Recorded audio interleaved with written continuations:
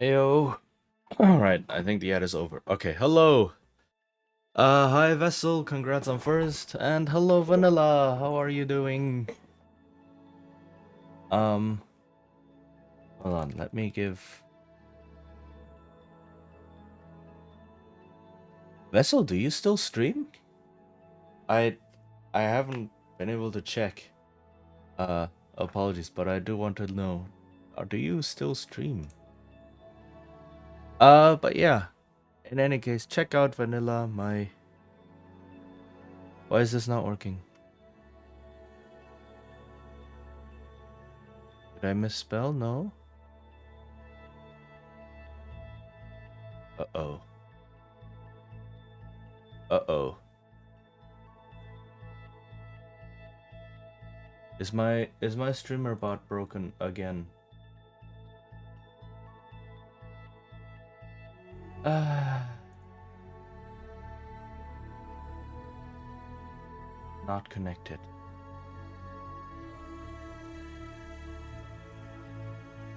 Liz. Liz. Does it work now? Let me try again.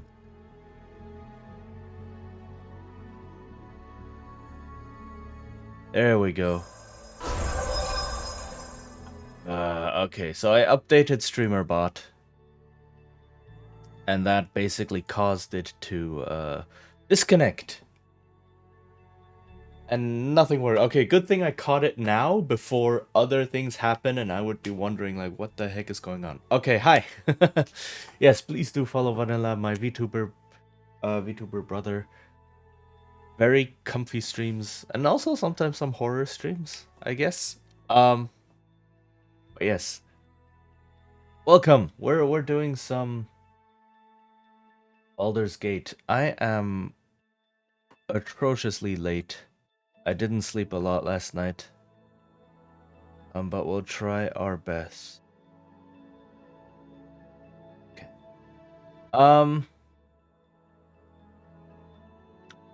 My brain isn't fully here yet. So, last time when we were playing Baldur's Gate, a quest bugged out. Right, we did all of the progress, and there was supposed to be an NPC that was going to spawn, and then we were supposed to advance the quest that way. I did all of the prerequisites. It was the stone pillar quest. I activated all of them. The NPC was supposed to spawn. He didn't spawn. I checked online on the wiki and it said, yeah, this quest is usually bugged to all hell.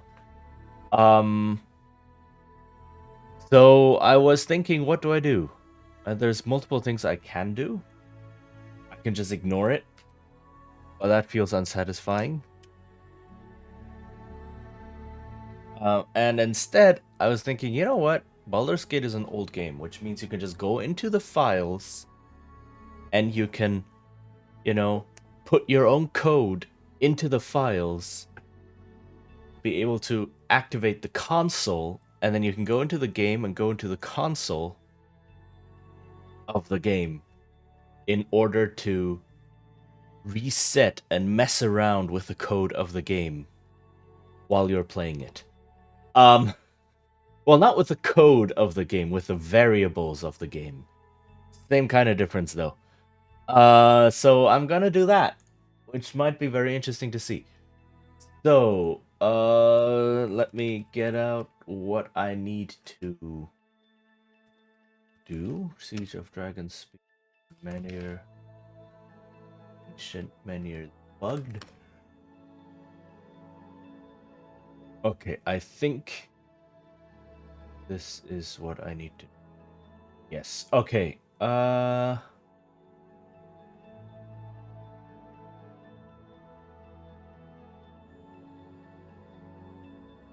What is? Okay, so since I'm already late, without further ado, let's just start the game. I will have to reference the code and such. Game?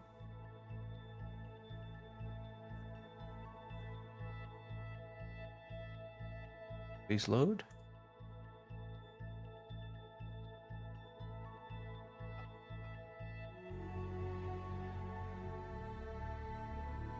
Okay, let me close some windows.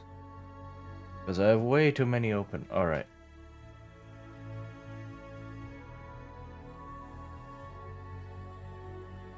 Okay, I can close this one now. Alright, okay, I think we're gonna be there.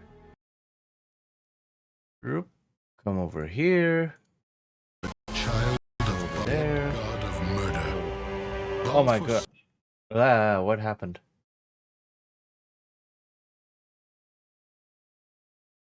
The game just crashed. Okay, hold on. Something didn't go right. I think I alt tapped too much and the game didn't like it. Which is weird.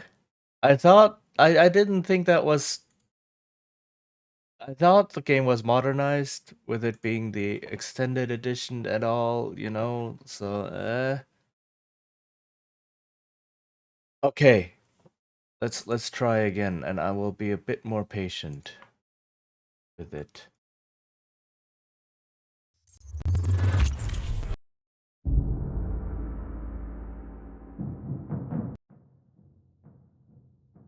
Okay, am I in? I think I'm in. Okay. So, let's go. Control space. Does this work? It does not. What do I have to press?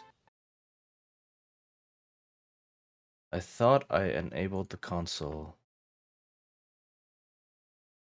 So the point, what I'm trying to do here is I am trying to uh go into, so you can, like I said, you can mess around with game variables from the console when you're in the game.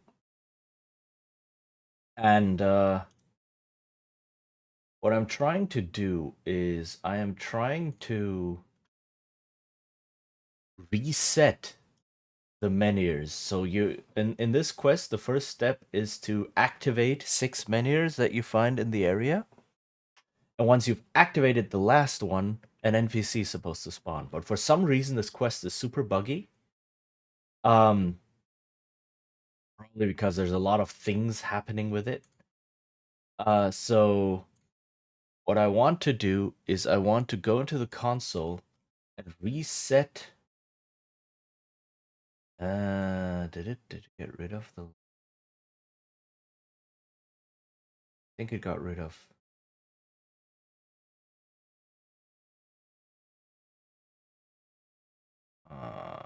Okay. Yeah, it looks like it got rid of the line that I put into the code. Okay, let's see.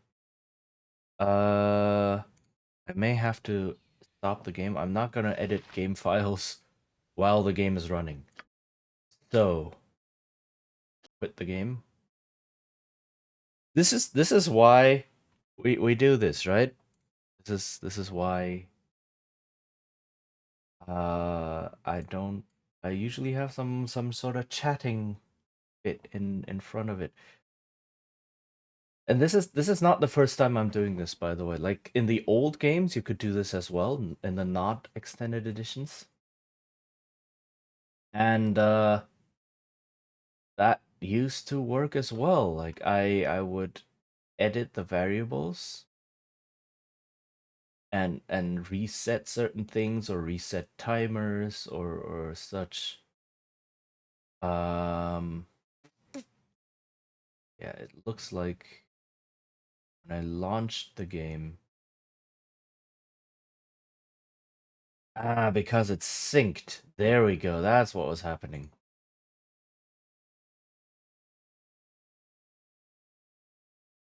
Okay. Synced the game files and it didn't like that. Stop syncing.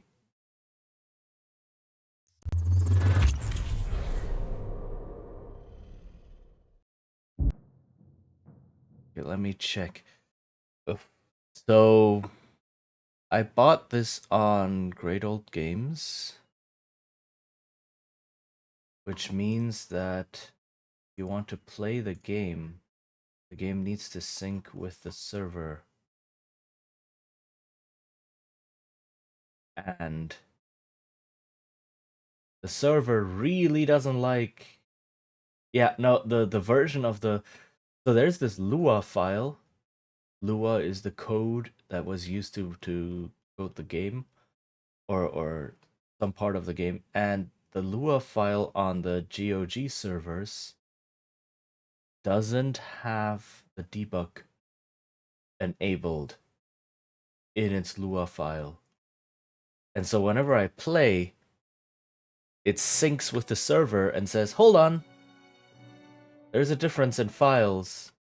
Let me grab the newest version or the actual version from the server." And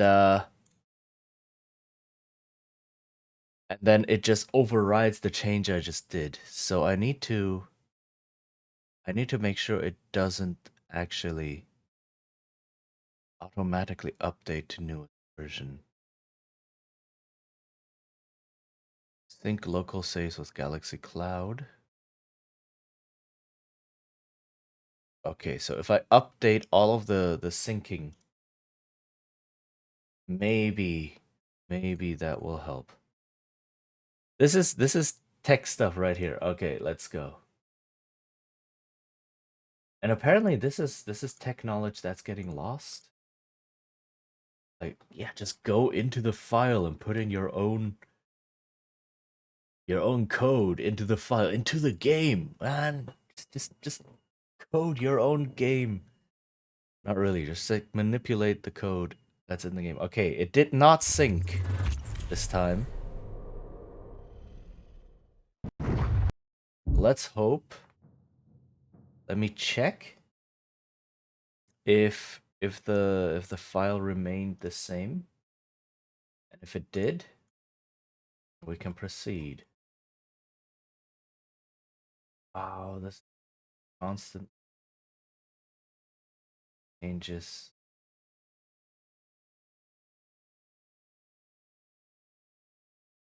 Bug. Debug mode 1. There we go. Debug mode is active. Awesome. Very, very awesome. Okay. Now. Let me load the save. And now we have the console. Ha! Okay, see, so I can do things like give XP, I can give gold, I can travel to any area in the game, I can give myself the god bow, apparently. Okay. Or I can type something in the text box down here to manipulate the game variables. I cannot manipulate the code in and of itself. I can only manipulate variables, which is still uh more than enough because, you know, like any complex video game, it runs on variables. A lot of stuff is stored in there. So I have uh this 5, 6. Okay, so let me see if I can copy. Yeah, so the code is C set global dd many 1 underscore rune global 0, and the 0 resets. So this is the menhir, this is the first menhir. It's a global variable, and 0 means it resets it to its initial state, right? Right now the state is possibly 1 or 2, which means it's been activated in a certain way. And if I put this into 0, right, that should make it so that it resets. Oh, thank you. Remember to water. Yes, remember to water. Thank you. I will hydrate.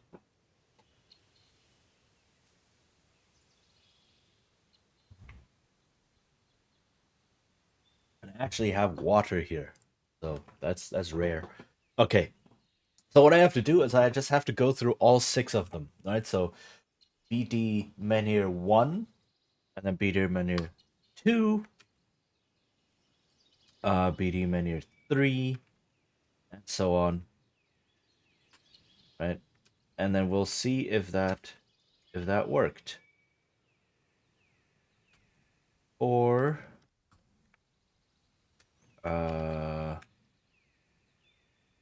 5,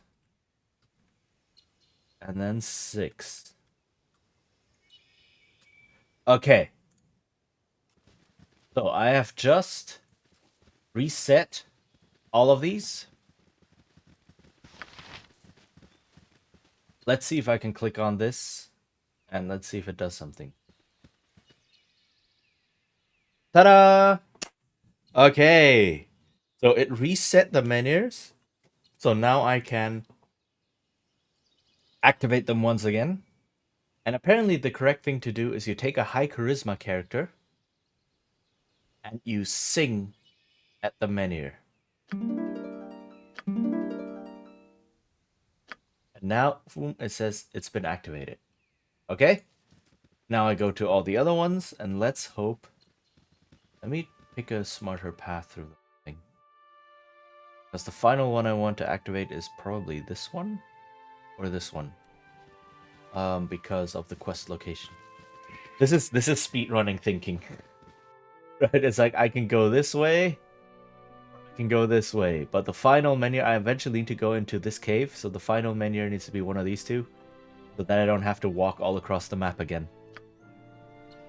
Can I activate you, please? Or are you broken? You are broken. Did it work? Doesn't look like it completely worked.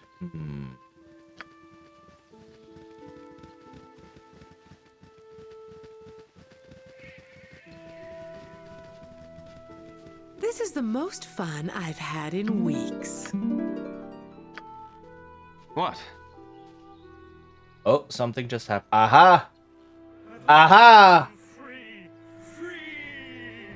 Okay, so the quest was half bugged. Some of the menhirs activated correctly, and some of them were just like, nah, I don't want to. So I reset all of them, and it probably broke some variables, but we can advance the quest. That's all I remember. That's all I care about. All right, Chromus, that's the guy we wanted to speak to. So let's see, what do we have here? Great, I unleashed a ghost. Are you an evil spirit? Please don't be an evil spirit. Who are you? Name yourself, spirit. Or no, let's go. Great, I unleashed a ghost. Are you an evil spirit? Please don't be an evil spirit. Promise is my name. In life I was a poor minstrel. No evil lurks in my transparent heart, I assure you. You would say that. How did you come to be trapped? Let's ask for this. Then I'll decide what to do with your transparent heart and the rest of your organs. Uh uh Mine is a tragic tale.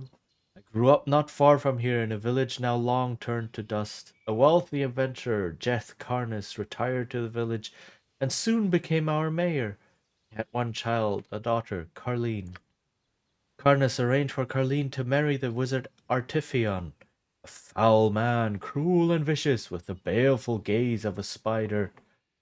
Oh, spiders are cool, so I wouldn't know. He had 8 eyes.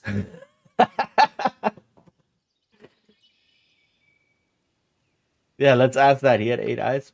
Perhaps time has clouded my memory. At any rate, he was very unpleasant. He would often cut into the line at the bakery and buy all the cinnamon rolls. That is unforgivable. Carleen and I fell in love. She was beautiful as a spring day. He had a fondness for pinning flowers in her hair. I remember how prettily they drooped over her ear. She begged me to be released from her engagement to Artifion. No, oh no, she begged to be released from her engagement to Artifion, to no avail. And so she came to me and said, "If we can't no long, We can't be together in life, my love. We can in death. A little drastic, don't you think? Couldn't you have just run away together? I mean, yeah. Paraphrase. I paraphrase slightly. As I recall, her exact words were, "Father's impossible. Let's go to the coast and set up a flower shop." Oh man, this dude. And so we fled, but Artifion would not let Carlene go. He pursued us, catching up to us as we crossed the winding water. He paralyzed me with a spell and snatched Carlene away as I watched helplessly. Then, in his rage, he stole my voice and shattered it, binding each fragment to the petrified tooth of a great dragon. Yeah, I can keep questioning his story here. These menhirs are dragon teeth? They look like ordinary rock to me. Encase my voice in common stone? No, they're dragon teeth. Definitely. Artifion took Carlene and left me to die. Since then my spirit has wandered these woods, voiceless and alone. Until now, thanks to you, I can sing once more. Yay. Carlene, come to me, my love. What is this? Where am I? Who? You. I remember you, Artifion. Foul one. I will destroy you. Destroy you all. Wait, hold on. What's going on here? Arlene, do you not recognize me? It is I, your love, Chromus.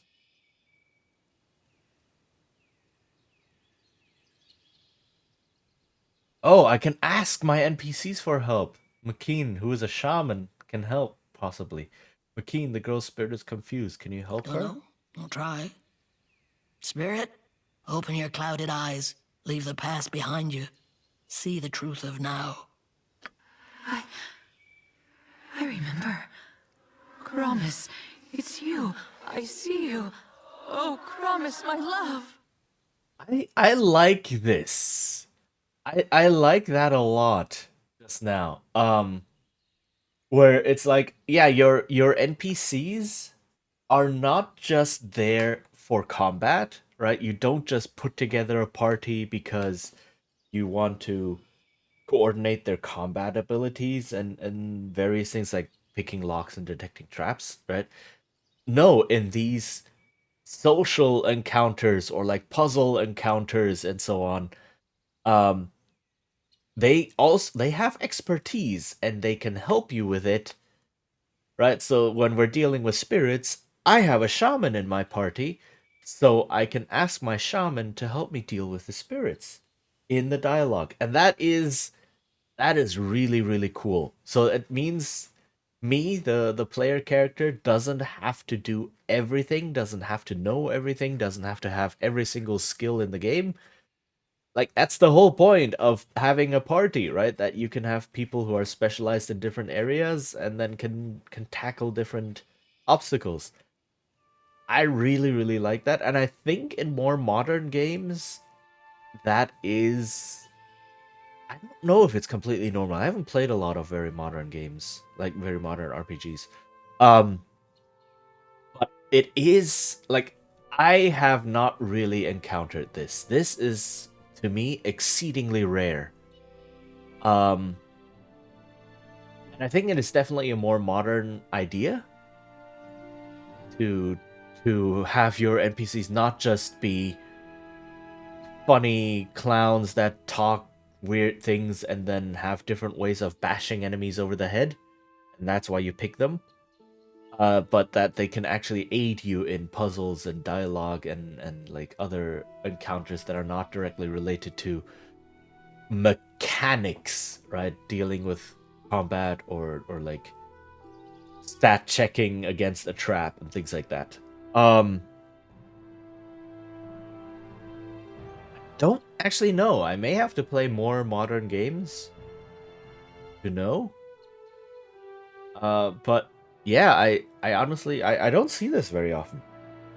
So I like that they put this in here, and this is not the first time this happened. During the Menhir quest, Especially, you can ask Dinah here, for instance, when there's a riddle. I think there's like some conversation happening because Safana has high charisma, so she's the perfect person to activate all the menhirs, and there's some happening there. So, yeah, that's cool. Carlene, all these years I longed to call to you, but I couldn't until now. Thanks to this kind stranger, we are together again. I wish you and Carlene all the best, Cromus. I was buried in a barrow not far from here, in the eastern side of the forest. Seek out my grave. Whatever you find there, take it with my blessing. But beware, an evil presence resides nearby. Hey, Reconsist, hi. Morning, how are you doing? Nice to have you. How goes?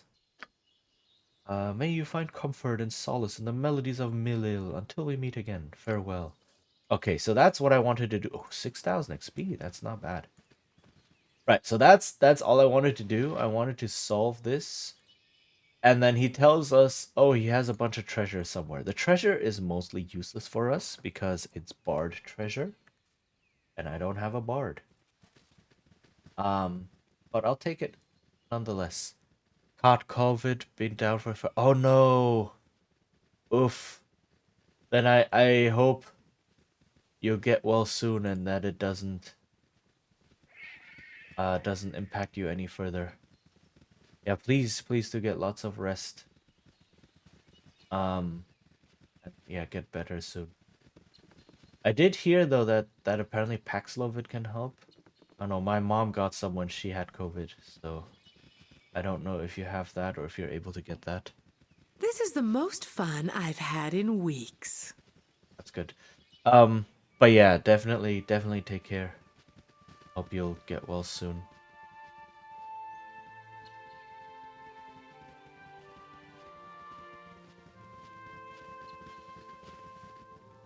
But yeah, I hope I'll be able to or you'll be able to relax a bit on here. We're just doing some old school RPG. Okay. Uh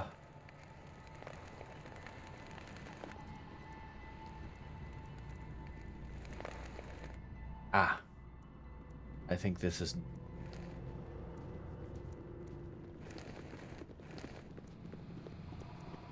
so let's see.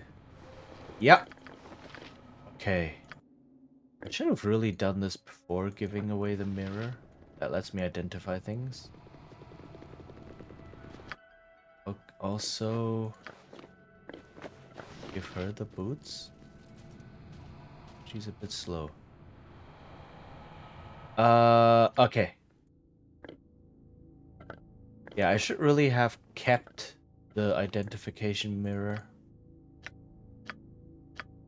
Because now I cannot identify this stuff anymore. Oh well, I'll do it bit by bit. It's okay.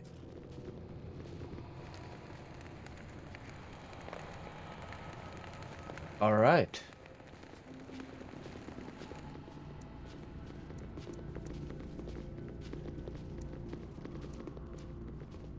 Now that that's taken care of, now that I've finished this quest, let's head on. I think I'm done with this area now.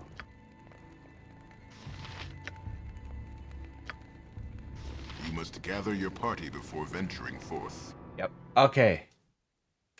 So is there anything? Nope. All the quests are done. Awesome. We can move on. All right. So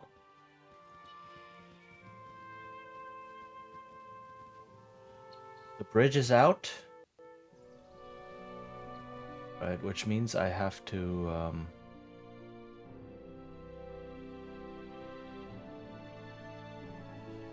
leave the forest and go to the next area. Or can I leave the forest?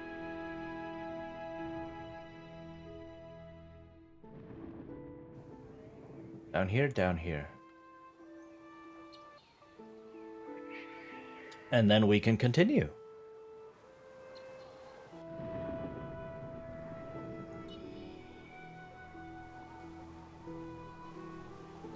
And I don't know if that finishes the chapter. I honestly do not know for certain. Who are you? Someone. Oh, that's yeah. Trollclaw Woods. With the coastway Yep. crossing destroyed, the only safe route across the winding water is Boriskir Bridge, where your father Baal was murdered by the mad god Cyric. Each step toward the distant landmark fills you with unease. You are not alone in that. The Flaming Fists also fear what may lie ahead. If Kalar has destroyed Boriskir Bridge, the expedition will not reach Dragonspear Castle in time to stop the crusade. The forces of Baldur's Gate and its allies will be outmatched, slaughtered. Oh. These fears grip your allies, but also drive them forward.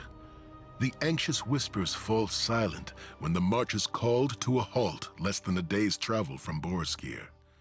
The Flaming Fist sets up camp and prepares for the next meeting with the Crusade, while you plan your next move. Okay. So we're traveling to another bridge? I am sorry for your loss, but rest assured that your husband's sacrifice will never be forgotten. Signed, yours ever in faith, Kalar Argent. I am sure the family will find your words most comforting, milady. More letters of condolence, my lady? Surely there are other more urgent matters that require your attention? I am not of a mind to argue this again, Heffernan. Their deaths lay heavy on us all, my lady. But they sacrificed themselves for a greater good. Letting their passing distract us would do them a disservice. Condolences can wait. You are correct. We cannot afford distractions at this juncture. Gather the faithful. We have much to do. So that looks to be Dragonspear Castle. And, like, it's starting to get pretty obvious that this Heffernan dude is working for some devil and is manipulating Kalar Argent into achieving his master's goals. Okay. Make it quick. This is The my... word on the road is that Kalar's followers have taken Boriskir Bridge and surrounded Bridgeport. We'll not cross the winding water until they're dealt with. The watches have been set and scouts deployed, Corporal? The last thing we need is a band of trolls catching us unawares. Trolls we can handle. It's the crusade that worries me. We should make contact with those in Bridgeport. If there are any left.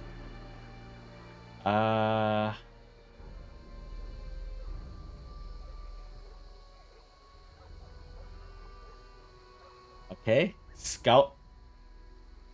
Reach the defenders or investigate the camp.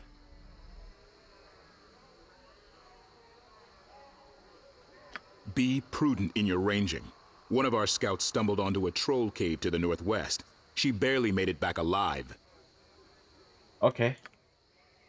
You might do well to grab some fire arrows from Belagon before you move too far from the camp. Right, so... Fire arrows. Oh, I rested. Nice. The boots. Oh. Magic resistance, 7%. Not bad. Not bad at all. Okay. Each time the wearer is hit, there's a 5% chance that he will be affected by the blur spell. Okay. Give that one to Minsk as well, because Minsk is my frontline fighter. And then these two are bard items. Very clearly, this is like a feathered cap.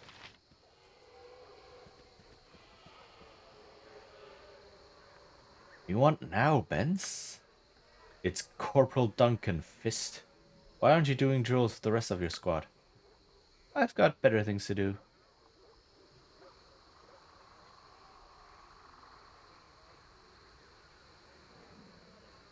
joined the Flaming Fist willingly, Sky. You chose subservience. Those are a consequence of that choice. Sky, listen to me, please. I know you don't like the drills, but they're important. When things get bad, the skills you could be learning now could save your life. Okay. I think I can manage with the skills I've got. You know, the skills that saved your life. Okay, what did you just say? That saved your life from an ornery boar a couple days ago? Now, if you excuse me, I've got an important nap to get back to. Glenvor, take me now. Gold Buckler, we aren't finished talking yet.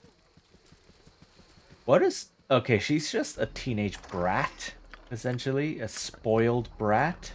Yes? I wonder how this will shake out.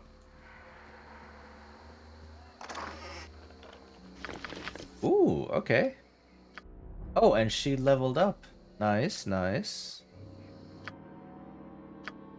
Okay, what do we got? Put more into move silently, and so on. 59. Nice. Yeah, let's keep that. So those two skills are... So for some reason, in the older AD&D versions and D&D and such, move silently and hide in shadows. So essentially, moving while stealth and hiding, standing still while stealth, are two separate skills. I don't know why. I don't know what the designers were thinking. They did that, and in this game, the game is not sophisticated enough to separate between those two. You only have enter stealth mode as um as a single type of stance or like ability. And what it then does is it takes the average of these two values. So if you raise one of them really high and the other one is really low, it'll be in between those two, which means it'll be okay. So if you want to have a stealthy rogue or stealthy thief, you need to raise both of these either way. And it doesn't matter if you put one of them high first and the other one stays low, or if you raise them both roughly equally. It's the average of both values, like the perfect average, the mean, which means either way. Like if you have one at 100 and one at 0, or both at 50, the end result is the same, right? So, okay, I do need to get some fire arrows. That is a very good point. I'm the best woman for the job. But I am extremely cheap, so I will still put her on shopping duty with all of the charisma bonus I can get. I have many fine wares. Problem with me? Okay. Weapons. Are your fire arrows? Fire arrows.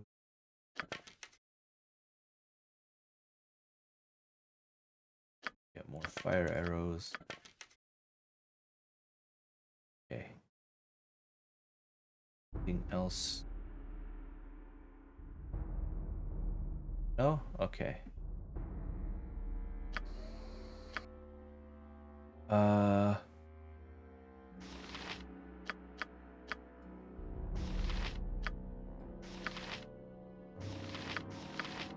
Wait, she's... Why is she completely out of arrows? What the heck? Wow, she's completely out. Huh.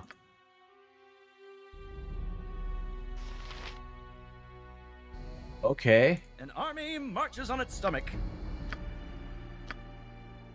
I can sell the bolts because no one uses crossbows in my party. And then I can store the bullets. Wrong person.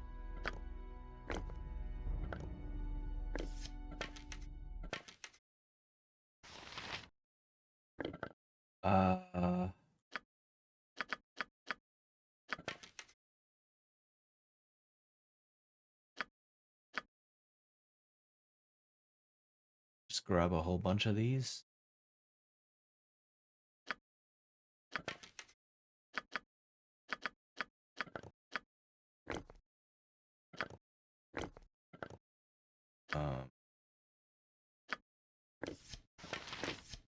Come to her.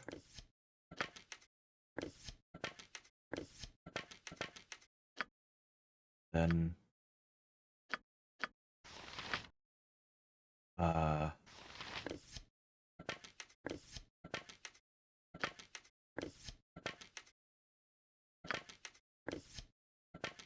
so okay.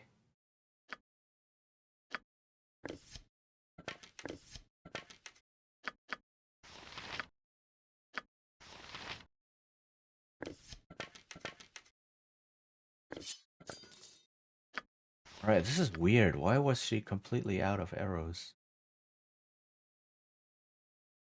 Did she just fire all of them that quickly? I guess. Can I sell the Winterwolf pelt? I can. Awesome. Alright. So much for that.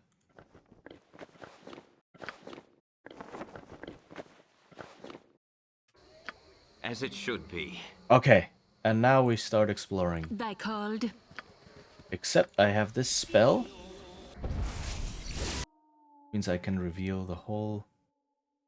Jaheira and Vogiln? That's not Khalid. Okay. Let's look over here.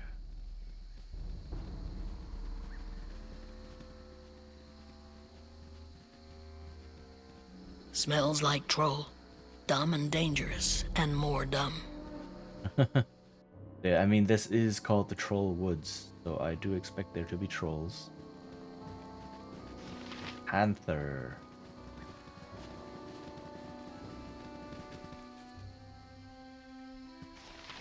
Ha! My aim is true!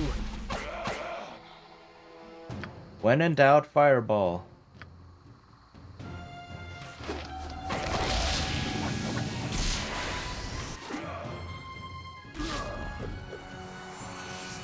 Okay. What?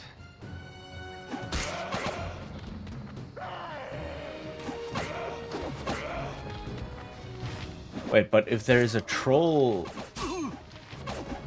Stop drinking health potions, it's annoying. This cover shows promise. Swing Extraordinary. Okay.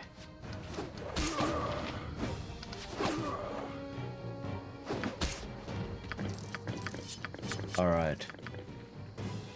I do have a sword that's good against trolls. I should probably go pick that one up.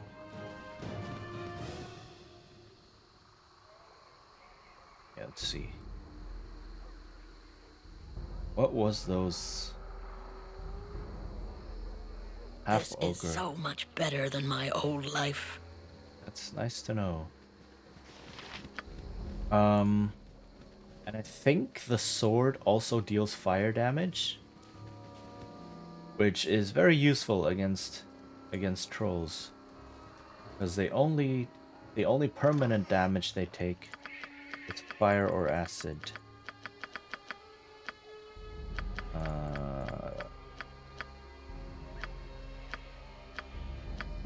Where is it? Where did I put the sword?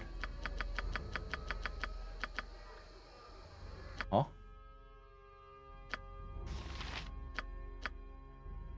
Oh, she has another weapon slot. Wait, what?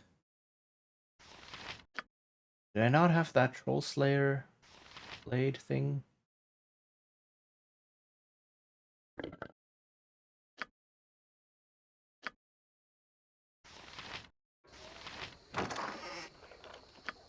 Not have it? Oh no, here. There it is.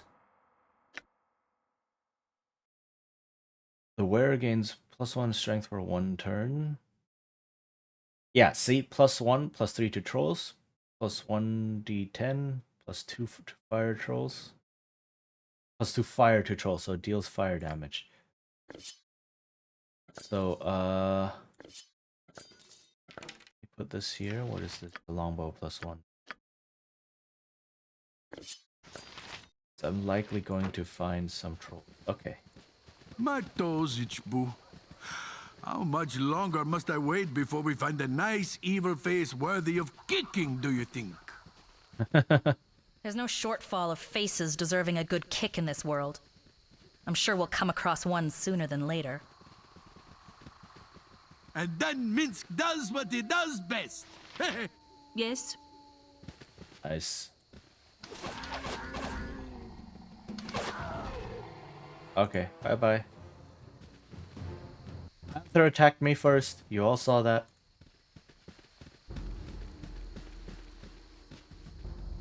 What's up here? Layers of moss tell you this pile of chiseled stones were placed here some time ago. Likely the first step in constructing some building that never came to fruition. Huh, okay.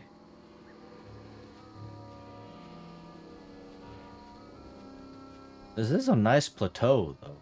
Build a building on.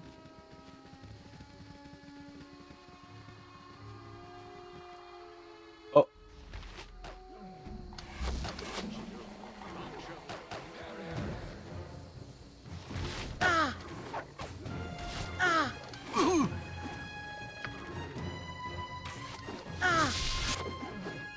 Make it quick. Holy heck. Holy heck. What the? Okay, these guys are pretty tough. And Minsk is not. Another tie I shall give. Ow! Ow!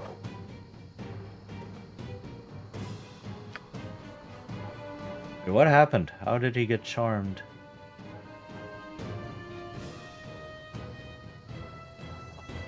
Oh no, she also has a special ability.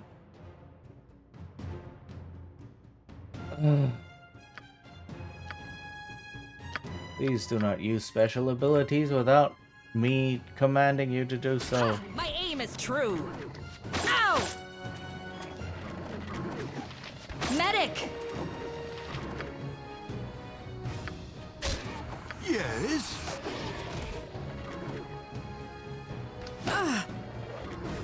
Also, Safana, why are you using your sword? Ow!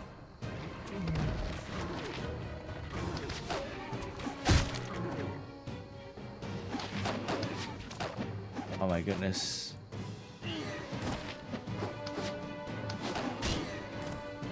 This fight was messy. So I was fighting against the AI script of my NPC companions. That was I could have done without that. All right. At least get some money out of this.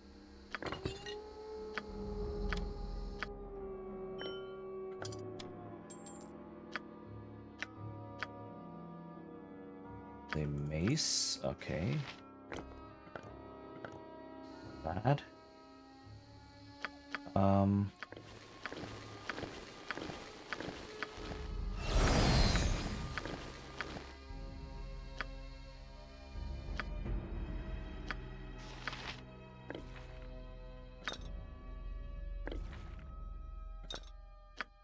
This, okay.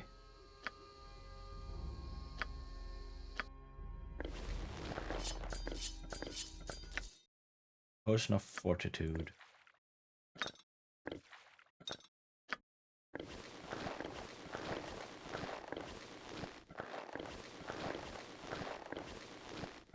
I believe when Baldur's Gate 2 rolls around, I will lose my bag of holding. Which sucks because it's really useful. And I will lose my ammo belt, and I'll lose all of these things. So that's unfortunate. Unfortunate. Okay.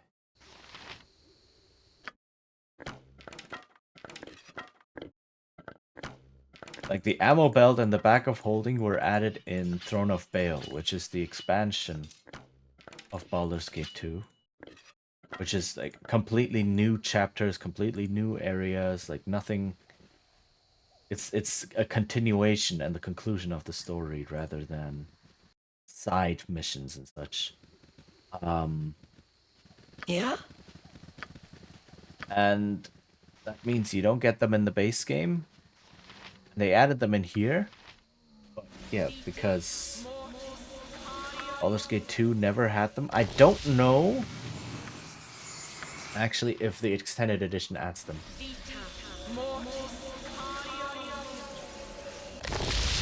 Alright. Obviously, they made changes to the base game and the extended edition. Oh, there's some dead people. Okay. Oh, big snake. Snake, what are you? Oh, there's a toll to pass through here. Give us your gold or we'll take your life. Wait a moment, Stumfil. I've seen this man before. I've seen when he did that job for the Iron Throne. Oh god, it's him! The hero of Baldur's, the hero of the Gates, Saravok's Slayer. I don't want to die like Saravok. Labas, get back here, you whinge and faint heart bloody elves. When I catch you, I'm gonna kick you in the head till you're dead. I like that. Hey, Awkward Pain, how are you doing? I like that. Like, there was a whole bunch of bandits, an actual good bandit troop of something like, I don't know, 7 or 8 people. And then I'm like, oh goodness, it's this person. What are you, a giant troll? Holy crap. Okay, use your troll.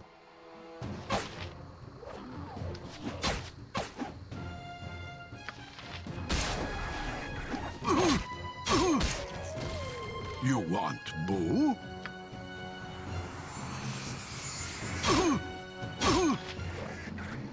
Okay, what's Minsk's AC? Can I do better?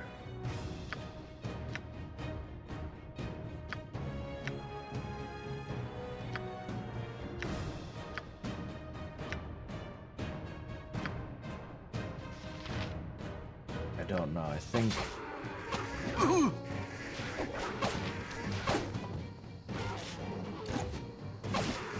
I have the Trollbane sword. I don't even need fire arrows. That stings, doesn't it, evil? Oh, where's Safana? Actually, now I can use one to get rid of this troll. Okay, there we go. Oof. Well, yeah. How goes, Awkward Pain? How are you doing? And as I was saying, the extended editions mess with the base game. So it's possible that they added... Like, mess with. They add things to the base game, right? They make it enhanced. So it's possible that they added an ammo belt here or there, or a bag of holding in some shop. Have you thought about what you said to me? I'm doing alright, just getting some final cooking. Ooh, what are you cooking? What's the cooking? Is it good food? I hope it's good food. I have, and I figured out what I should have said. Okay, so this is kind of sort of like a Safana romance thing happening. And... You're a valuable companion and your skills are unmatched. You can open a lock with a sight-long glance and hide in the shadow of a halfling. I don't know what I'd do without you. You're like an annoying tune that won't go away until it finally drives you stark raven mad.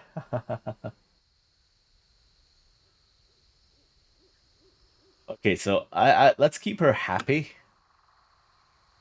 Scrambled tofu, Japanese curry with rice, just some TVP for a side protein. What is TV? I've never heard of TVP before.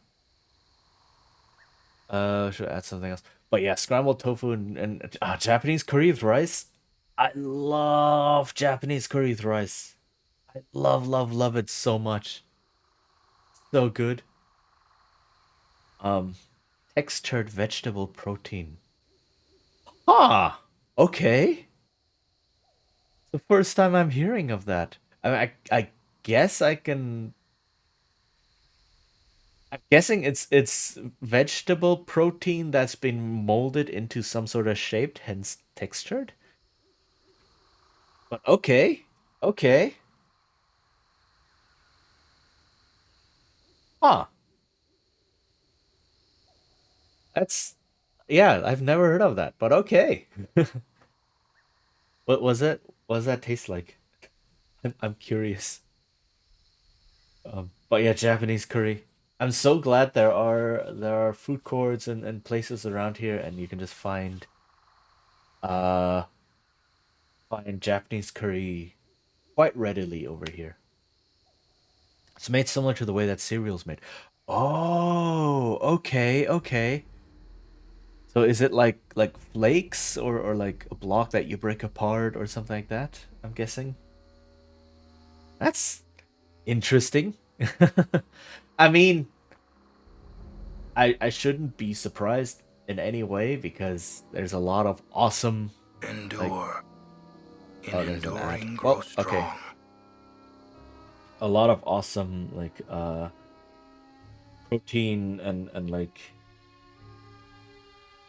the one I know is like pea protein, I think. Like pea like made from peas. Um my my captions just freaked out. PEA, that kind of pea. Or like beans, maybe that kind of protein. Um where you make things textured from that. So that's the only one I know. Superheated and dried.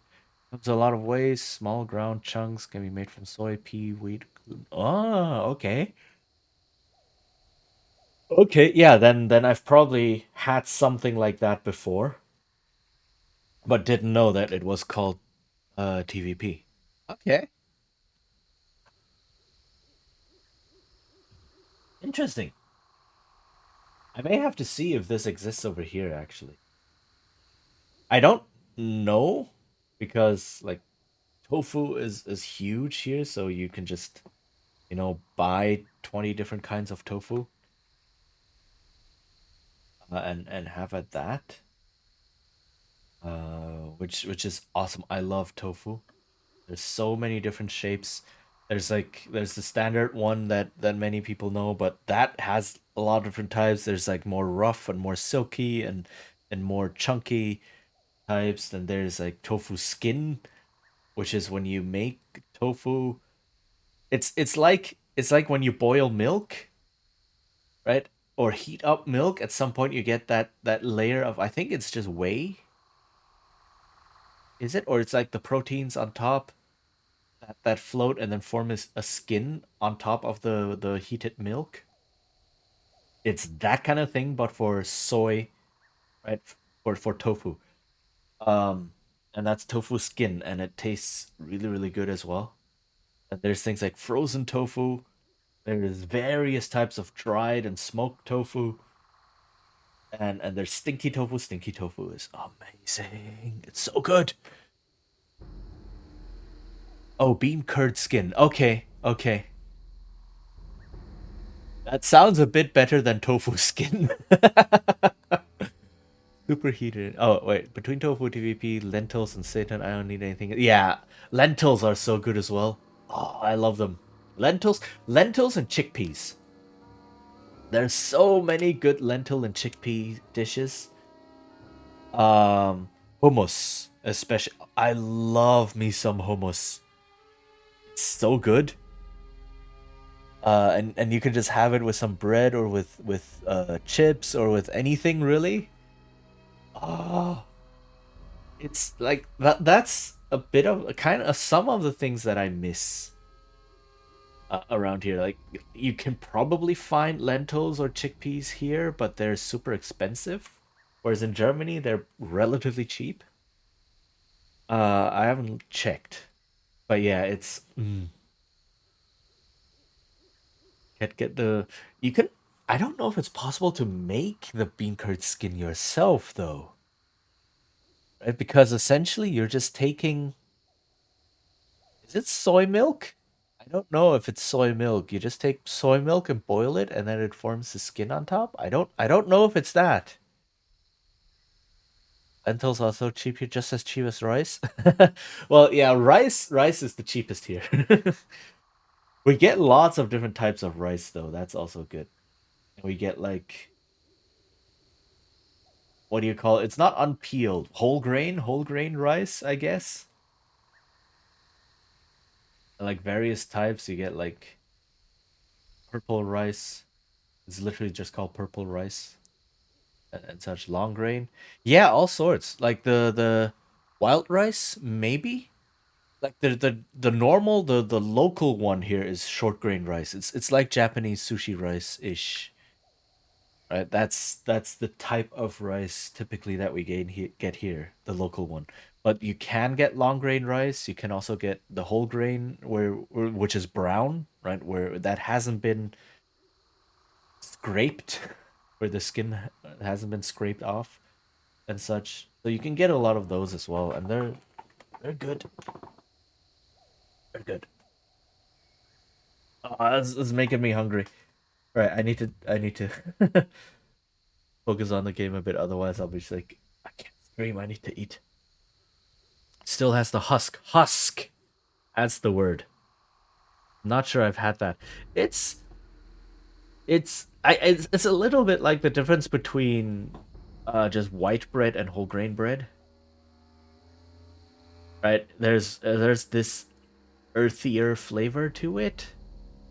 This grassy earthy flavor. And it's a bit more chewy. Than white rice. But other than that, yeah, it's also apparently a lot healthier. Maybe. Or it doesn't like mess with your body as much. It doesn't have that high of a glycemic index and such. So different way barley is made, I guess. I mean, yeah, you can also have like whole grain before it is pearled. I don't actually know that much about different grains. You're opening a new rabbit hole for me. This is like, look at this grain and how it is processed and used. Oh, okay. What is pearled barley? Now I have to know. I don't actually know. I don't actually know, but it's just right. It's the husk is still on there. It hasn't been. I know that rice isn't peeled. I know is that you like, it's almost like rolling stones, right? To get them smooth, it's a similar process where you have grit, and then you put rice and you tumble it, and that just grinds away the husk outside and leaves the white grain inside. That's what happens. It's tumbled to get rid of the husk. Okay, so that's what it's called. Yes, that's exactly the process. All right, yes. And brown rice is I guess unpearled. Is that the term then? Unpearled. It hasn't been tumbled to get rid of the husk. And so all the whatever vitamins or minerals or such is in the husk is still in there when you eat it, more or less. So yeah. Yeah, okay. So that's how it's done. Um Okay, glad we're on the same page. I didn't know it was called pearled. But thinking about it, it makes sense. It kind of sort of makes sense. Okay. Not sure if it used the same term to you. I just thought it was a different kind of rice. No, it's the same rice. It's just not tumbled, and the husk is still on there. That's all it is. So what a lot of people will do is they will do half and half, right? When they like my mom does that quite often because just brown rice can be quite tough if you eat a whole bowl of just brown rice. Like the husk when you cook it and steam it, it does harden a bit, so it becomes more crunchy, more chewy. Just a bit, right? So what my mom does and what a lot of other people do is like they do half and half, half white rice, half brown rice. Um, and that's pretty delicious.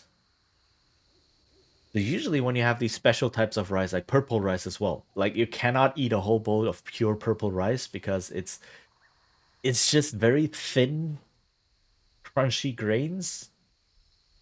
But what you do is you take white rice or some brown rice and then add a dash of the purple rice and it just dyes the whole thing purple. Um, and then you get the extra little bit of healthy like whatever is in there, like vitamins and minerals and such. So that's what you usually do. If I do brown rice, I go 50-50 green lentil. Oh, oh, that's also an oh yeah, that's also an interesting combination. I've never mixed rice with lentils. It's always been pure dishes, like pure lentil dish, pure rice dish, pure chickpea dish, etc.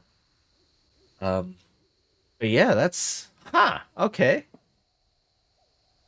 Definitely something to try out. This has now become a cooking stream or like a recipe stream. Uh, all right, we need to finish this game at some point. I need to get to Baldur's Gate 2 eventually. All right, so are the cooks just fine together in a rice cooker? Yeah, no, yeah, definitely rice cooker. Um, rice cooker is like the one thing everyone has here. Um, in fact, when I moved to Germany, I bought a rice cooker here in Taiwan and brought it with me to Germany. But because it's so clunky and and like bulky and such a weird shape, I took it onto the plane as a carry-on. So I just had a bag with a large rice cooker in it as carry-on on my flight to Germany when I moved there. So it's like, okay, okay. That was before Germany had rice cookers, or before rice cookers were commonplace there. Right by now, you go into any Asian supermarket, and there's like a whole bunch of Asian supermarkets everywhere. Like my city, of like 150,000 people, had 3 or 4, at least, maybe more Asian supermarkets. Um, and you can get rice cookers there, or there's probably like kitchen appliance stores that also have rice cookers, and you can order them online, right? So that's like nowadays completely normal. But like 16 years ago when I moved to Germany, those weren't a thing. So I bought one in Taiwan. Um, and they even had 220-volt rice cookers here because Taiwan uses 110 and Germany uses 220. So I managed to find a 220-volt rice cooker in Taiwan for some reason. And I was like, okay, that one. I brought it to Germany. So yay. Um, and then, but that one's too big. That one serves like 6 to 8 people. And then I found one that serves like 1 to 2, which is just a tiny thing about the size of a wide water bottle. I was like, yeah, no, I don't need this huge pot taking up space in my kitchen. I just bought a small one, and I could just live on my windowsill. Very useful.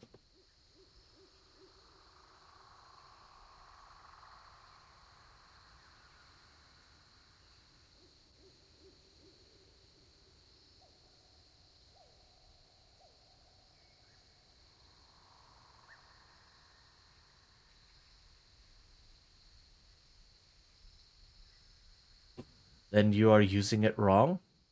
Rice cooker is also capable of making soup. uh, I had.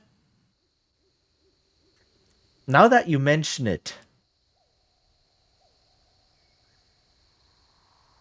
actually, no, I've never used a rice cooker to make soup. I have used it to make different kinds of rice. Like I've had rice and then eggs on top, for example, or rice and then butter on top. Uh, and so on. Like I've done different types of rice, but I've never used a rice cooker to make soup. Though I lived alone by myself, so I wouldn't have been able to eat that much soup as well. Or pork chop or beef or lamb, even fish. Huh. We use it also to just steam things like buns or dumplings, but we've never tried doing others. I may have to look up just rice cooker recipes that are not rice. Just yeah. Yeah, okay. Yeah, I will have to look those up. Hmm. We have a small one and that one does like 4 to 6. I was a make cake using one. What? Okay. Huh. So a rice cooker is kind of like all you need in your life is a rice cooker, a slow cooking cooker, and an air fryer, and that's it. No pots, no pans, no nothing. I guess, and then you can just live. They're extremely versatile. Yeah, I'm learning that. Apparently, okay. Huh. Right, I may have to try that at some point. Or just look up some recipes at some point. Okay. Huh. Um but yeah, okay, okay. Definitely worth checking out. Um let's get back to this. I should I mean that doesn't mean let's stop talking about food because food is an awesome topic or rice cookers and talking and such. But I do want to do a bit of this. Okay, let's return to this the best compliment here. Safana, you're the most beautiful woman I've ever seen. Your hair is like the softest silk and your eyes sparkle like precious jewels. That's not bad. I mean, I've heard better, but I guess you haven't had a lot of practice. Uh, you are truly insufferable. What are you talking about? That was an incredible compliment. I'll tell you what. Next time we talk, I want a present. A gemstone, a piece of jewelry, something that shows me how special I am, something valuable. You can do that, can't you? I could just keep flattering her. It's like, I'll find something, though it won't be half as beautiful as you. Flatterer. Get along now. Find something good to give me. Does that mean I have to keep like a ring on me or something? Oof. Wait, what is happening? Hold on. Automat just caught something. Silence wench of okay. Let's do this. Do you have a diamond? I don't think so. I just sold all of my gems. Had some really bad creations using it. Yeah, that's what I'm afraid of. It's like I put a lot of effort into cooking stuff and then it turns out it's all just trash. And then I have to throw away food. What are you? Spectral troll? This isn't working. We have to try something else. This isn't working. We have to try something else. Okay, so apparently they can only be hurt by magical weapons. This will not work. I must try a different tech. Ow! Okay. Ow! I did learn, however. Speaking of rice cookers, hold on. How they work. And it's fascinating how they work. Because they're mechanical. Right? It's not like they have a timer in there to time how long it's supposed to cook. It's not that they have what is it, a thermometer in there to measure like how hot the rice is or anything. They're purely just mechanical. They rely on very basic physics, which is really cool. So, what they apparently do...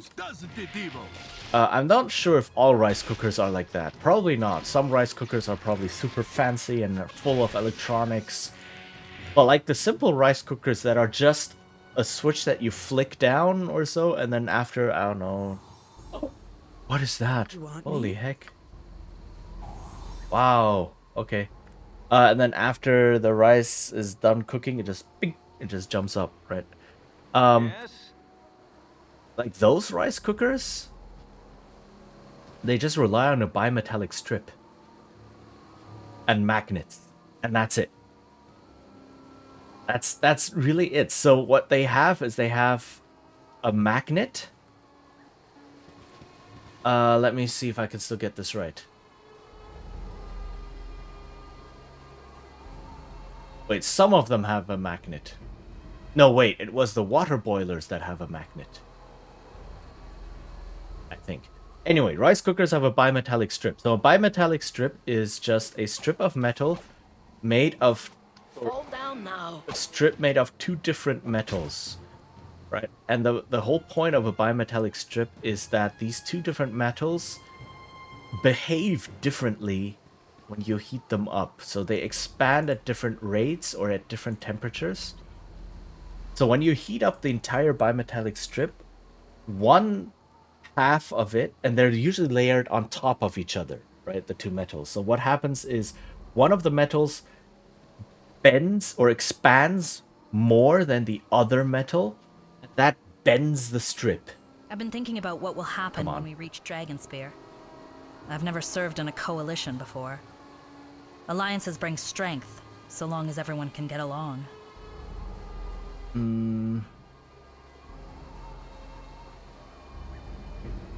Three armies working together won't be easy on the soldiers or anyone. This life isn't easy for anyone, I know.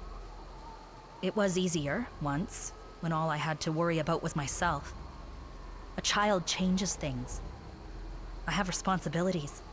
To Roma, to my father, to the Fist, of course. I've let other people into my life since Roma was born. I don't want to talk about them. My father says you only need one to win the game, but I'm tired of playing games. Ah, wow. Okay, so I can be very direct and be like, yo, let's start a romance. Let's not play them then. I am attracted to you, Shale. What comes of that is up to you. If nothing comes of it all, I've no regret saying what I said. Life is a game. You need to find the right person to play with. Take me, for instance. And I could just say, I'm not interested in you. But you know what? I just want to explore what this has to offer, so let's just start all the romances that we can. You know? And then see, maybe the people will start fighting. The NPCs will start fighting. Maybe I will have to choose. Maybe something will happen. I don't know. Well, let's just start all of them if we're given the chance, just so we can get more content. So, let's not play them. Let's do this. Going for the harem route. There is no harem route in these games. So at some point, at least this was the case in Baldur's Gate 2. You can start romances with several people, but at some point you have to choose. And the NPCs will fight over you. Just like, oh, hey, okay, that happens. And then you do have to choose one or the other. And then it ends the romance with whoever you didn't choose. And progresses it to like from the we're talking to the we're dating stage, essentially. It effectively it changes the romance variable from 1 to 2. That's what happens.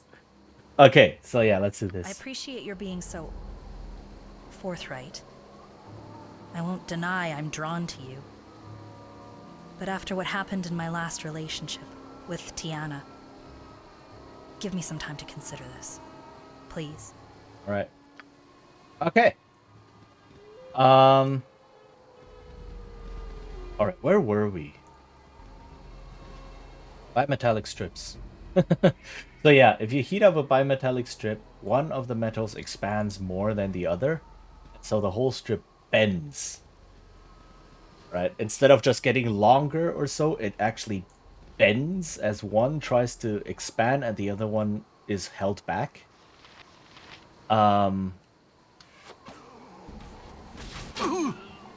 Okay. And that's what happens. So the bimetallic strip is used to hold a switch in place.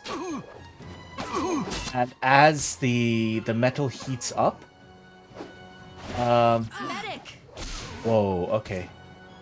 It bends, and that essentially pulls the switch Hells, I missed. away from the circuit and causes the circuit to break, and then that stops cooking. That stops running the whole machine. But the really genius part of the whole thing is the temperature at which that happens, right? So the temperature at which the bimetallic strip bends far enough for it to disengage the switch is just slightly over 100 degrees Celsius. So like 101 or something like that, or 102. And the amazing thing is it just uses the physical and chemical properties of water. So when you have a rice cooker and you boil water in it, water usually doesn't go above 100 degrees unless the conditions around you are special, right? You have like extra high pressure or low pressure or wherever you are. High pressure. Right? So water boils at 100 degrees and it just stays at 100 degrees, and then all the energy fed into it is to turn the water from liquid into steam. So water stays at 100 degrees, and while it stays at that, the bimetallic strip will not bend far enough. And then once all the water is gone, the rice can heat up above 100 degrees. And as soon as it goes to 101 or 102 degrees, that engages the bimetallic strip, and then it goes click, and then the whole circuit breaks, and it stops cooking. Yes? And it's such a simple method of just using the physical properties of water and of metal to make sure the timing is always perfect, because you want the thing to stop heating up once all the water is gone, right? You don't want it to keep heating up the rice without cooking it in water. And that's just so genius, and I love how simple it is, but how it's just perfect, because it doesn't rely on any weird measurements or on any electronics or anything like that. You know, it just does its thing because physics, and that's beautiful. That is really smart. Wonder if someone really thought of that and never sees. I know, right? Like the engineering of simple appliances and such. It's just, I love it. It's amazing. Hells, I missed. Oh wait, I need you to use this sword. Take it like a champ. Yes? Take it. It's also like how do water boilers, like kettles, recover. how do those work? And they also rely on very simple mechanisms like that, using heat. Healing to fight on. I believe kettles, electric kettles and such, what they use is magnets. And they follow a similar principle, right? Because when a magnet is heated up, it stops being magnetic. That stings, So doesn't it, evil? there's a hello? Make it quick. Okay. So when magnets, when you heat them up, they stop being magnetic. And it uses the same idea. There's a spring in the kettle, or like a flexible, a piece of metal that tries to flex away from the circuit, attached to a magnet. And when the magnet heats up enough, because of the water boiling, then the magnet stops being magnetic, it releases, and then the switch comes undone and breaks the circuit. So similar idea, which again is just, it's so genius. I love it.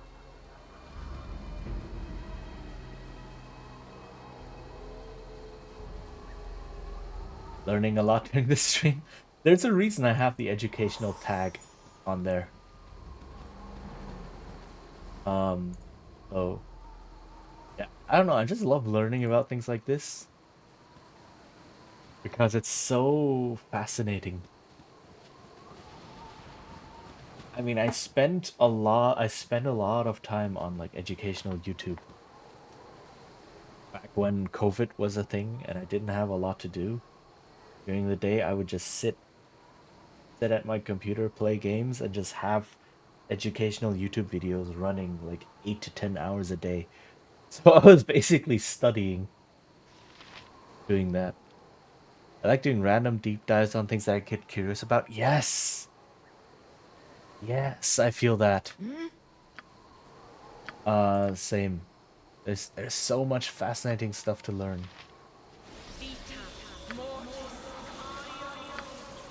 Oops, don't go away.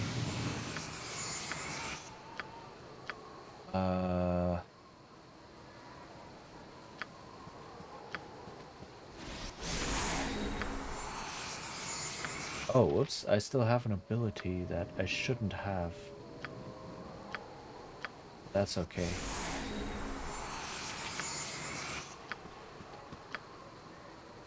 Okay. I'm gonna heal everyone up.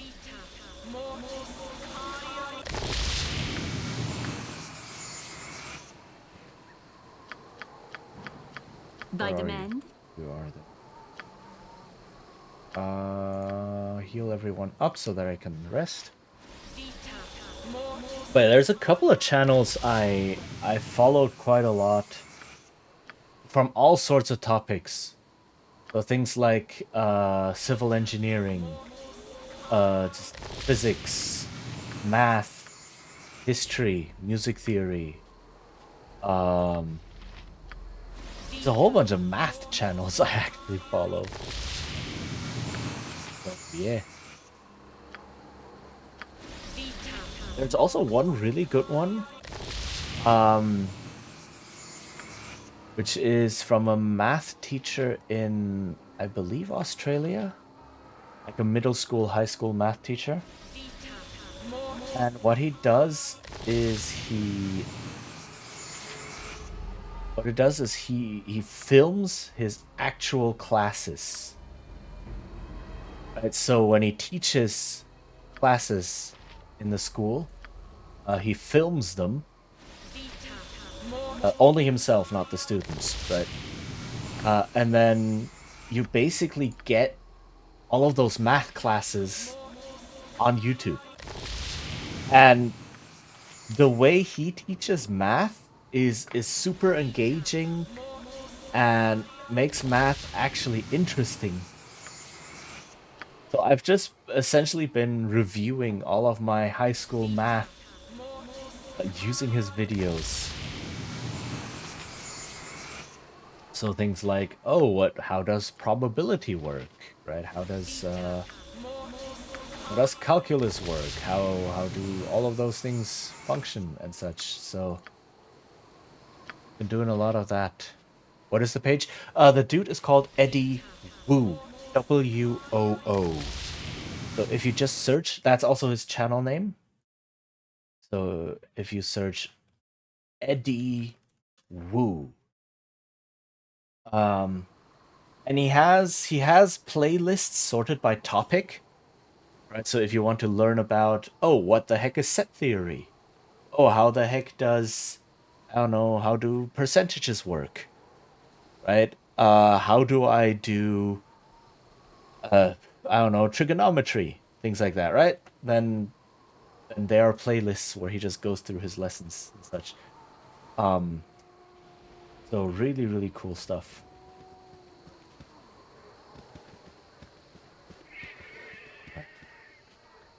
The rest. Oh, happening. It's a dream. Books for bones, words for blood. Candlekeep, our home. It wasn't your fault we had to leave. Probably do a recap of some of that. Yeah, some of it is really useful. I've been looking through his probability series. To brush up on that because probability is a thing in tabletop game design.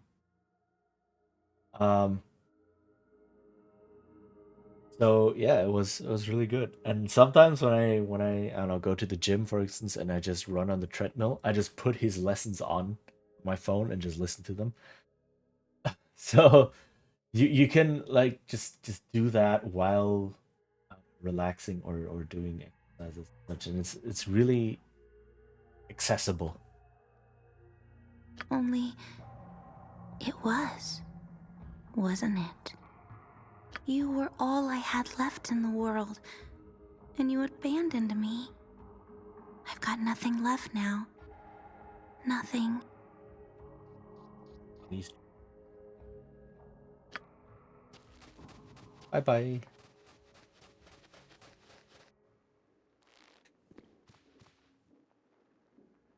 I'm tired. I'm so tired. Please. Note how this hooded figure is always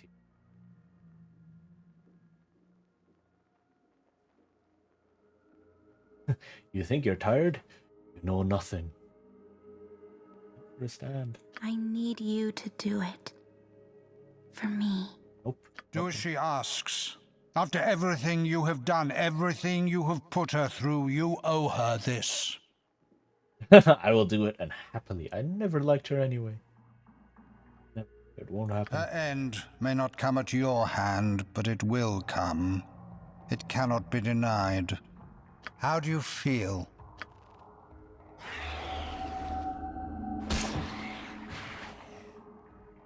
What is happening? I know what's happening, but unless you've played all the games... Big. Your mind's bent, but no one pushes you around.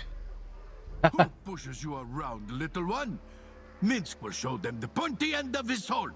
Or maybe one of the sharp sides. Decisions. Everyone pushes me around. My family, my tribe, other tribes, humans, the world. But you walk free now, yes? There is no mean tribe. No angry humans around telling you what to do. Not for now. Then do as Boo does and enjoy the moment. In it, you are as big as you need to be. There's a reason people love Minsk. Minsk is awesome. Glimmer of Hope +2. Wisdom +1. Ah.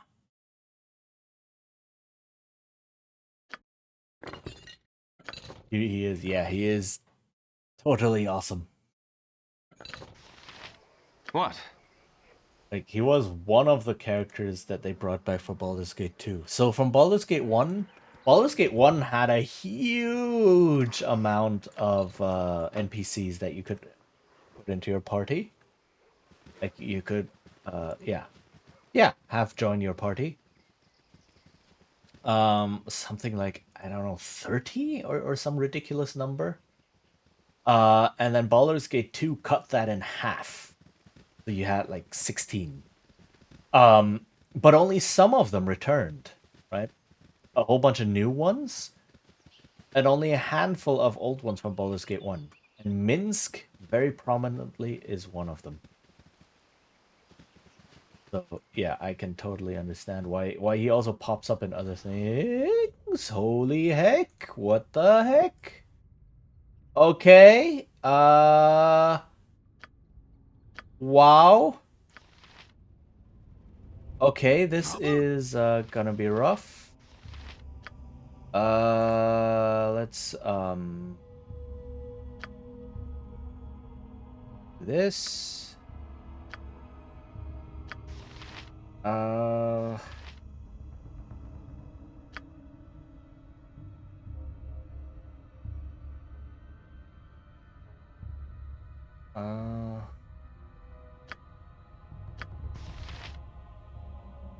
Do this. All of the spells.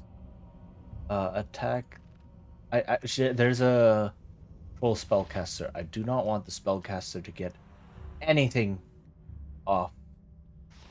It can be helped. I'll recover.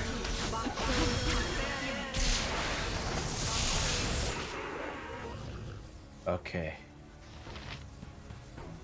My spell is done.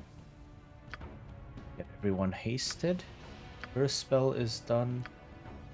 Get some creatures down. What? Okay. Her spell is done.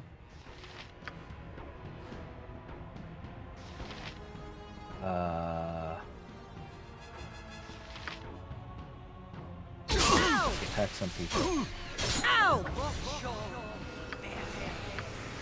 I may need to buy more. Okay, she's dead. Good. Very good.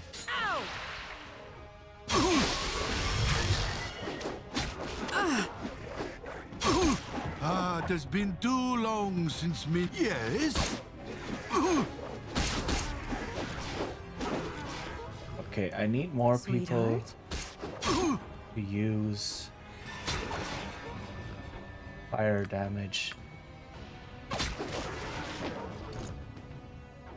Otherwise, if I down these trolls, but don't use fire damage on them, they're just gonna get back up. And it's not gonna help anyone. Well, it's gonna help the trolls, but it's not gonna help me. Okay. Caps, please come here. There are more trolls. Oof! Wow. Okay, that was exciting. But I guess just casting a couple of spells in the beginning really helped. Huh. There's a bloodstone ring, a tinder box. Okay. It has been too long since Minsk journeyed with such a Water fine Star gem. companion. And is that it? I think that's it. Oh, secret door. Secret tunnel. Secret tunnel. Through the troll cave. Another try I shall give. This isn't working. We have to try something else. With your infravision, you spot an unlit torch in the northeast corner of this dark cavern. Do I now? This isn't working. We have to try something else. Come on.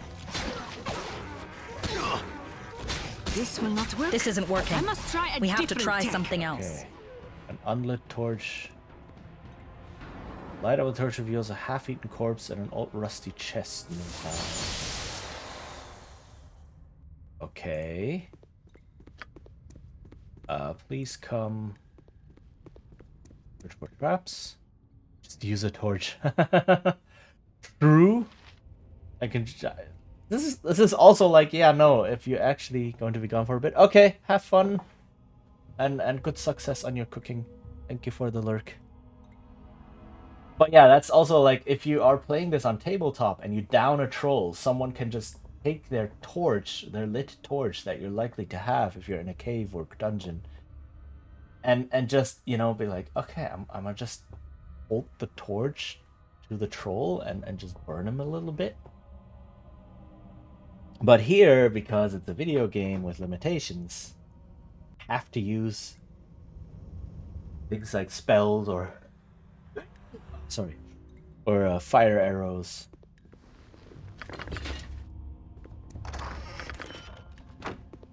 Okay. Right, there's...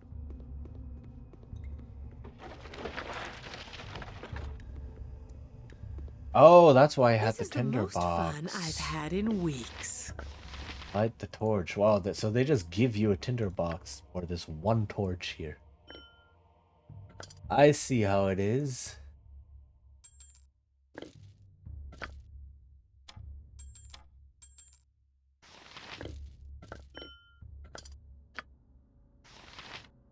That Belduril?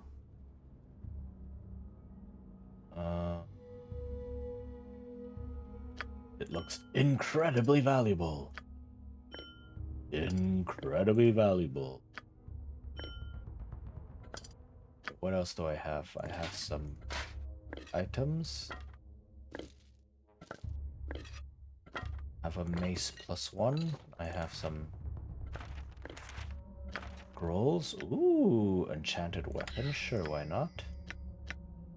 Vampiric touch.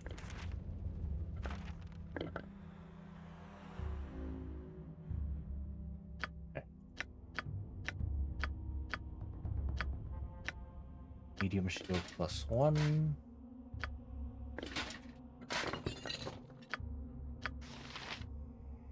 But that one I haven't identified yet. Okay. Huh. All right. This was lucrative. Nice.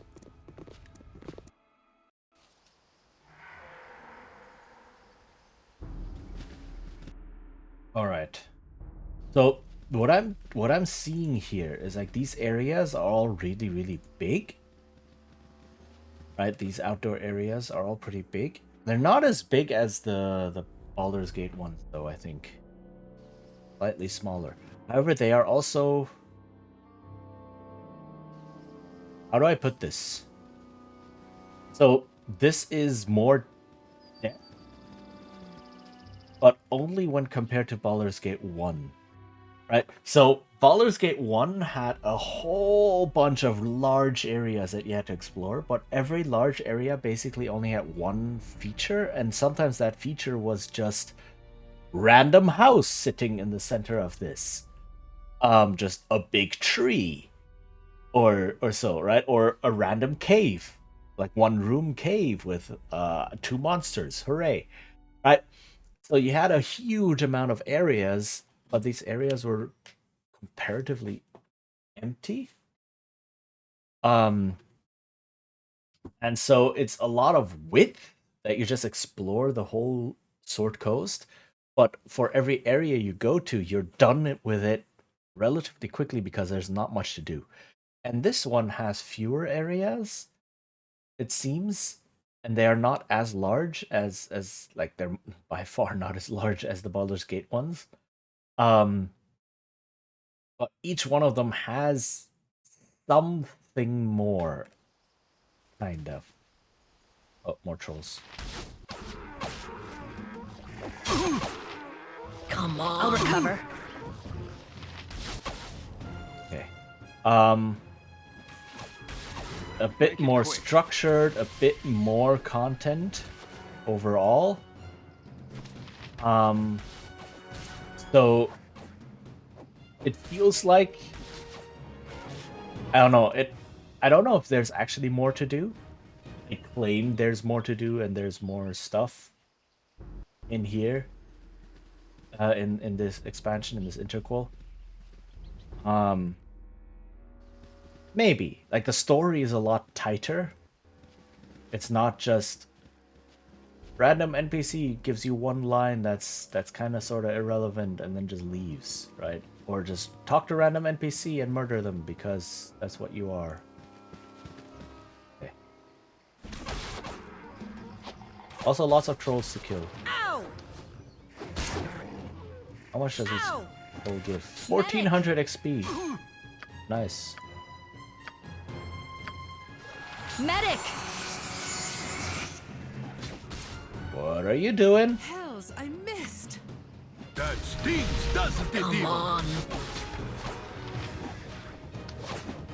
Okay. 1400 XP is good.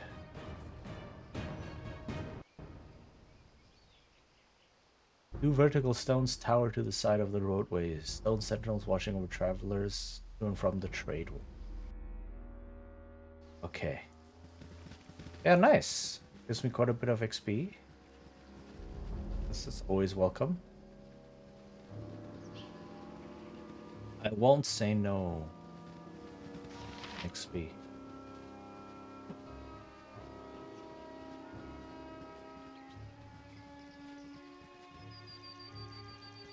There's an encounter here. I don't know what is. Also, this forest is dense. So yeah, this area, it feels like, so in Baldur's Gate 1, some of the areas you travel to felt like they were just there. Like the vast majority of areas felt like, oh, they're just kind of here to give you stuff. Which, like I've said multiple times, is the feel of the older D&D, right? The type of play that you have, but it's difficult to translate it into a video game because you don't have an adaptive live human GM who can take things that happen in the game and spin them into bigger stories. You just have what you have here. And this game, every area matters, and it's a lot tighter, right? So every area here basically has something that's relevant, which is more in line with modern stuff. Modern games. Prepare to be meeting your end, puppet of Kalar. Old Vogiln. They do not wear crusade colors. Oh, Ja, you are right. Who are you, stranger? Jaheira, is that you? Wait, Cheaton? You're supposed to be in Baldur's Gate. What are you doing here? Marching to Dragonspear to fight against Kalar in a crusade. And you? You put an end to the Iron Crisis. Khalid and I decided to travel to Bridgeford, thinking it could make a pleasant respite. Respite or respite. Doesn't matter. From Baldur's Gate. And it was, until the crusade took Boriskir Bridge. I was trapped outside Bridgeford. Khalid within. Hey! Safe travel near the gate. Hi, Amon. How are you doing?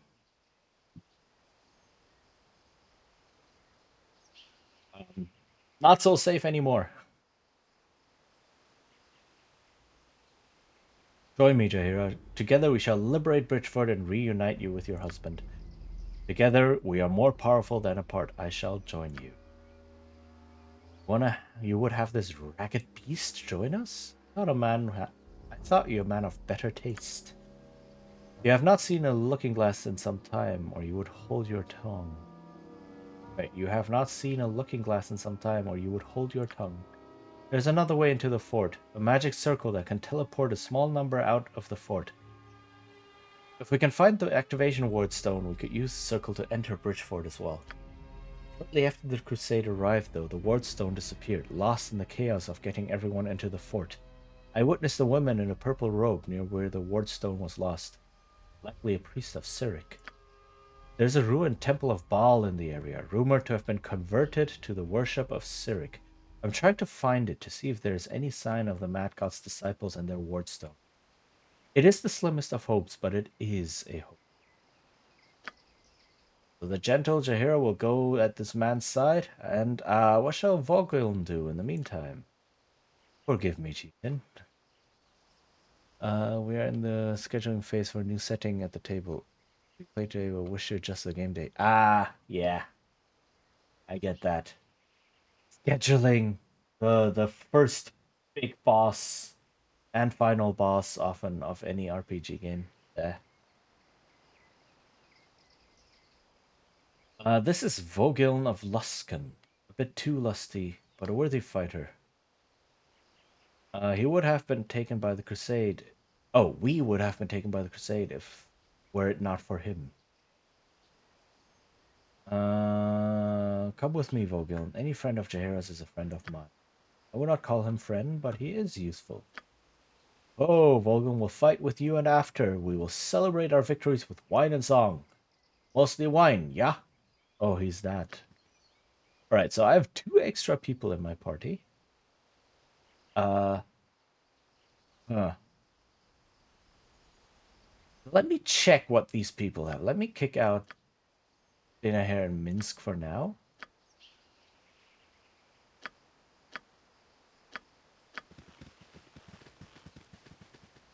Then let me check what these guys have. So who are you? You are evil, I think. Oh no, neutral good. Scald. Ah! A scald is a type of bard.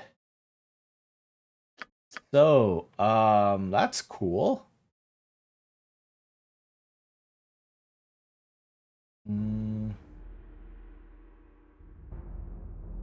So a scald is basically just a good bard with basically no disadvantages because no one really uses pickpocket in this game. Pickpocket is used for cheese and for speed run and so on, but just in a normal playthrough, you basically never use pickpocket. Okay, what do you have? You have a lot of health potions. You have a... Ooh, not bad, not bad. Oh wait, this is the stuff I gave her.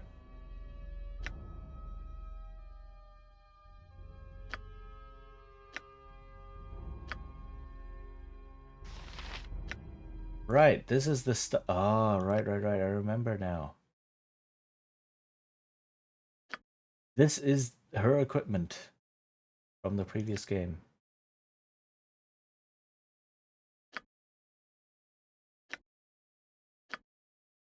Okay. Am I gonna have Jaheira in my group? Possibly not. Am I gonna have Vogel in my group? Also possibly not.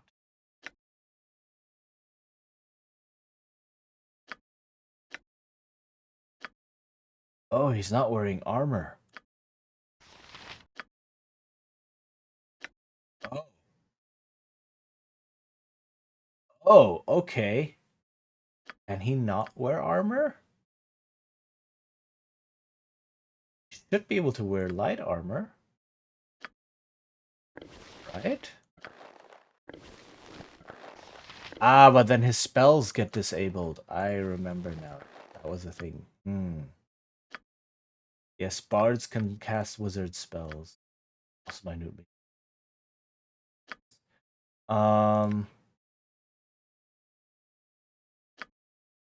Hmm.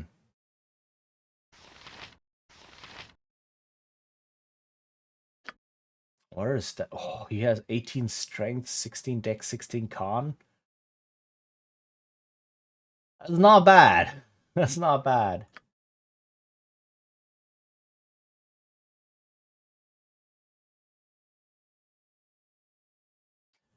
So eventually I will have to probably play this again just with a different party composition.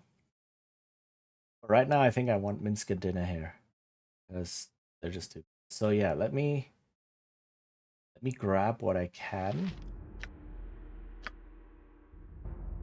Let me grab the potions.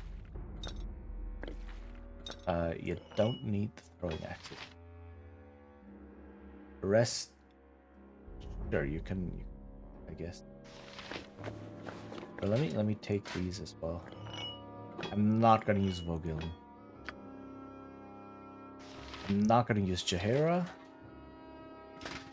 So I'm gonna take all her stuff. Oh hey, Havarius! Hello! Meowdy indeed. How are you doing? Hi. Nice to have you here. We're just doing some party management re-inventorizing in Baldur's Gate. So yeah, how goes? Okay. I mean, the good thing is Jaheira is a fighter, so she can use some good sting. Also, Jaheira and Safana might come to not come to blows, but like might have a lot of interesting banter. Doing good, celebrating my cat's birthday. Happy birthday to your cat!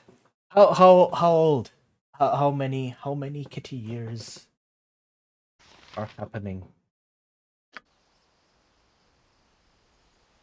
Okay, so party toss out Jaheira. What's out Fogil? Done. What is this? You do not want Minsk's sword in your service? You know Boo will not remain with you if I leave, yes?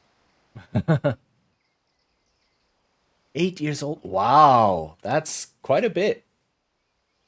But yeah, happy birthday to the cat. All right, and thank you for the stretch and hydrate. All right.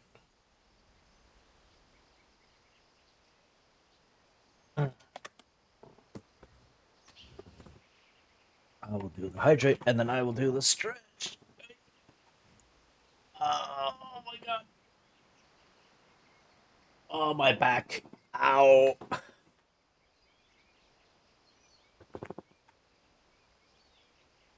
I don't know if those cracks came through.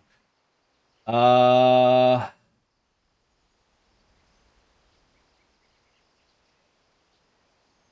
right. So yeah, I want Minsk. Then I hear. Ideally, I want Minsk and Jaheira. I don't want Dinahir necessarily, and I don't want Alid. Endure. In enduring, grow Oh, strong. there is an ad. Oops. The timing.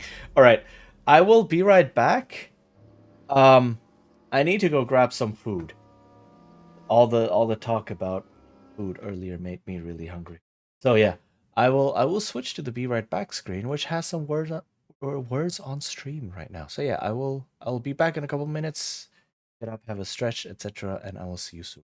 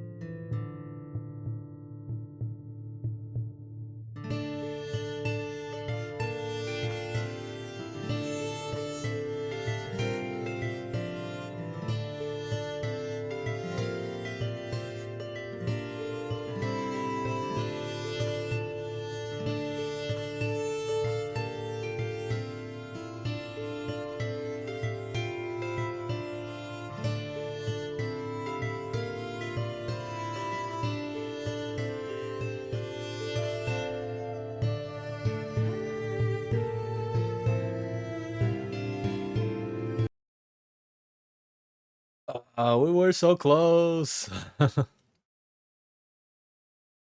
All right. Yeah, I just kept that going for a bit while I'm eating. I'm still eating, but the biggest brunt of it is over. Right, we were organizing our party, so of course I don't want to lose Boo's wisdom, right? Yeah? Yeah.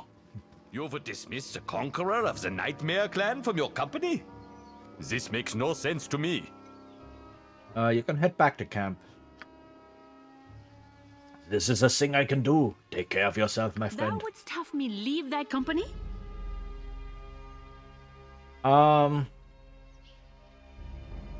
Yeah, see, so Minsk and Dynaheir are a package deal. So if I dismiss either of them, the other one will also leave. Which, eh. Me? No. Whatever gave you that idea. I thought that... it matters not. Let us move on. I need you to return to the camp for the time being. Alright. So, I did that. We're gonna take a look at Volgin? Volgiln? That dude.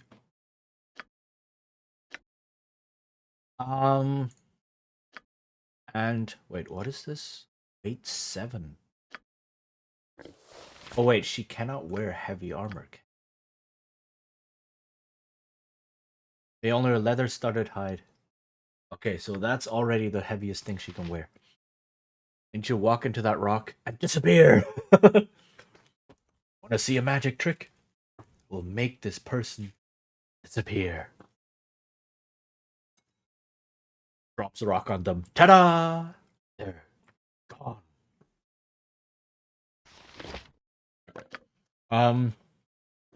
Yeah. Okay. Reorganize my party slightly. Now I have some equipment. Let's see. Some health potions. Why not?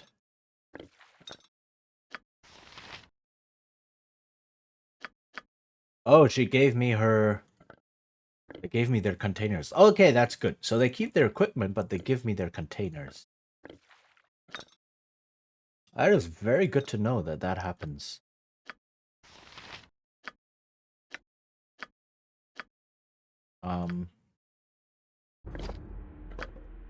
Okay.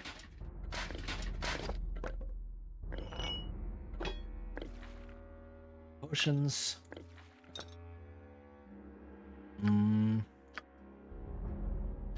What's this?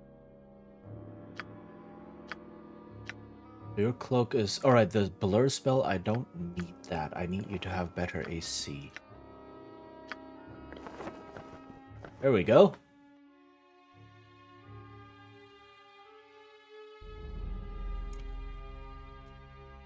But yeah, the pencil magic trick. Really, really cool.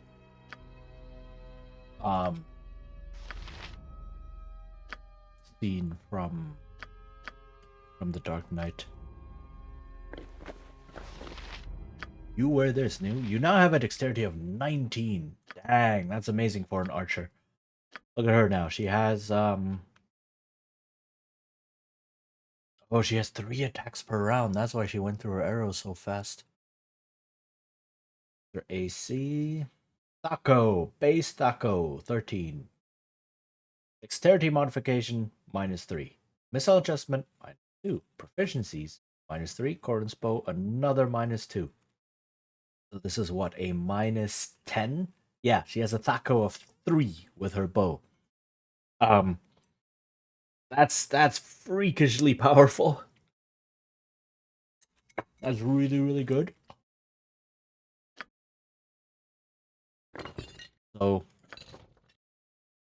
yeah. I'll take it.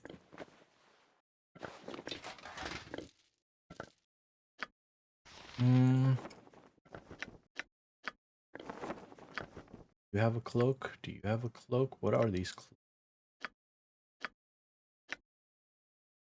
Ah.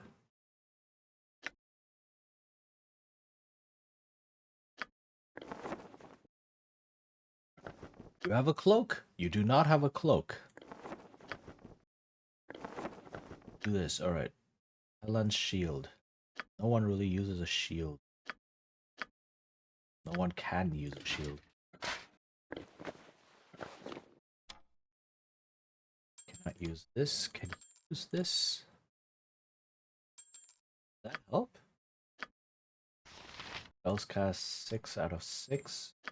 Spells cast 6 out of 7. Ooh! So it does make her more powerful. Nice! Okay.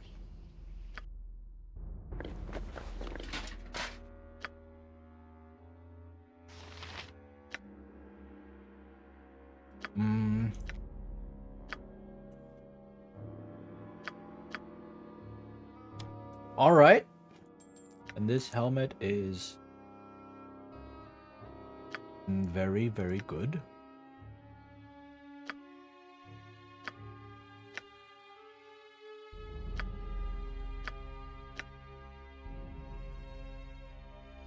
That protects against all forms of panic.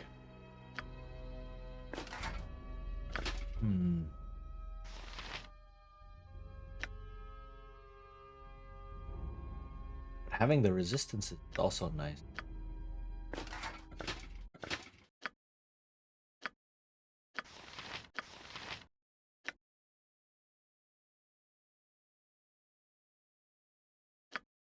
Actually, this. That gives Min 16 constitution, which raises his HP by quite a bit. Gives him a bit of physical damage reduction. Let's give this one to her. Okay. Shuffled some equipment around. And this is the path that moves forward. Alright, let me put the stuff I want to keep into my chest. So that I'm not lugging. Aha! She's encumbered. Ah. So that doesn't clog up my bag of holding.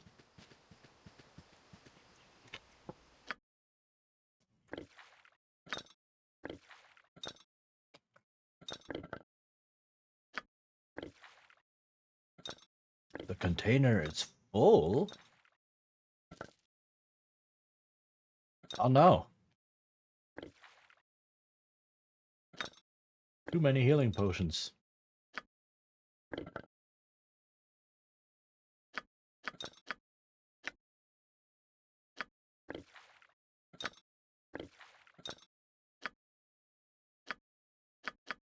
This is potion of fire giant strength.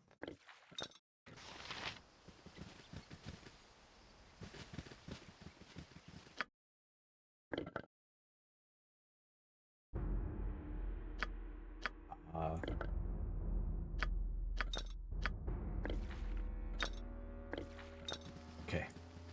See if there are any healing potions I can buy as well. 'Cause that's gonna be useful.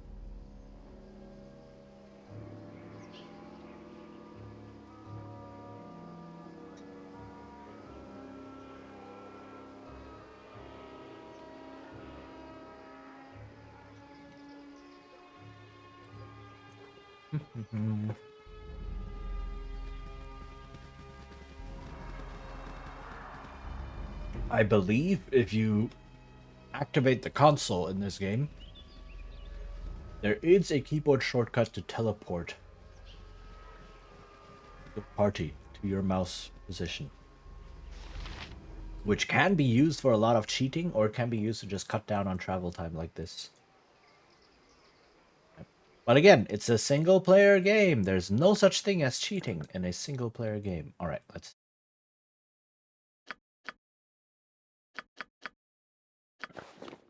Doesn't exist. Not a thing.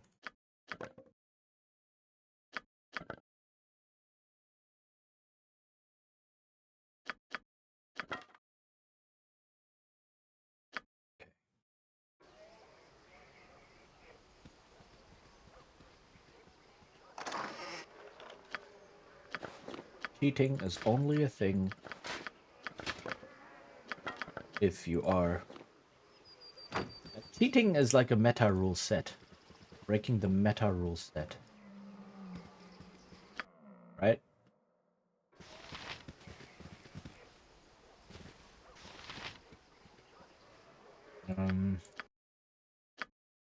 If you do have a meta rule set of some sort, like, I don't know, a speedrunning competition or speedrunning where,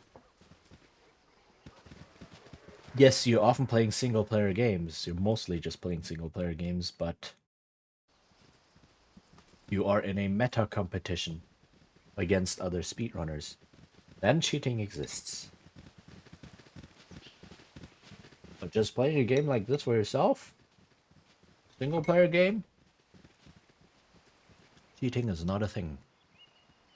So don't ever feel bad for using cheats or exploits or mods or shortcuts or whatever playing a single player game. It's about your enjoyment of the game, no one else's. In a single player game, the only thing you can cheat is your own experience. Yeah. Like, if cheating makes you enjoy the game, go ahead. If cheating makes you not enjoy the game, then don't do it, right? But it's your personal experience of the game. Oh. Okay, that's the Borskir Bridge Forest of Worm. Let's go to the bridge first. You have been waylaid by goblin footprints here. A skilled caster has caused this chaos. Be on thy guard. Who is this? Goblin Chieftain? You want boo?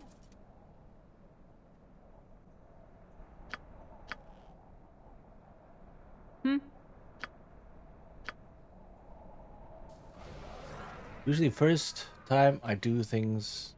I do things legit, but not 100% of time. Yeah!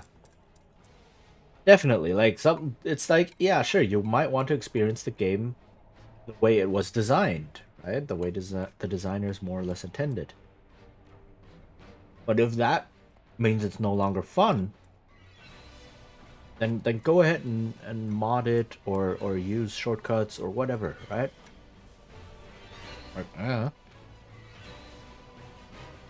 Like, just don't feel guilty on principle for using any of that stuff. Feel guilty if it makes your game no longer fun for you. But don't feel guilty just for... yeah, on principle for using those things.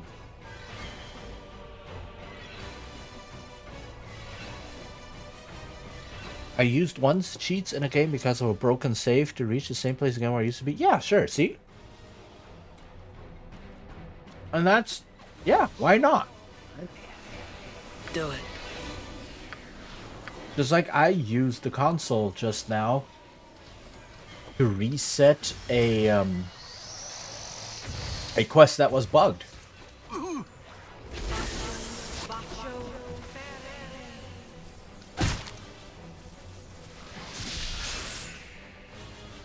You need to use this sword now.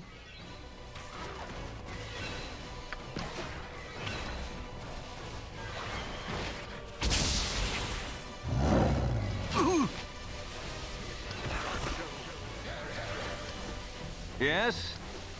Goblin Witch Doctor. What? Okay, dies just as the spell goes off. Nice. I'm liking that they're adding goblin variants in here to make fights against quote-unquote simple enemies, low-level enemies, interesting again. This is very 4E. For me, it would be more frustrating to reach the same spot again through countless hours, but I think an RPG is a bit rough in that part. Yeah. Yeah, definitely.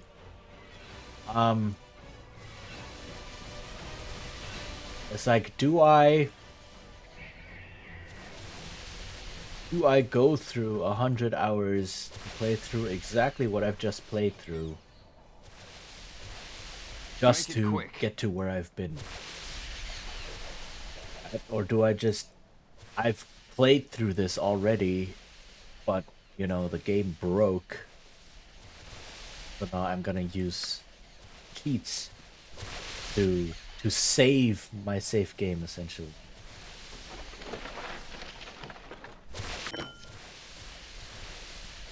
Oh, I turned that off by accident. Okay, that explains a lot. This is so much better than my old life. It's good to hear.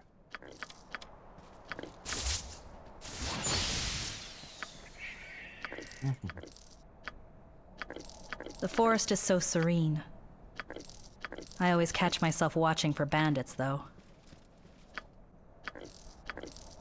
It's a lot of loot. Nice. Sometimes I just want the story. Yeah. Right? I love how many modern games I'm have... a woman, not a pack mule. I dropped it. I got you. I love how many modern games, especially RPGs and such, have a story mode difficulty. Where it's like, yeah, no, the game difficulty has been toned way down. Your characters cannot die, and enemies deal like half damage and things like that. Just so you can experience the story. It's like, yes, that is amazing. That is absolutely beautiful. that games do this. So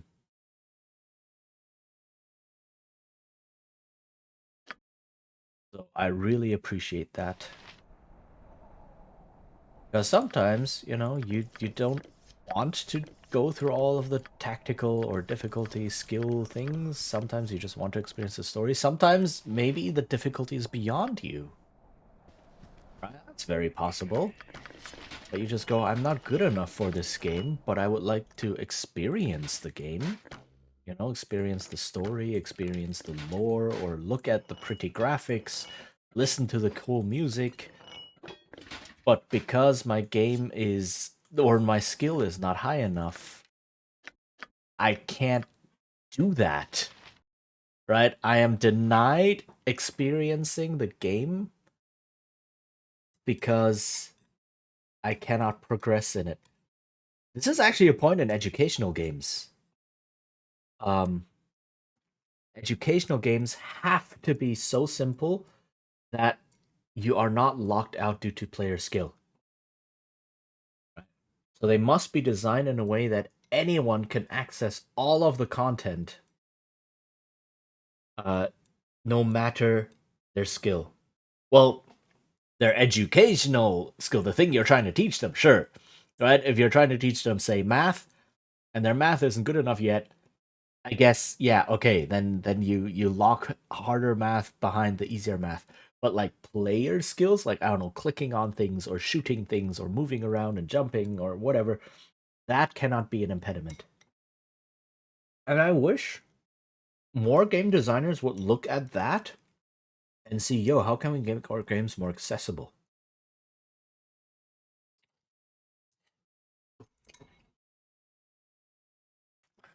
100 hours to reach the same spot also makes it hard to remember what I did accurately. Oh, yeah, good point, right? Because RPGs are so complex, maybe you made some different choices here and there. Then suddenly you get to where you were and the game is different. And it's like, this isn't my playthrough. To be fair, I often watch people play because of that. Yeah. There are definitely games that I'm not good enough in. But I enjoy watching people play them. Yeah, just so I can experience that. And that is also cool. The fact that this is now a thing. But it shouldn't be the only option. Gotta allow people to have choices. And decide what they want to do for themselves. Container is full already? Dang.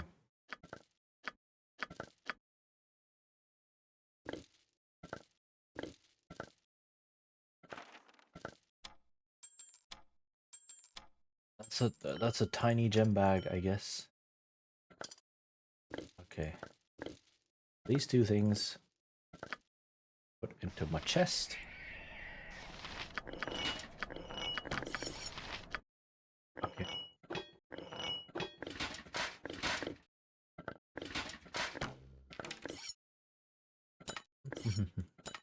Well, sometimes I also watch games just to look at how the streamer experiences them. Like, look at their experience. Like, even though I already know everything about the game, I'm like, I want you to experience it for the first time, and I want to watch you experience this for the first time. Oh, it's an Ankeg. It's multiple Ank. Oh my god, that's a lot of them. What the heck?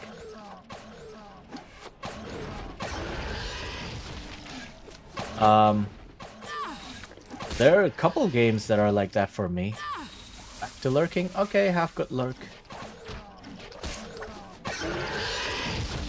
The one game that's like that for me is Unpacking. Yes? I haven't played it myself, but I watched it being played so many times. That it's like I know what's happening in there, but every time I watch someone play it, it's like I want them to experience this game and I want to watch them go through that experience.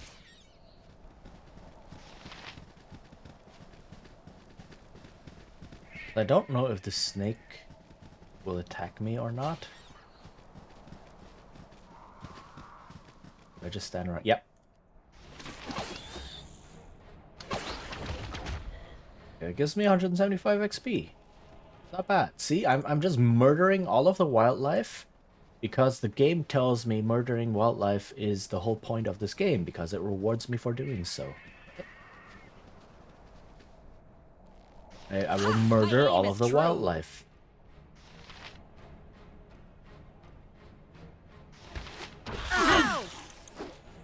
Well, I often avoid shooter games because of the loud sounds scare me off. Oh yeah, I feel that, yeah.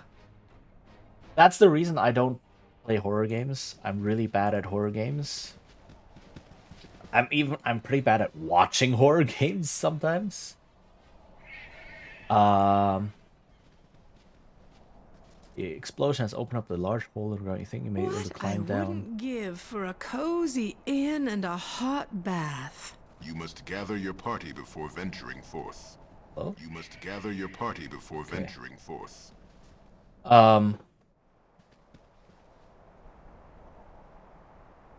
So yeah, so that's. Wait, where am I? Still over here. Why am I over here?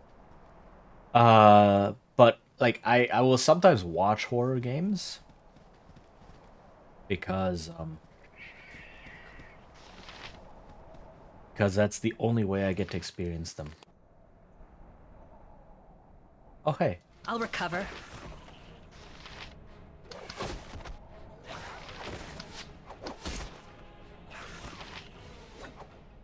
I'll recover. These goblins have like, they have nothing. This shield is worth like 1 or 2 gold. The axe is worth 1 gold. And they have 1 gold. Nice, okay. I will take everything I can get. Because money. Like, I might be able to buy some really nice items later on in the game. I want all the money I can get until then. Boo likes the forest, and I do too. There is much to nibble here. Depends for me if the horror entails fighting monsters or not, can change the themes. Yeah, yeah, horror is very broad. Like some are actually like creating a tense atmosphere and such. Some are fighting grotesque monsters or ghosts, right? Which is also horror. Oh hey, Myconids. Hells, I missed!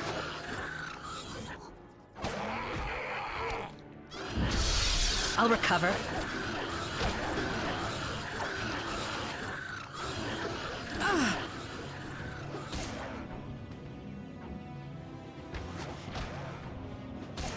Oh no, I am confusion. It is not good. Do you have any spell to help me? You do not.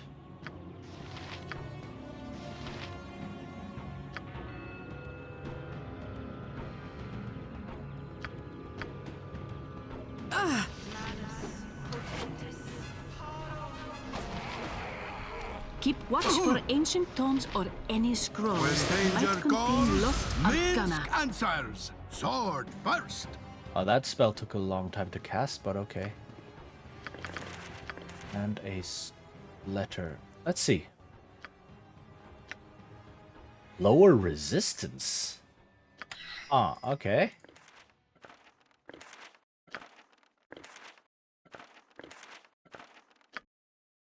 What is Valeris? Our scouts espied the exile near Boriskir Bridge. Do not allow him to escape the justice he merits.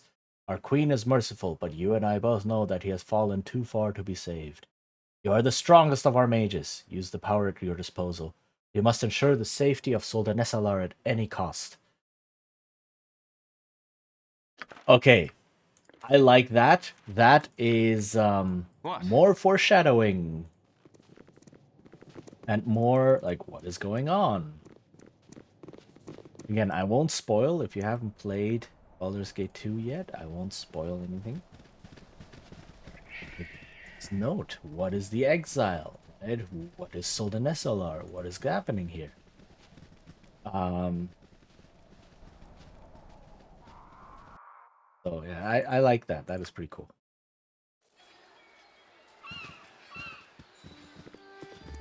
Oh, I can hear fighting. Kalar's servants may take Bridgefort, but I'm not inclined to let them have it without a fight. Alright, let's look at this. Okay, there's... Oh, there is a fort here? This is a tiny fort. There's a teleport circle, a cave, and an exit, and a crusader encampment. Dornil Khan? I mean, duh, yeah, he would be here as well, sure, yes. Hold! Who goes there?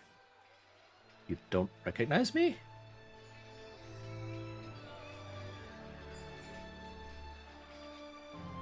Wait, Crusaders is Kalar's crusade, right?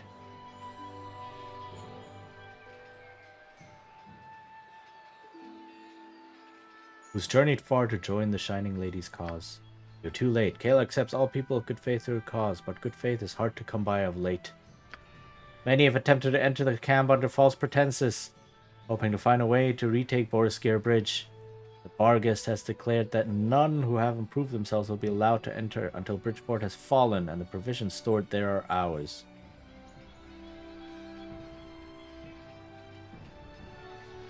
You're telling me there's no one other than the Barghest to let me, with the authority to let me into the camp? Lieutenant Karm is really the one you want to impress. He handles new recruits. Karm's nephew, Keherem, vanished with his squad nearly a 10-day ago while seeking Wardstone that might get us into Bridgefort and let us break their defenses. Karm is quite close to his nephew. We all are. He's a fine lad. He's a great future ahead of him, and he's a future ahead of him at all. If he's a future ahead of him at all. Find Keherem and you'll have a friend in Karm, and Karm's friendship is about the only thing that'll get you into the camp anytime soon. Now go. I have distractions enough without you yammering at me. May the light shine upon you. Okay, so I could probably just murder all of these people, maybe. But let's try the non-violent approach for now.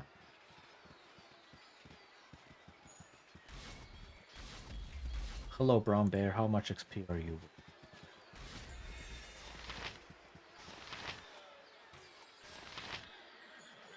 Trouble. Not attacking me.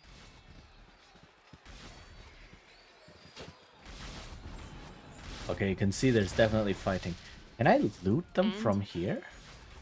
Am I close enough to loot them from here?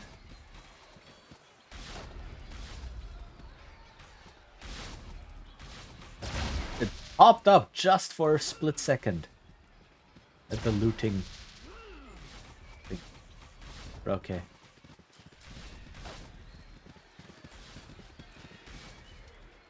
Oh? Goblin Warg Rider? I love this. So, like I just briefly mentioned this on the side. But this is very, very 4E. Right? The fact that they have different types of enemies but like different classes of enemies almost. They're the same basic enemy, right? So it's all goblins, but you have Goblin Witch Doctor, Goblin Scout, Goblin Chieftain, Goblin Warg Rider, etc. And this is very, very 4E. 4E did this. When did this come out? Okay, I'm curious now. When did the Baldur's Gate Extended Edition come out? It may have been after 4E. I want to check.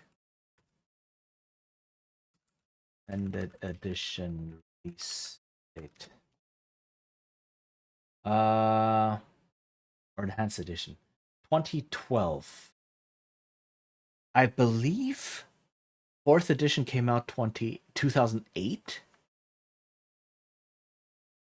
Which, yes, would put this after 4th edition. So what 4th edition does with its monsters is you have a general category of monster, like goblin or orc or zombie, but then you would have variants of that monster with different levels, with different roles in combat, with different abilities and such. And that essentially means you can have a goblin party and have all of the monsters in there actually be goblins instead of needing to be, okay, I need a goblin here, and then I'll add an orc here, and then I'll add a slime here as well because I need some of that. No, it's like you can have all of these things in a monster group with the same monster types. And that is, I like that a lot.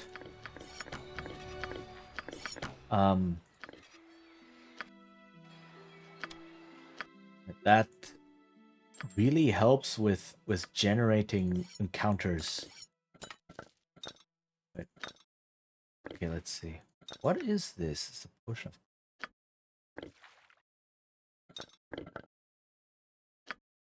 Can I put this in here?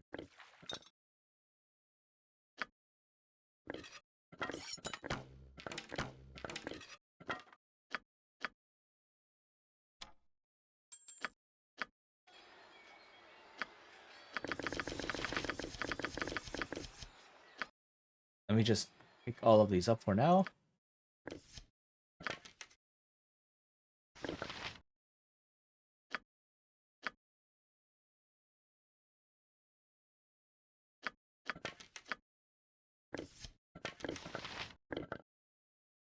Okay, it doesn't stack them for some reason.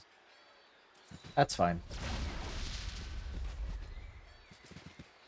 I like the concept of templates for monsters. It's similar. A wizard's might. Right? But it's much simpler than templates, and much more versatile. It's not just, oh, this is a goblin vampire or a goblin skeleton or something like that.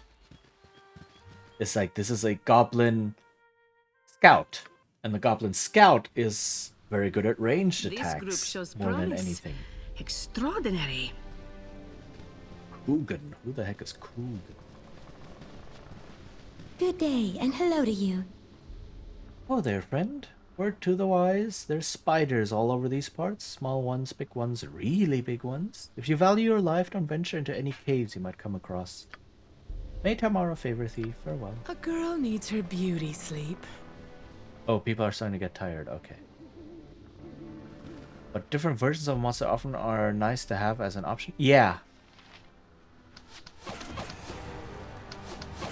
I mean, I'm not saying either or, right? I'm saying, sure, monster variants, but also monster templates. Both are cool.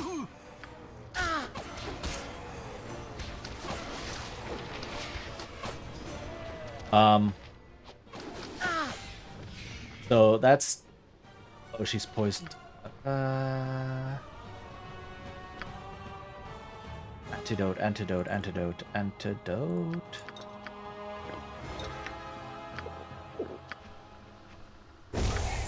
Okay.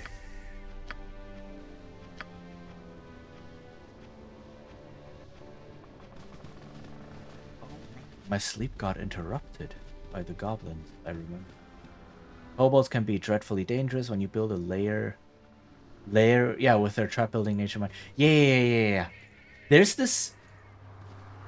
actually this thing called Tucker's Kobolds.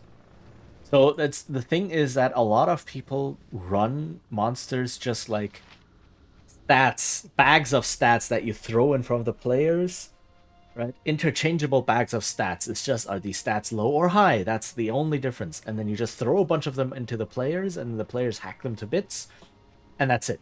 But there's this thing called Tucker's Kobolds. I don't know if that's the exact same thing I was thinking of, but it's an article, and essentially it sets up an encounter with kobolds, where the kobolds have so entrenched in their position with all the traps and their devious tricks that they use, that even really high level parties despair when fighting against them.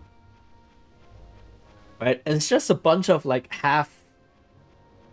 challenge rating 1/2 monsters, like level 1 monsters. But if you use them correctly, they can be a challenge for level really high, I don't know, laser beasts. Stings, doesn't it, evil? Parties as well. So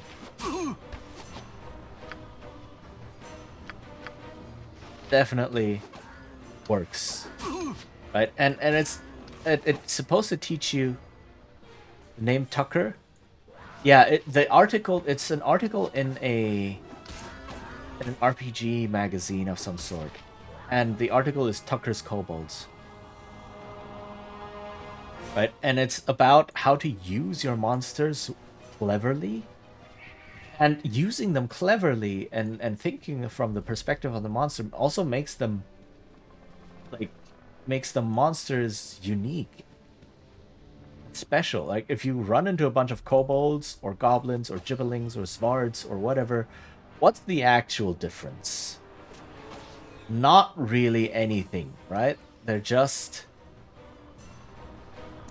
the same bag of stats with different clothes. But having them use tactics, having them use their environment, having them appear in different environments to begin with, and such, is adds a lot, making the monsters interesting. A high-level party was so scared of the warm kobolds that they willingly ran into the path with more light high-level monsters. Yeah. That was... I don't know if that was in the article or if that was someone using Tucker's Kobolds and talking about their game. But yes, exactly.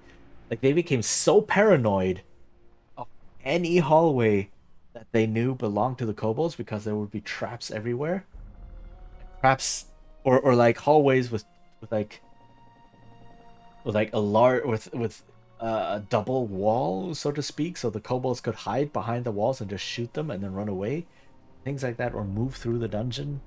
It's devious. I think the party bragged that kobolds are no danger anymore. That was a mistake. Yeah. That sounds like something. And then a GM was just like, "Oh, really now? Thou art the only one mourning here, little goblin." What the? This place, all the moaning. You can't hear the dead? Lucky.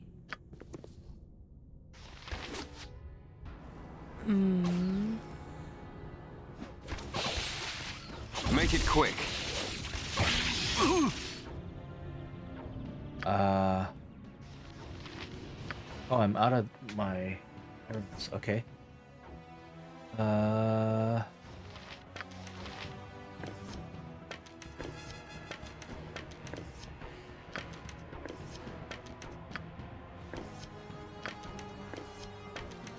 This, do this.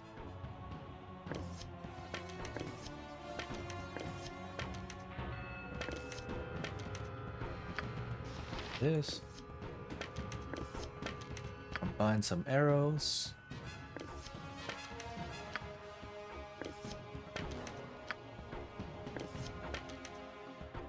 Okay. I want you to use... Stop and help me. Come on. Wow, okay, these people are taking a lot of damage. Need healing.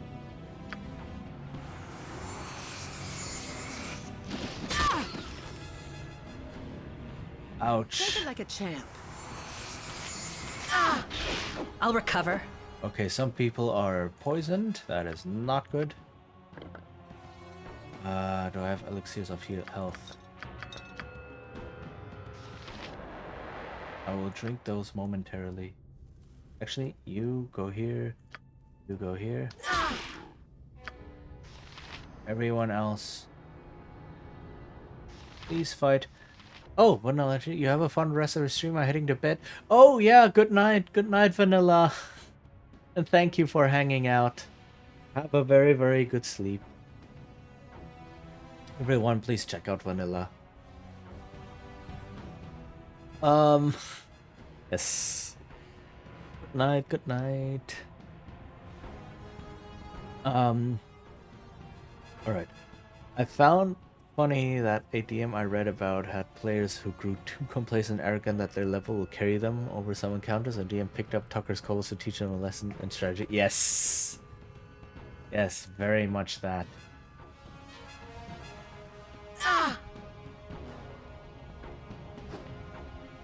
Okay. Drink this.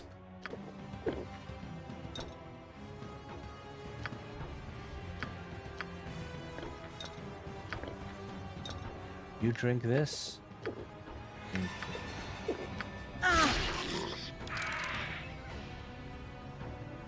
Oof, okay, the poison is gonna be rough.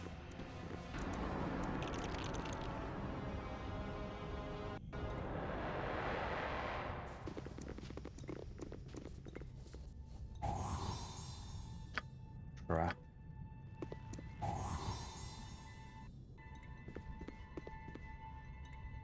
Told them before that it isn't wrong to use strategic placement, play, or use of spells to do no damage. Yeah, exactly. Told them what strategy can do in a fight. Exactly.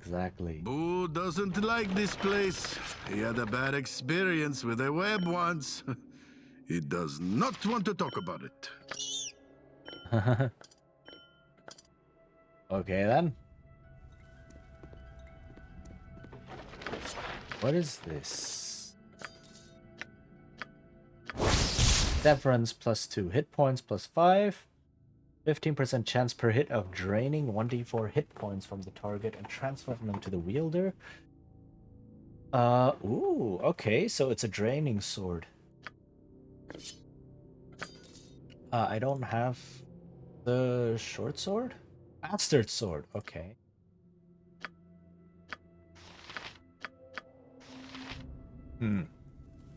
I'll have to think who in my party can use. I may have to change my character's efficiency to be bastard swords instead of halberds, because just from the loot you find in the game, there's so many powerful bastard swords that you find. Hells, I missed. And close to no halberds. So some weapons are not stronger or weaker because the weapon itself is stronger or weaker. They are stronger or weaker because the game has decided. This isn't working. Well, not the game has decided, but like the designers have decided to only put certain types of weapons into the game over others. Take it like a champ. Swing and a miss. Grease and web. Oh, grease and web and such are so powerful. Like, players just don't know. Players are just like, oh, this spell lets me roll 5 dice for damage. This is good. But then you actually look at spells like, this spell covers an entire area and makes a whole bunch of creatures unable to fight. Like, that is powerful. Right? The blacksmith wasn't married? Sleep. Yes! Yes, definitely. Blacksmith was... Not sure what you mean with blacksmith wasn't married. But essentially, in this game,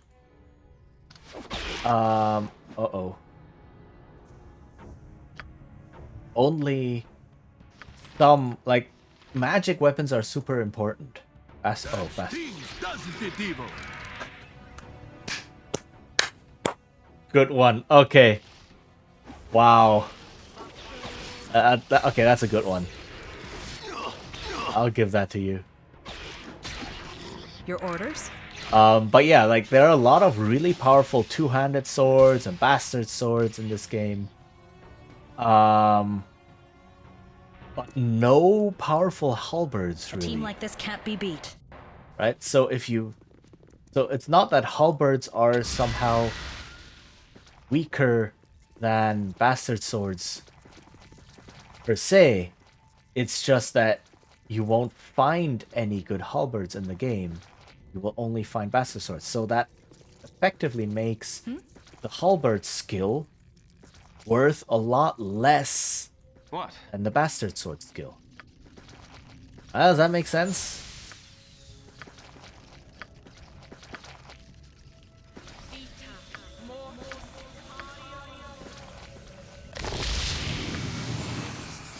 Cast some healing.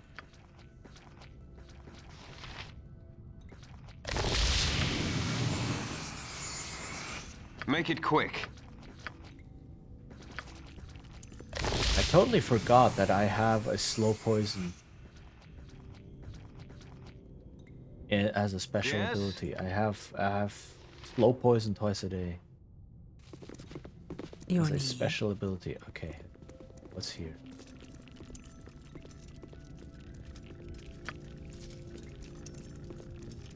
I hear some weird rattling and clinking. Spiders only ate half this goblin. Pretty neat we are. I'll take your word for it. Is there anything on this body you can use? There's always something you can use. Just don't always want to do what you can use it for. Take what you can use and let's go. I don't even know what we're doing here. We're getting XP, Orwin. You know, the thing that makes us stronger. What? Oh, is that the ward stone? Spider egg. Nope, never mind. Okay, what is this? I have a spell? I do have a spell. Didn't know I had a spell. Then identify.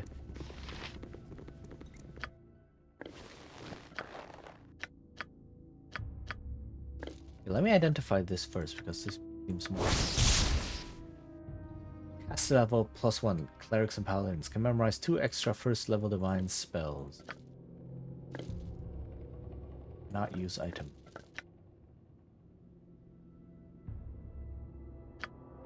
Okay, so this is more or less useless to me. Are you okay? Right. Make it quick. A plate once an alchemist artificer uses useless spells to mess with the placement of enemies to the point I felt bad for them. 4E actually has a lot of that going on. That's cool. Alright. There's an ad break again. I will grab some more food because I need that. And yeah, I will be right back in a little bit. And yeah, more.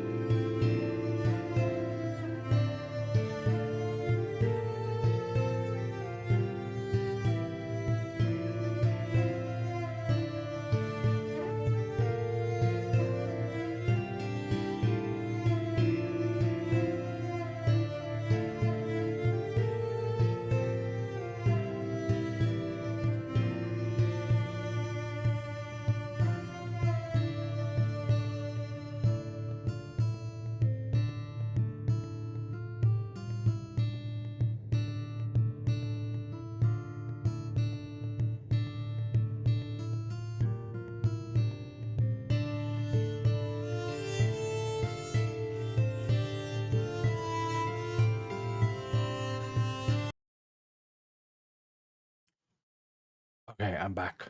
With more food, yay. Reese on a bounce of skeletons made the fight to an old slapstick comedy movie from the silent film era, I can imagine. A Tabashi alchemist was a menace for a fight.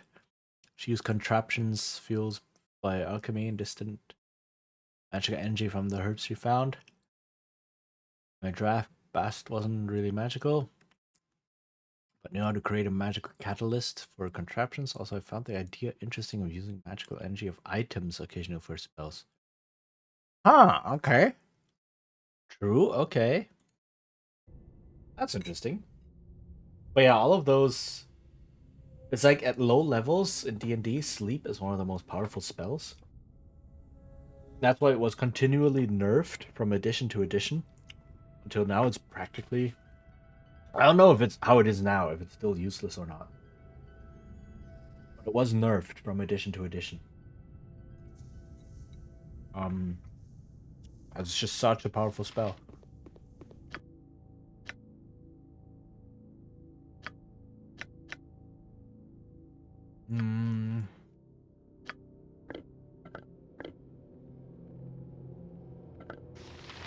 Okay. Let's see what else we got. Are there more traps? Oh, what? I just got spider silk randomly? I didn't even know that was there. I just clicked. Cluster of spider eggs lies beneath a veil of delicate silk webbing. I didn't know something was here. I just clicked. Moist shells quiver as the creatures contained within their cells struggle for freedom. Oh, there's more, there's more.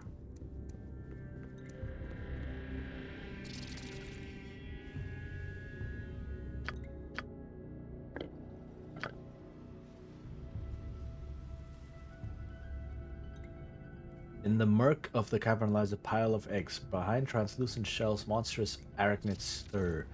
You sense that they will soon awaken.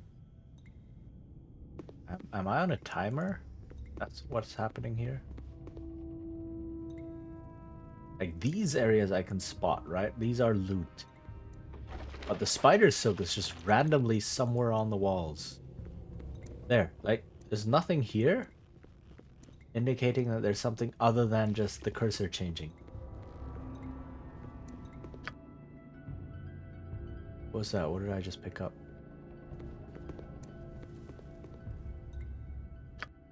Spider silk. Okay, more of that. Ah, interesting. Let's give the spider stuff to her. Right, so that someone can carry it.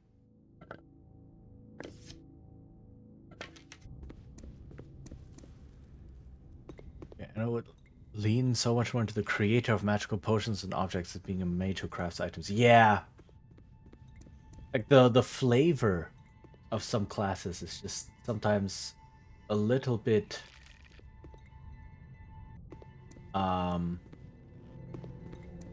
lackluster is the word I was looking for. Okay.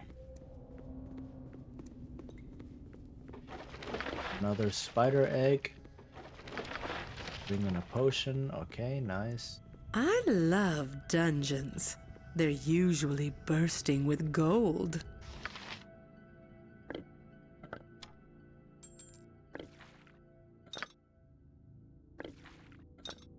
Okay,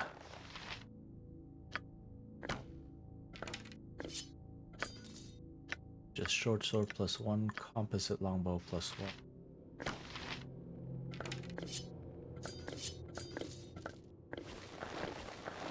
Alright. Are there any more spiders? There are.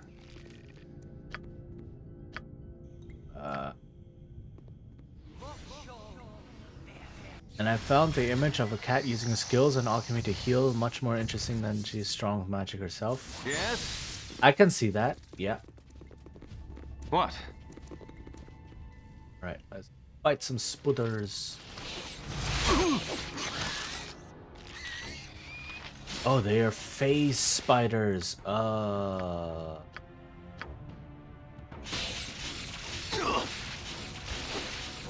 stings, doesn't it, dear?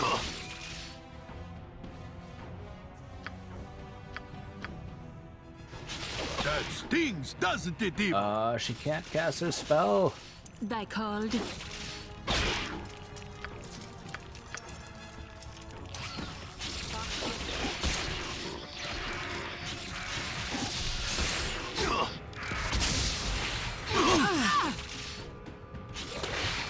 Everyone's low health. Hooray.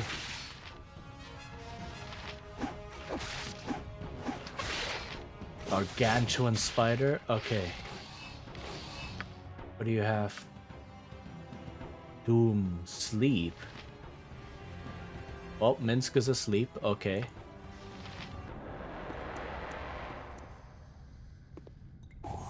Ah, there's a trap. Okay, good, good, good. Caught it.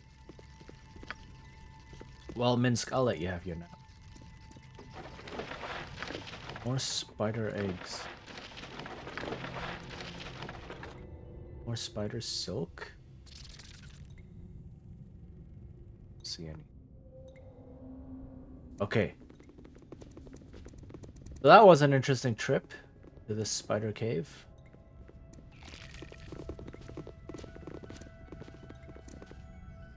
Not sure what to use all those items for yet. There must be a reason why she did not become a wizard instead. Yeah, exactly.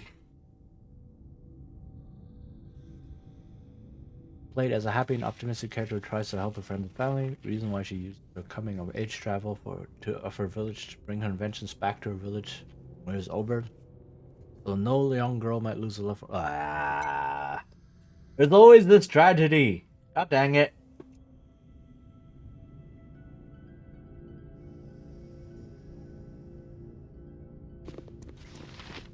Okay.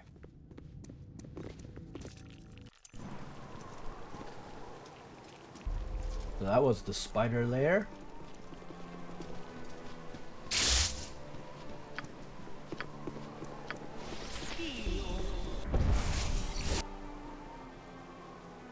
There's a big cave here. Make it quick. Okay. There was a slight undertone when she tries to study healing throughout. There's sometimes in... Yes! Oh my goodness. And you keep writing so really tragic backstories. Holy heck. I'll recover. I missed. Ha! My aim is true. Only cause the characters happy and optimistic. Yes! They're like all the happy exterior, but their past is dark. Ooh, a bugbear.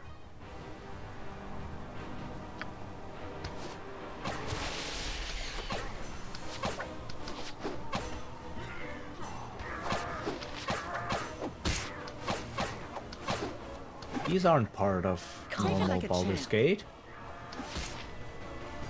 Maces +1, nice. Yes? Oh no, just normal maces. Oh well.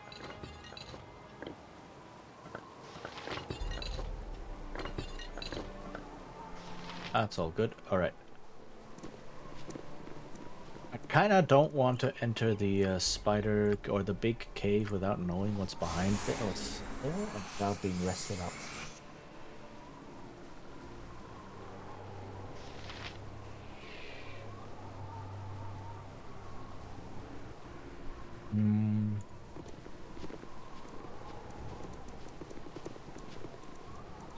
So let's see. Doesn't mean say wait, yeah. You started the studying of welcoming herbalism and help with family and friends, but wasn't good enough. Local knowledge can only bring you so far. Okay.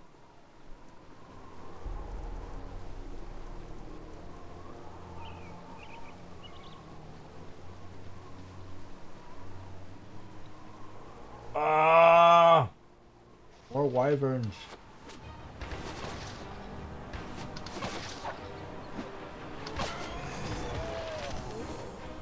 Holy heck. Yes?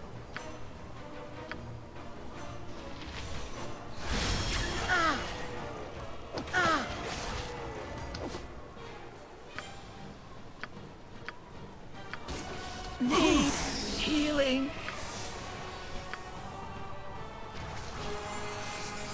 What?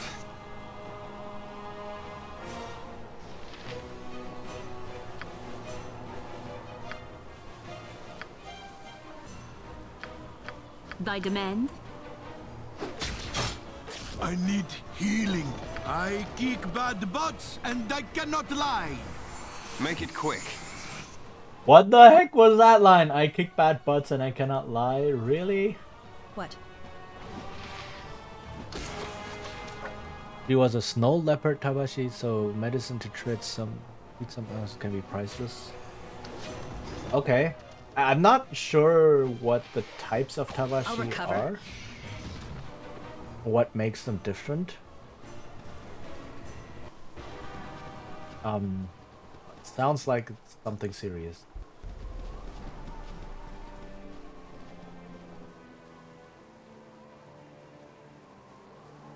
Let me go back to You have been waylaid by enemies and must defend yourself. Why? Why are they always enemies? Two hill giants have cornered juvenile green dragon.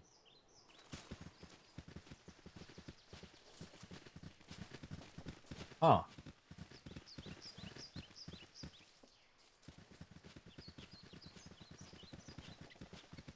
Not from the abilities, but type suggestions from a colder region.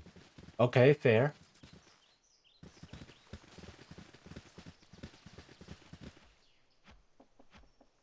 His sister will avenge me 10 times over. Eat tasty dragon stew tonight. You there, half-elf. Come to my aid and I will make it worth your while. Cowards. They only attack the dragon because it's runty and weak.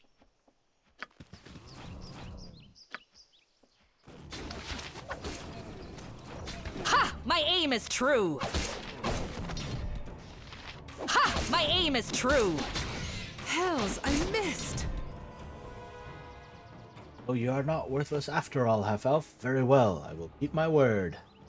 Days ago, I spied a dwarf concealing something in the rocks piled to the northwest. Something shiny. Intended to retrieve it myself, but you did aid me in my time of need. Yes, it is yours. Take it, but do so quickly, lest I change my mind. Okay, that's cool. Except no substitutes. I'm surprised Minsk knows the word substitute.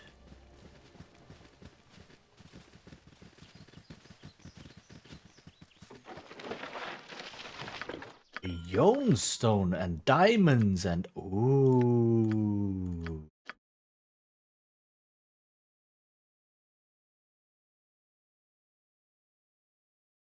Okay. That was pretty good. That was well worth it. Helping the dragon really paid off. So I played her a bit that she really doesn't like it when it's hot, but enjoys a cozy often. Okay. So a Yone stone, by the way, is essentially a helmet. What it is, it's a magical stone that if you activate it and put it around your head, it starts spinning around your head, like orbiting around your head. And that gives you certain abilities. It's usually just a small stone or a small gem. The image here in the inventory makes it seem gigantic.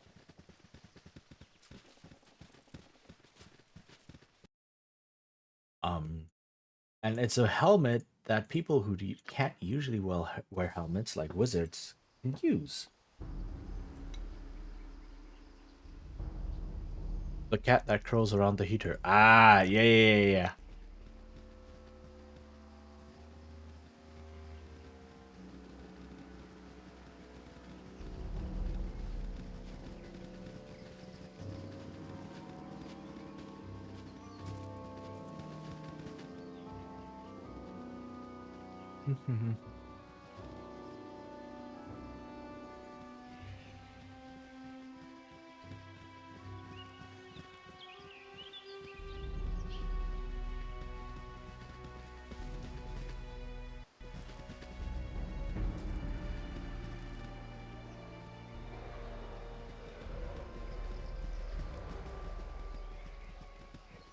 Okay.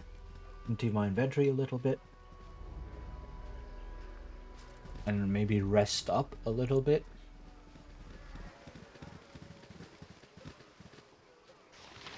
And then, continue my adventure.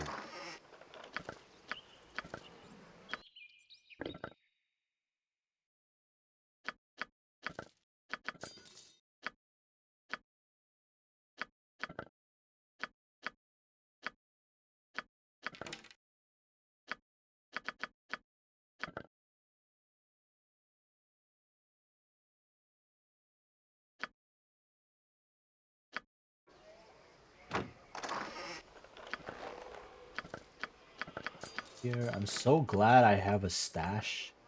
Yes? I'm so happy they figured to add one game.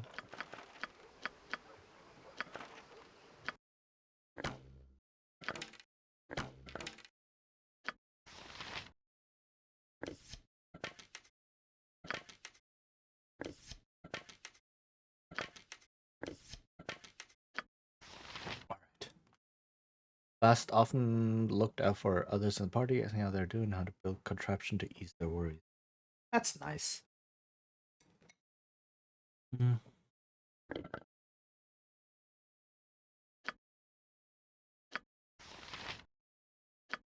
Mm.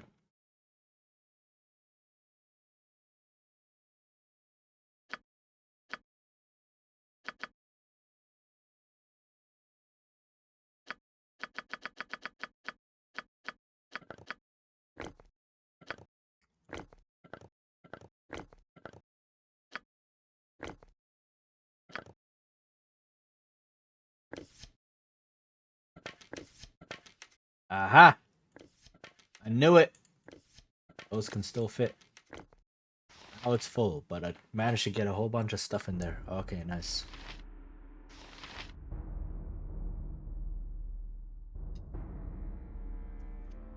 The idea that she tried to crochet for somebody was always distracted by the yarn. What?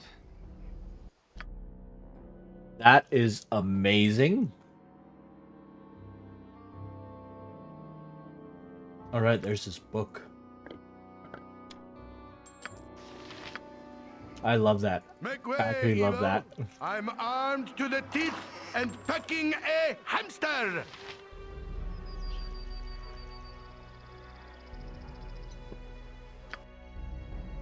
Let's see.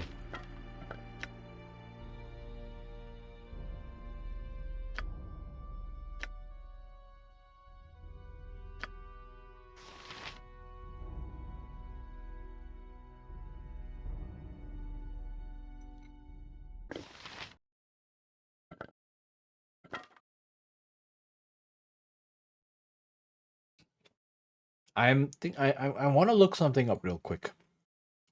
I am thinking that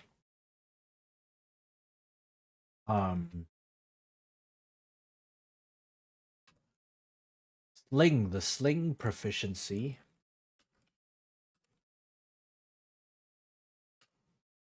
also gives the ability to use darts.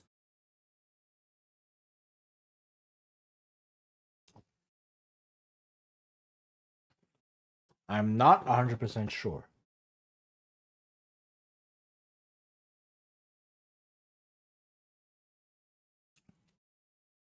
Nope.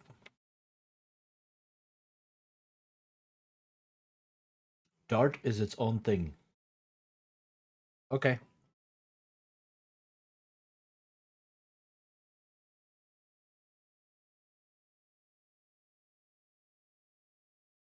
It's a running joke that you shouldn't let her to the kitchen when it isn't about tea or sweets.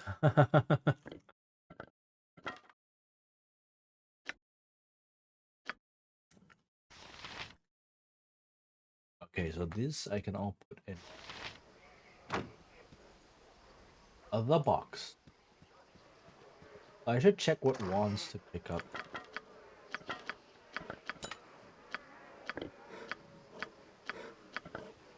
Make it quick.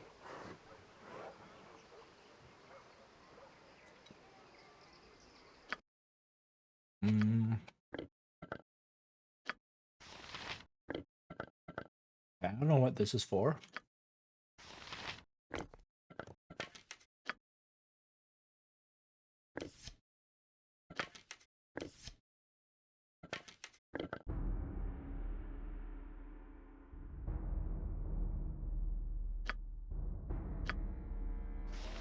Yes?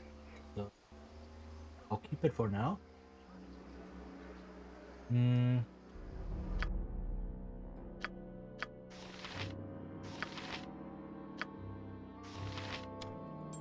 Alright, time to sell some jewelry.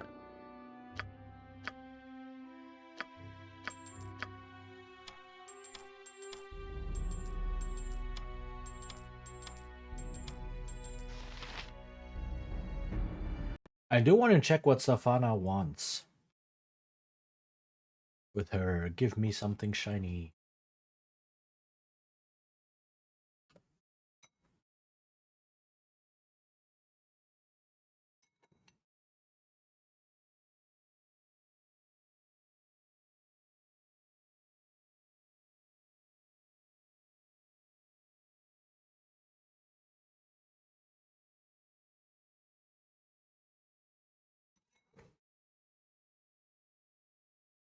Hmm.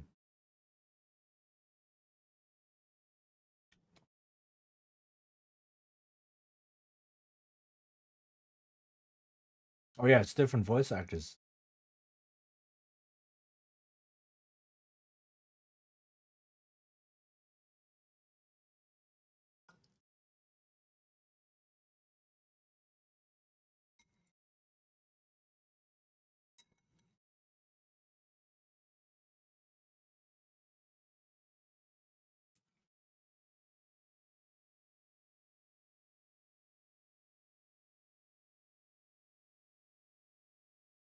Doesn't show. Hmm.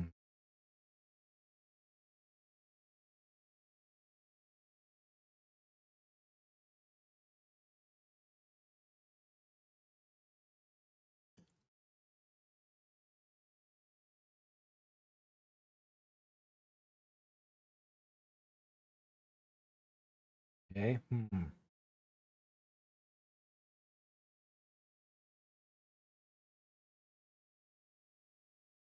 Yeah, no, the wiki doesn't help. So I'm gonna guess it's just some sort of valuable gem.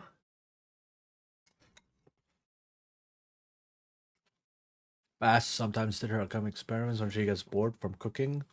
Unusual side effects for the meal. Well, you gain some, you win some, you lose some, right? Something like that. Pleasant enough walk, though I feel solitary so far from civilization's walls.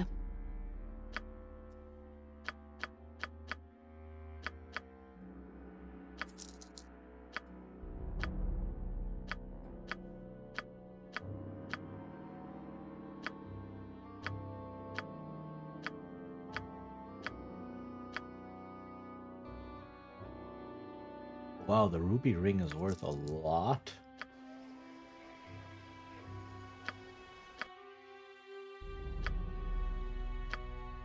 Let's see.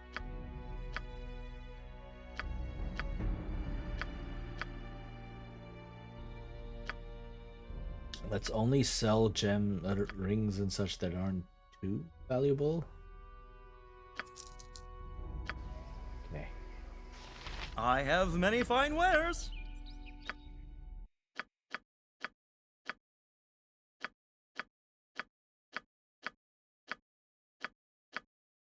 These things are worth close to nothing, but every one that I do sell, a bit of money. Why not? 11 gold is 11 gold. I'm not gonna.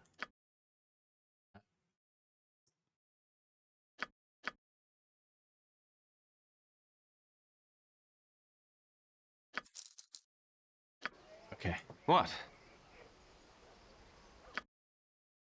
And with a bag of holding, it's not gonna do it. All right, let's check out this book real quick. So in 1255 DR, DR, by the way, being Dale Reckoning, which is the founding of the Dale lands, probably of Shadowdale by Elminster, I guess. And for some reason, the settling of and founding of the Dale lands was so important that the entire calendar is marked like that. It's marked from that event. Okay. Daros Dragonspear completed construction of the fortress that would soon bear his name, Dragonspear Castle. Daros first broke ground on the high moor to be near the lair of his dragon ally, Halatath Lair. Residents of the High Moor recall seeing Daros taking regular flights on the Great Copper Dragon's back. Oh, that must be pretty cool. Annotation. I located architectural sketches of the castle. Appears Dragonspear built his castle directly above Halathathlair's lair. May explain report of a ghostly draconic presence nearby. Must warn crusaders not to interfere with it. Ah. So there is a ghostly dragon presence nearby. Interesting. Many coveted Dragonspear's castle and the wealth of his dragon ally. And in 1290 DR, so what, 45 years later? 35 years later, the wizard Ithterus executed a complicated plan. By wielding his considerable magic and manipulating other dragons into attacking the castle, Ithterus brought about the deaths of both Dragonspear and Halathathlair. He had little time to enjoy his victory, though, as one of his dragon allies slew him in a rage after discovering that Ithterus had made off with Halathathlair's horde. Sucks to be that guy. Annotation. If the dragon spirit still lingers, perhaps Daros' spirit also remains trapped within the castle's ruins. Divinations reveal a portal to the Fugue Plane stands somewhere nearby. This would be a perfect place to intercept souls. Then we can use them to fuel the ritual and bolster our ranks. Huh. Dragonspear Castle lay in ruins, but Ithterus' attack had left a dreadful legacy. Beneath the castle, a portal to Avernus, first layer of hell, had opened up. So it's always Avernus, right? The D&D 5th edition adventure is also Avernus, Baldur's Gate Descent to Avernus. Because that's the first layer of hell. So if you enter that, the first one you tend to end up in is Avernus. Right? For a time, hobgoblins and bandits used the castle as a base from which to conduct raids across the High Moor. Unbeknownst to anyone, devils had found the portal's other end in Avernus and were quietly infiltrating the castle. In 1354 DR, the devil launched a massive attack, seizing the castle. Forces from Waterdeep and Baldur's Gate eventually marched on the castle of the first Dragonspear. Annotation. They could not destroy the portal, though. My research indicates it remains present, though dormant. Blood tainted by God's influence is required to activate its power. That's why he needs Kalar. He needs her blood to activate the portal. H requires us to secure the portal room The moment we take control of the castle. Who the heck is H? Devils returned to Faerun in 1363 DR. When they retook the castle and raised an army, they marched all the way to Daggerford, destroying buildings and slaughtering innocents along their way. A group of adventurers brought together by chance and necessity destroyed the army and saw the portal sealed forever. Annotation: forever? Shall see about that. Okay, so this is definitely someone who wants to reawaken or reopen rather the portal to Avernus.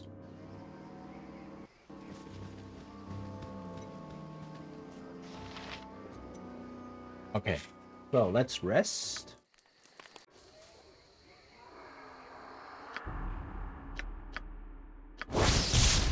+1 dexterity, +1 weapon speed factor.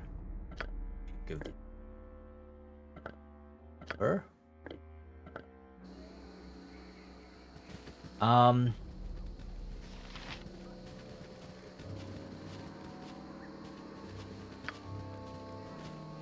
then there was that other armor that I had. There's so much stuff in here, oh my goodness. Goblin hide armor, constitution +1, open locks, -10, -7, move silent, -7. Usable by McKean. If the wielder becomes poisoned, the armor automatically causes still poison. Ooh.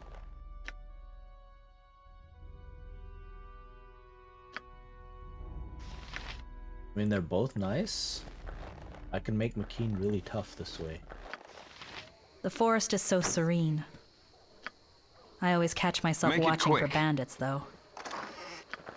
Yes? Okay. Do you have any greater healing potions?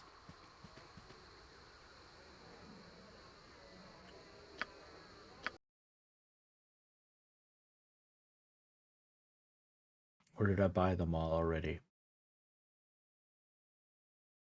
I think I bought them all already. Yep. Okay.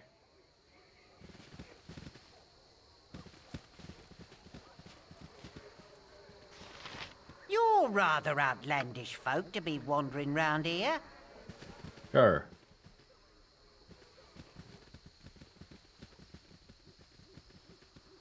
Okay. I've done this cave. This was the troll cave, right? Yeah, I've done this whole thing.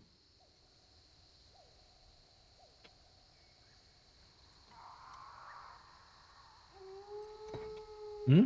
Why are you encumbered? Oh.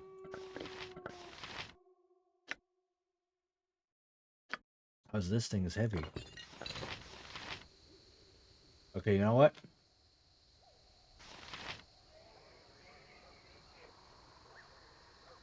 Back.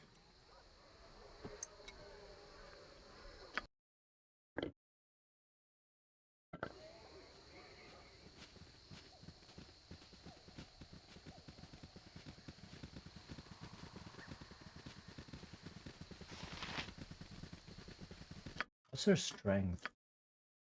And not very high.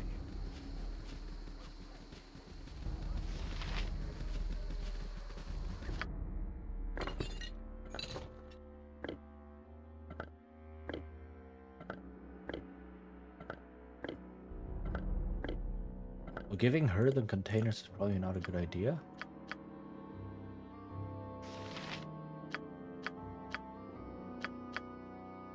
Let's give them to Corwin. Corwin can hold a bit more.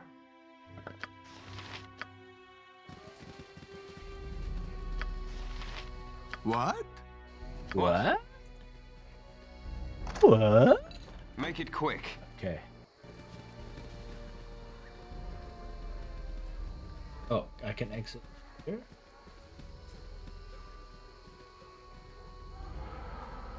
Yes, I don't need to walk all the way around.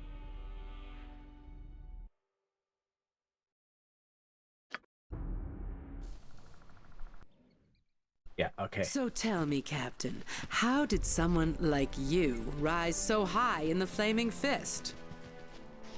It depends what you mean by someone like me. There aren't many mothers who'd rather fight zealots thousands of miles from home when they could be making their children dinner and putting them to bed. Circumstances don't allow many people, mothers or otherwise, to do what they'd prefer. Nonsense. I do what I will, where I will, when I will, with whom I will. Keep flapping your lips and I'll show you a pathetic creature, you little tart. Dang. Captain Corwin, please. I meant no disrespect. I know what you meant. Next time, keep that thrice-damned pit of hell you call a mouth shut, or I'll shut it for you.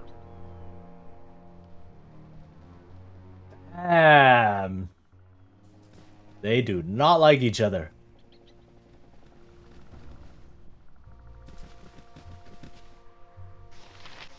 I'll recover. Go ahead.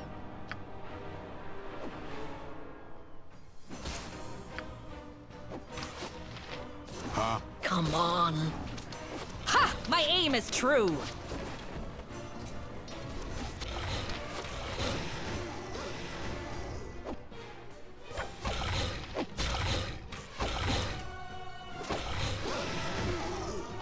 Okay.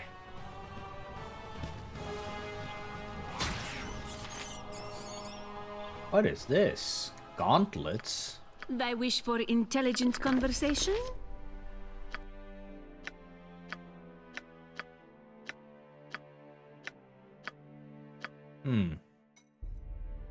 Okay.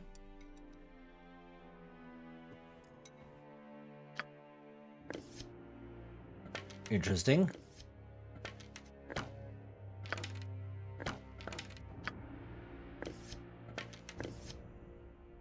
Container is full.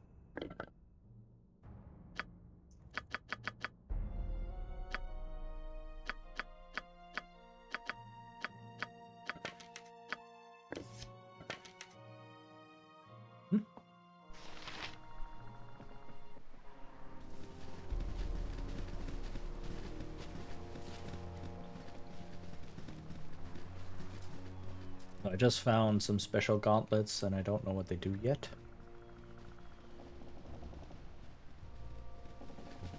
Maybe they're super powerful. I don't know.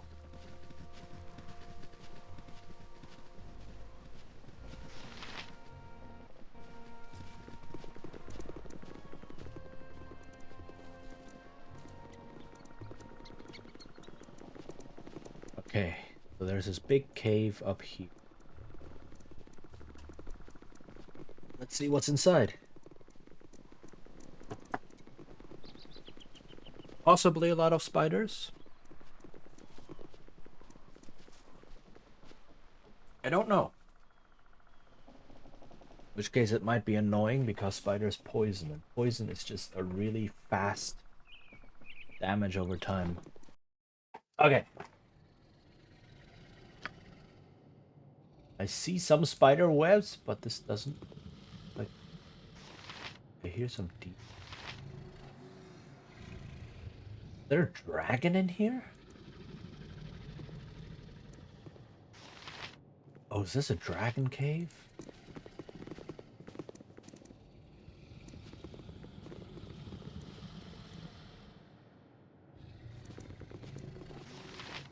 Oh, is it? Yeah, you can hear the deep breathing, right?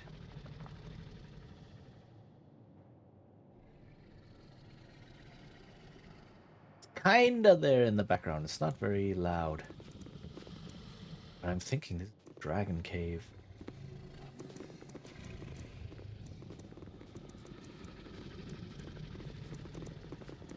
Dang, okay, that's really good. Oh, yeah. There's a dragon, alright, a green dragon.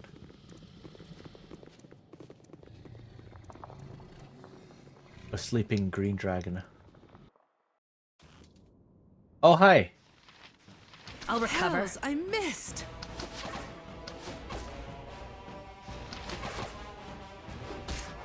I'll recover.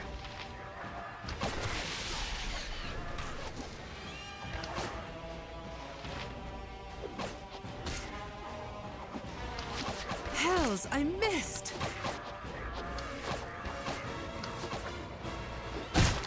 Okay, wow. Dang, that's a lot of crits. I'll recover. Okay, nice.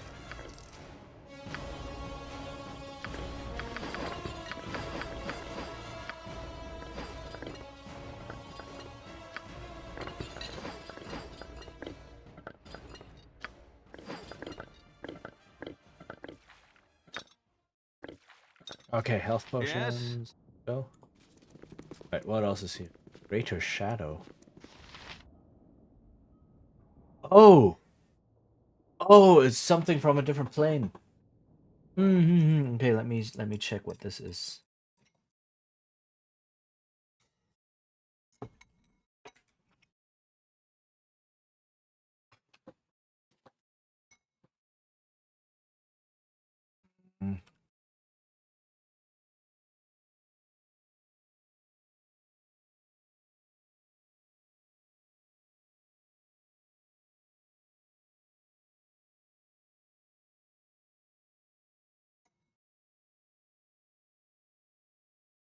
Okay. So that Greater Shadow is just like, will you help me fight the bugbears?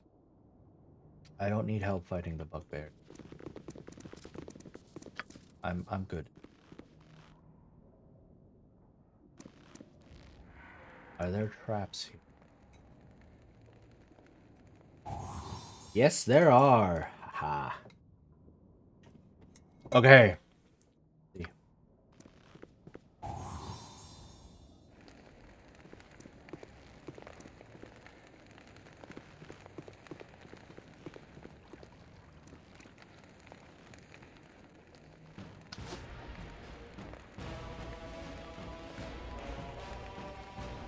You miss? What? A wizard's might! You kill clan, we kill you! Oh, hey.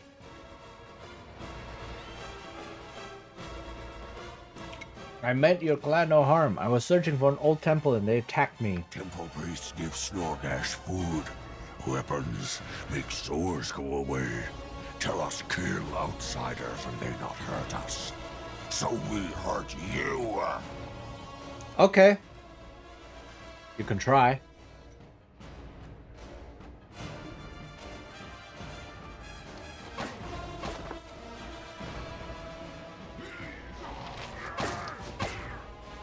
That stings, doesn't it, Evil?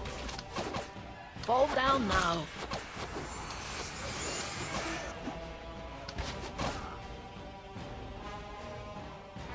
Negotiations failed. Yep. But just like in a lot of Baldur's Gate 1 things, negotiations typically are never an option because it's always like, because you are a child of Baal, so it's just, yeah, people will fight you and attack you. It's like, hello, how are you doing? I don't like your face, I will now murder you. And that's how most conversations go in Baldur's Gate 1.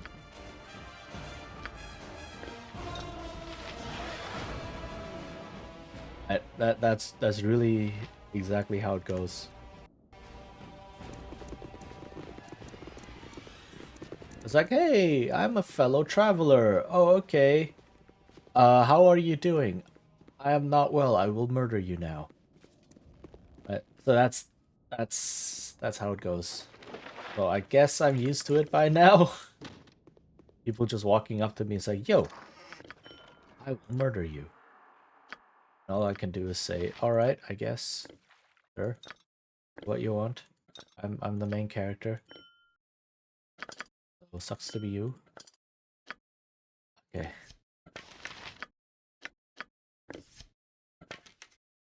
Murder hobo, but from the DM side. Yes, exactly. It really is like that. The DM being the murder hobo.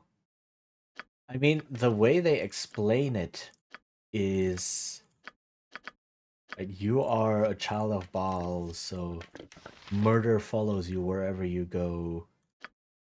Yada yada yada yada. But at some point it becomes very ridiculous. Where it's literally just, hello there. I will murder you now. And that's how the conversation goes, basically. Multiple times with multiple different people, just completely randomly. So, more people.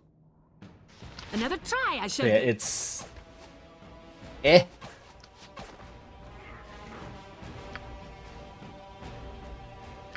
But then I guess that's what old D&D was, to a certain degree, older D&D. Ha! My aim is true. Oh, there's a spellcaster.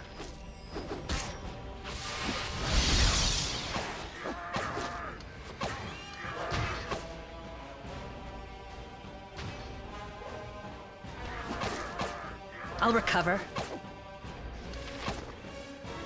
Okay. Changing Mirage could mess things up a bit. Uh-oh. Ha! My aim is true. That doesn't sound good.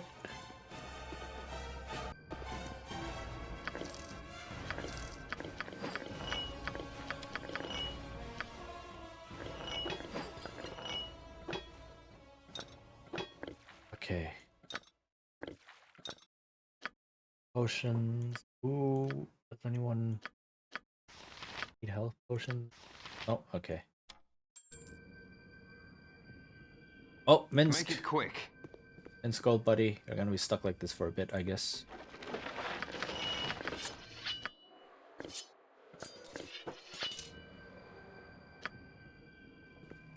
Also in this game, you have various... Wow, that's a lot of traps. You have various throwing weapons, right? You have darts, you have throwing knives, you have throwing axes. The problem with throwing axes is every throwing axe weighs 1 pound. Darts and throwing knives are weightless, so you can carry as many as you want. As well as ammo, right? Sling bullets and arrows and such are all weightless, so you can carry as many as you want. Throwing axes are 1 pound each, so just carrying a stack, right? 80, I think. 80 throwing axes is 80 pounds. That's over the carry weight of a lot of people. So throwing axes, not worth it in this game. They're not necessarily more or less powerful than other throwing weapons. Like they're 1d6 plus 1. And such, it's not worth it loading up your Watch your entire step. inventory with Nothing good comes out of a heavy place like stuff. this. Yes. And then just not being able to carry anything else.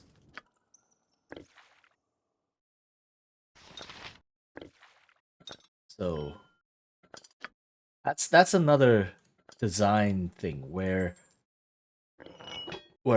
like something that was designed on the side incidentally changes the balance. So it's not like, oh, we make some weapons more or less powerful or the same power, but like then you put some other part of design in there, and all of a sudden it completely shifts how things behave.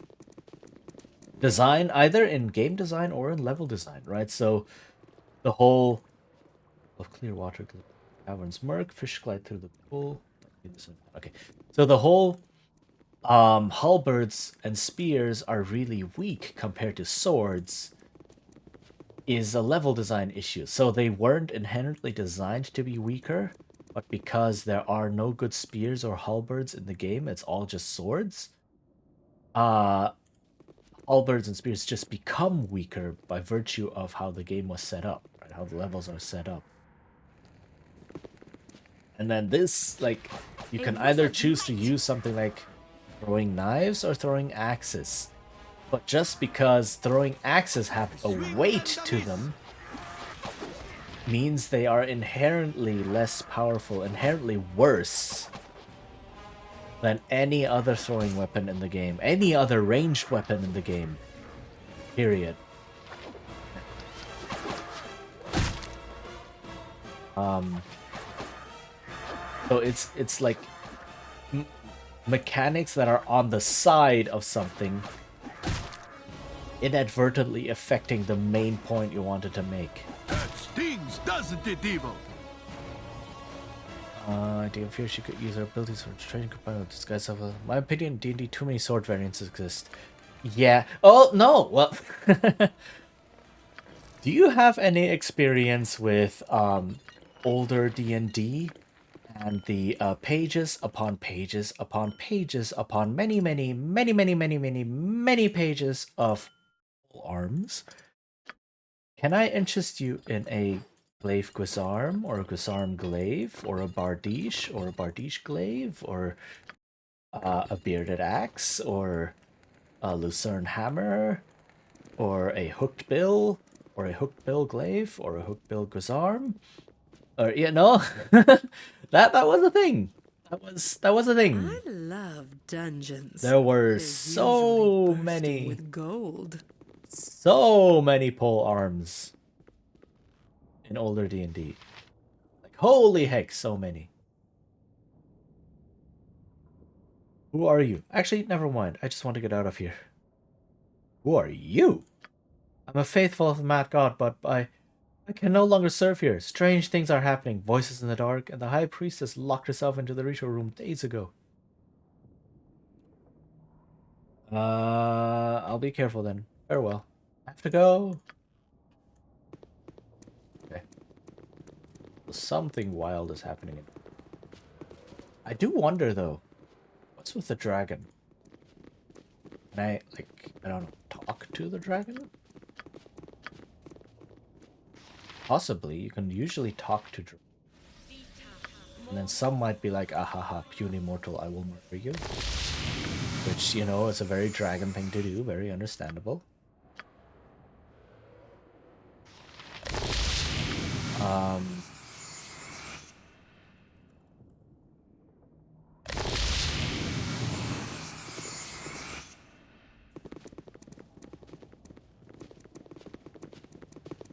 Yeah, let me look at dragon. I'm curious. The character I found a scythe or a one-handed sickle fitting the Plague Doctor theme combined with the old fallen ASMR wings. Oof. Don't forget the crow's mask. The raven mask. Beak. Raven beak. Crow beak. Not sure. Oh, never mind. I just...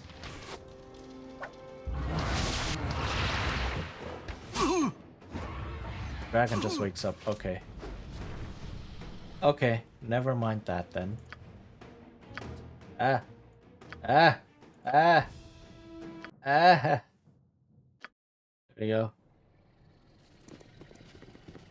The dragon just attacks. Just right away.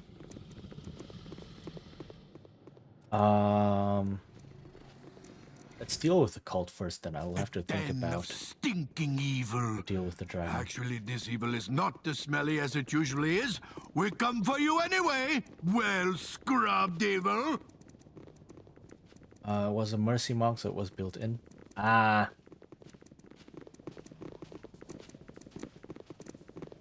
Okay, ads will be starting soon, so before I go into this hidden temple thing, I will go to be right back. Endure. And I need to go In to the enduring, bathroom. grow Yeah, there we strong. go. Etc. So yeah, I will be right back in a couple minutes.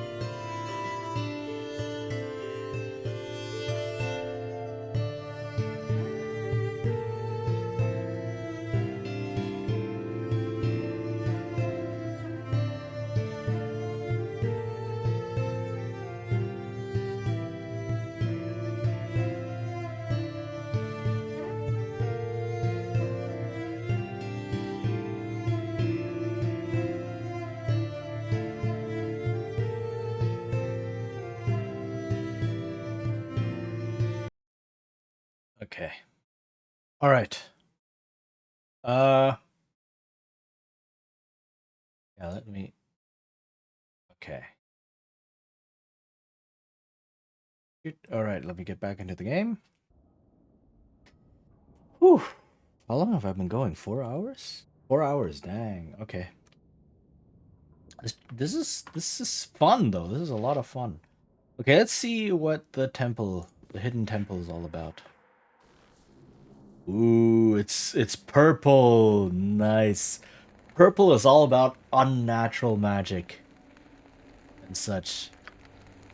That's usually the color coding. Or when you want something unnatural. Madel. Okay. Crusader recruit Kaharan.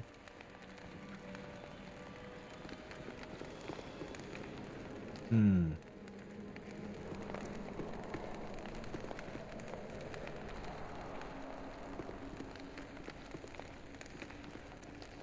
Help! Let us out of here! Help! Who are you? Private Keherim of the Crusade here. We're on a real important mission, and these kooky cultists caught us. Help! And some dark wavy stuff, and it is even creepy. Yeah. I mean, this is supposed to be a torch, I guess. So weird. It's like, why do we have purple torches?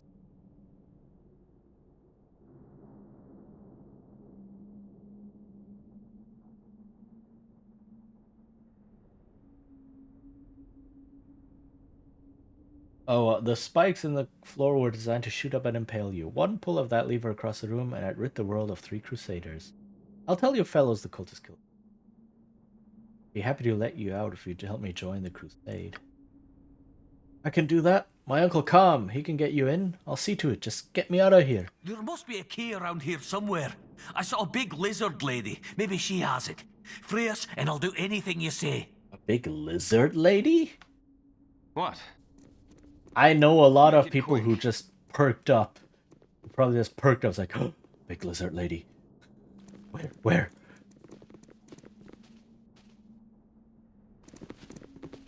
Who's there? My eyes are gone, but I can hear you, smell you. My Dark Lord sends me company. Speak to me, you who smells of sunlight and blood. Tell me who it is that visits my dusty prison. This is the same voice actress that voices Imoen? Feel like there's some hint of something familiar. Which Dark Lord of yours? There are so many these. The Lord of Murder. He who was Lord here before treachery and deceit ended him. Still, though I lost both my sight and my freedom that fateful day, I remain faithful. Faithful. Though my name has withered to dust in this endless night, still I may be called faithful. Lone travelers walked too close, fell into our nets, and we cut out their hearts. Blood ran down my arms, and I felt the Lord of Murder's blessing. Or my shadow sources had the idea of they can control flames to mess with the lighting. Ooh. Or put on a show, maybe.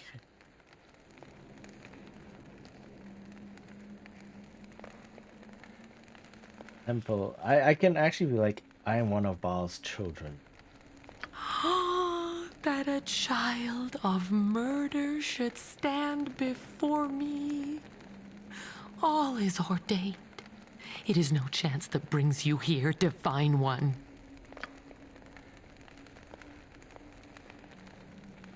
The base god of treachery now rules here. His mocking laugh sears my brain. I will not say his name. He can never make me say his name. A new age of Baal will be upon us, and soon. The Harpers stole and slew our children, but still I remain faithful. The Lord of Murder will rise again. I don't know exactly what happened here. What tale shall I spin for you? That of our stolen children, or of our collapse? But hear about the children. A priestess and a harper's spy, meeting in darkness, hiding their passion. Oh, but we saw, we knew. Passion led him to careless speech, and she brought his words back to the temple. He thought his love could be stronger than the will of murder. Dang. If you're a spy, that's just dumb. When the harpers raided the temple, he came upon his lover with a dagger raised over her living child. Her gift to raise our slain master. How he pleaded with her not to send her own flesh to the Lord of Murder. Arrow from one of his allies pierced her throat even as she laughed at his folly. They took our children. The blood we would have used to return Baal to power. I didn't give up. My faith holds strong. Before we could try again, though, the others came. Tell me about the temple's gods. We plotted and planned, wailing in darkness for our lost god. And they came, the followers of... I will not say his name. They came for us, gloating and preening, their shiny knives raised. I got the best of her, though. I said I would slay them all in Baal's name while my followers fled. Even the Lord of Murder keeps his promises. I broke the teeth with my dagger blade and gouged their throats while their bloody gums gnawed at my hand. Yeah. And she's not well in the head, I think. To make the light in a room change color is also a nice way that this 5'3" tall girl makes it a bit scarier. 1.6 meters. Oh yeah, that's not tall. But she caught me in the end, yes. My faithful were safe, but I was trapped. Dusty bones in a rusty cage. Powerful wards to keep me alive long after I should have died. She took my eyes and tells me tales of her lord's power. He says Baal is gone and No, I will not say his name. I will never say his name. Locked out for almost a decade then? The years do not matter. They did not break me. They did not end my devotion. Okay, she's not well. We've come here seeking a ward stone stolen by a priest of Cyric. Do you know where I might find such a thing? You can... my head. Tired. So tired. Zeotar knows. She has what you need. I must rest now. Almost over. Almost done. What's almost done? The voice, it tells me this is almost at an end. Soon I shall rest. That was cryptic. Farewell.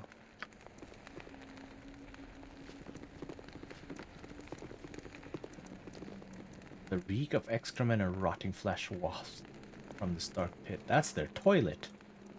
I just found their toilet.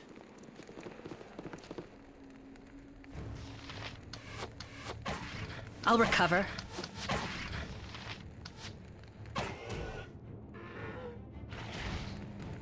Could be funny to use dancing lights. Yeah. It's like a lot of GMs sadly will not allow you to use Ha! My aim is true. spells or other things in a creative manner. Right? Use them in a way that is not exactly prescribed as in the book. Which is much sad, many sad. This temple is quite big, dang.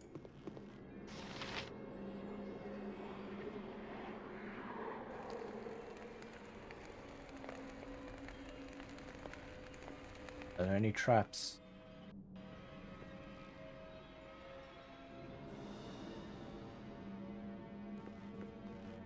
Oh.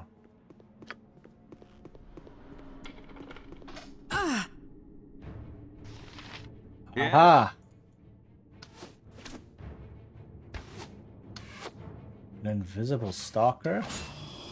Hells, I missed! A wizard's might!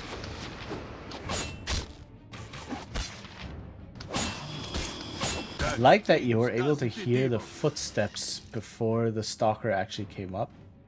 Wow, 3000 XP, not bad.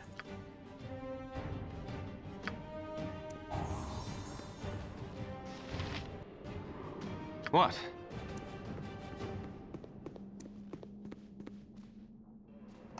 More to show the proficiency in intimidating. Okay. Makes sense. Okay, so this damage is 1d3, 1d4. So I guess 1d6 plus 1 is quite a bit of damage. But is the extra damage worth all of the weight? See, this is weight 0. Is it really worth all of the weight? Oh, now there's a trap. Ha! My aim is true!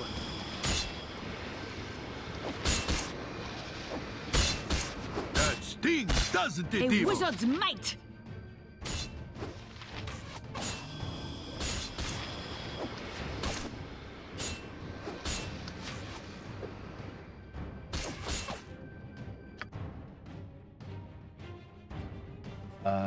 Okay.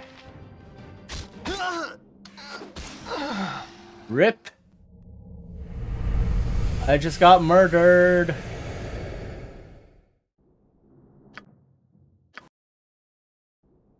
That's why I wanted to search for traps. Dang it.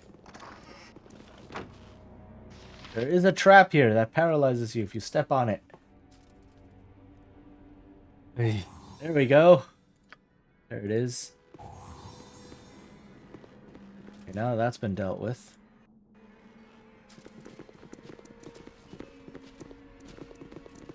Ow!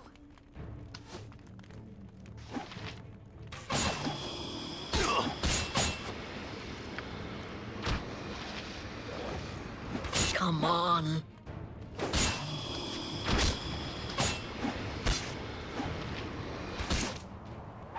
I swing and a miss. Okay. Hells, I missed! I'll recover. I'll recover. Okay, there we go. Oh, it's 9,000 XP for those 3 invisible stalkers. Oh, that's good.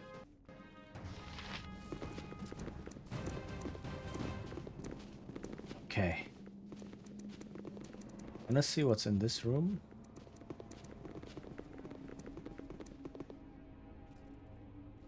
People. Deal with them. I'm just here murdering all of your words and such.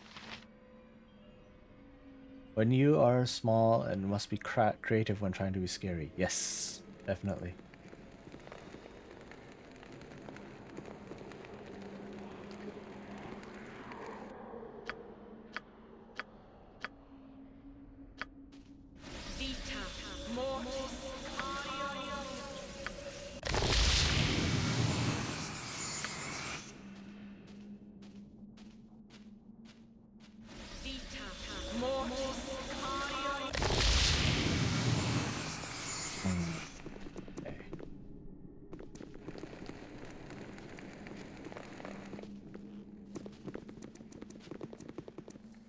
Who are you?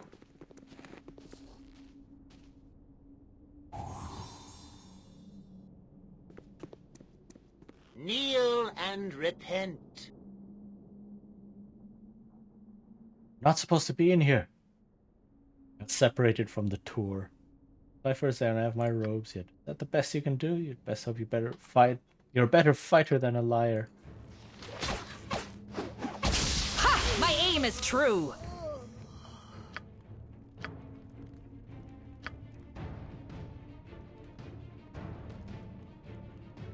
Yes?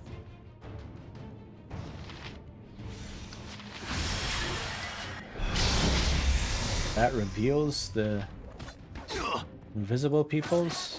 That stings, doesn't it, Evil? Okay. Nice. It's good to see in the dark. It really is.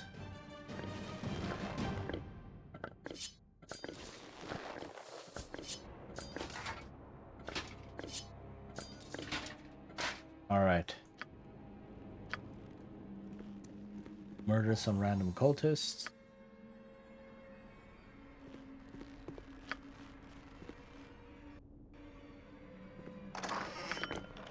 Okay, some special bullets. I like it.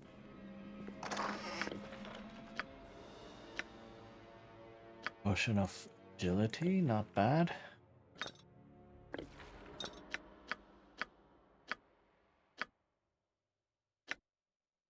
Bullet of electricity. Huh.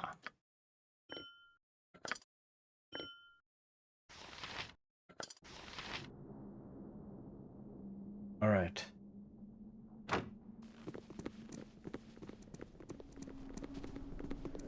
Explore down this path. And I guess this is the main chamber. Locked. Do I need to find a key somewhere? Something strange is going on with the High Priest. I hear unsettling sounds at night. She's just having fun.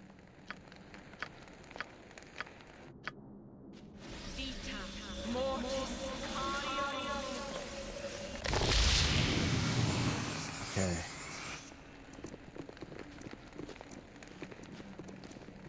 You just walk in here and they won't do anything until I talk to them. Bit weird, but okay. What can it be now?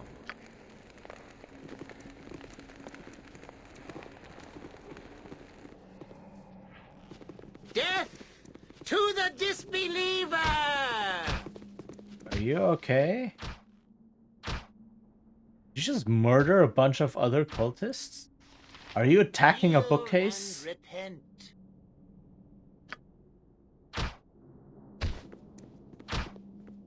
You okay, my man?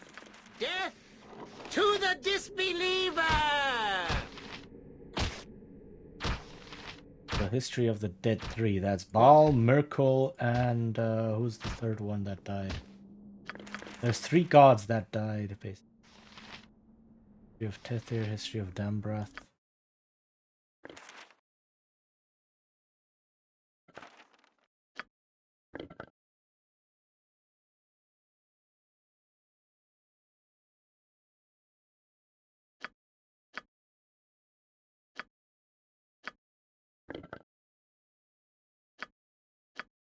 So the Dead 3 refers to 3 gods that died during the time of troubles.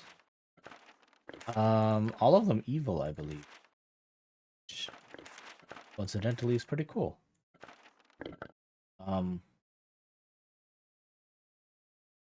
gods are... Yeah, Baal is one. That's the one this whole story revolves around. Then there's Merkel. And there's... I forgot. Someone. They all have something to do with death. Such. Death to the disbeliever! You want me?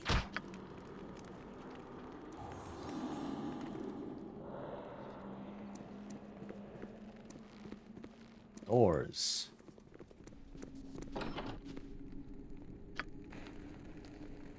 See. Are there any traps?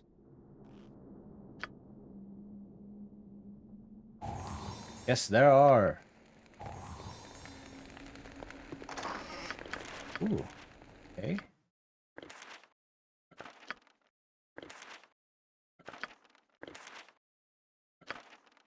More identify scrolls. I like it.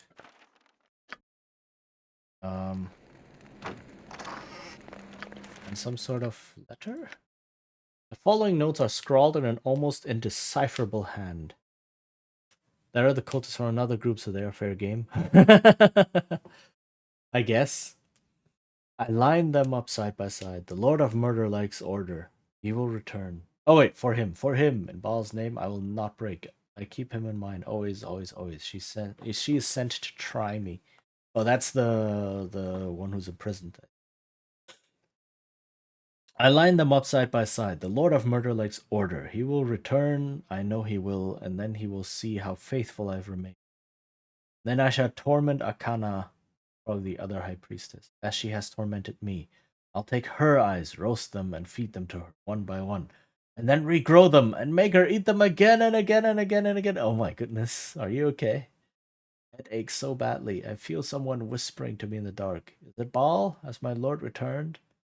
The voice tells me my penance is almost at an end. Akana's rule here is done. It must be the Lord of Murder, but I hear the voice so faintly in my head.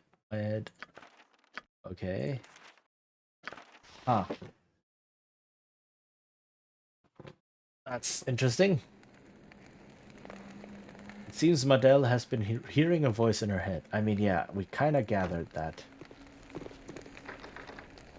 Sweetheart? Oh, hello.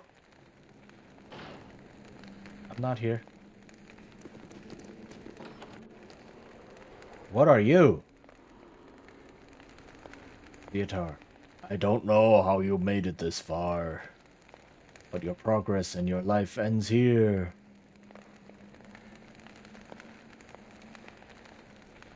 Can't we talk about this? I'm looking for a ward stone. Maybe you've seen it? Our high priestess carries the stone you seek, but you'll never make it to here. Because she's locked herself up, or so I've heard. What exactly is happening here?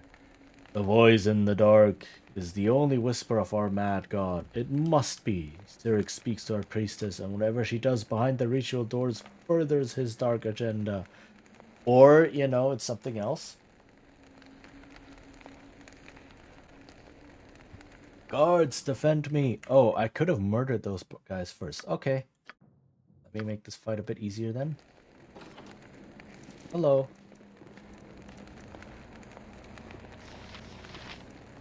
There are many ways of dealing with such as you. What can it be now? And just attack them? I'll have you dead! I'll recover.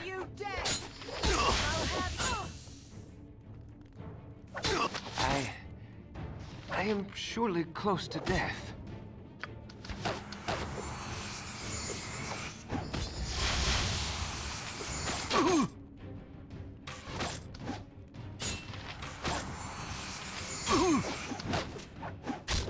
Hells, I missed! I am surely close to death.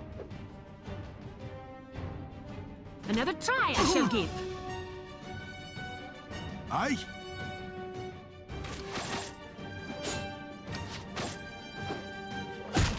Okay. What if I just murder them right now? What if I do that? And these guys were tough. I'm kind of glad I did this now. Perfectly honest.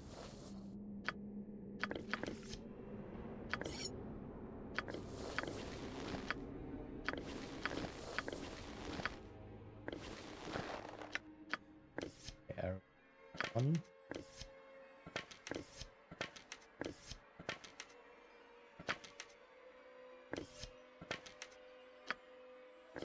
But I did take a lot of damage, like holy heck. That was quite a bit.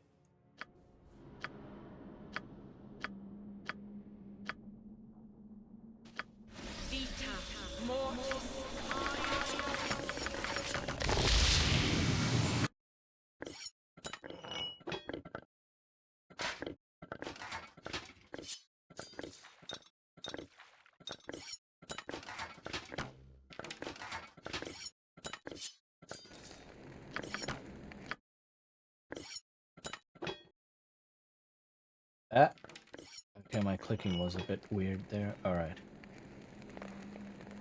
Let's see.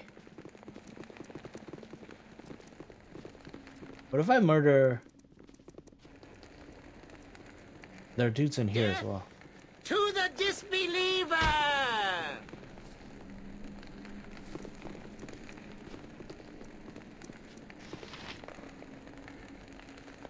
You are nothing before my god. I don't know. Let's leave these guys for now. Death to the disbeliever!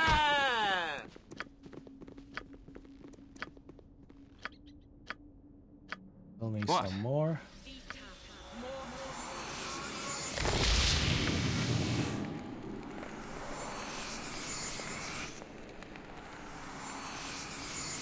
Okay. A little bit safer. My priestess carries a stone. Okay.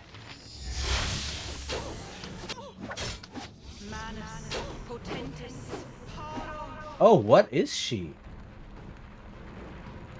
She's some sort of...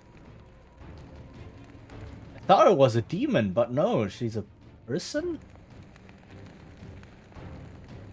This model looks a little bit like a model from Diablo.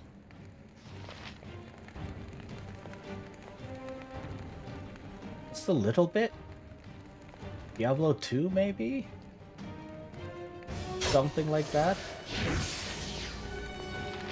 What did she cast?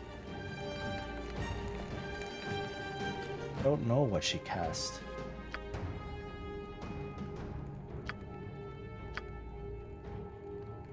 But let me...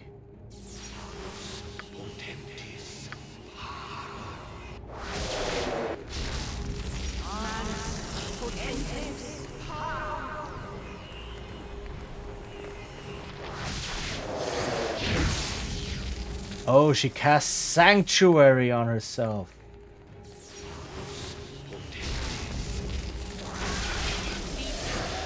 There we go.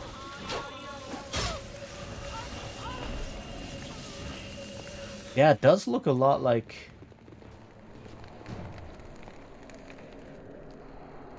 something from... Diablo or so. Huh. What is this? Nice plate mail, I guess. Two-handed sword +1.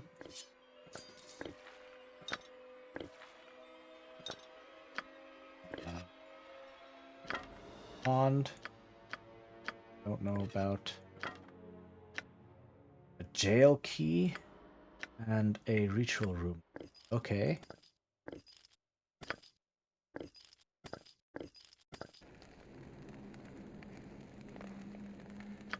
Yeah. Make it quick. Yeah, having murdered those guards beforehand does make it a lot more, a lot less stressful. That's the word.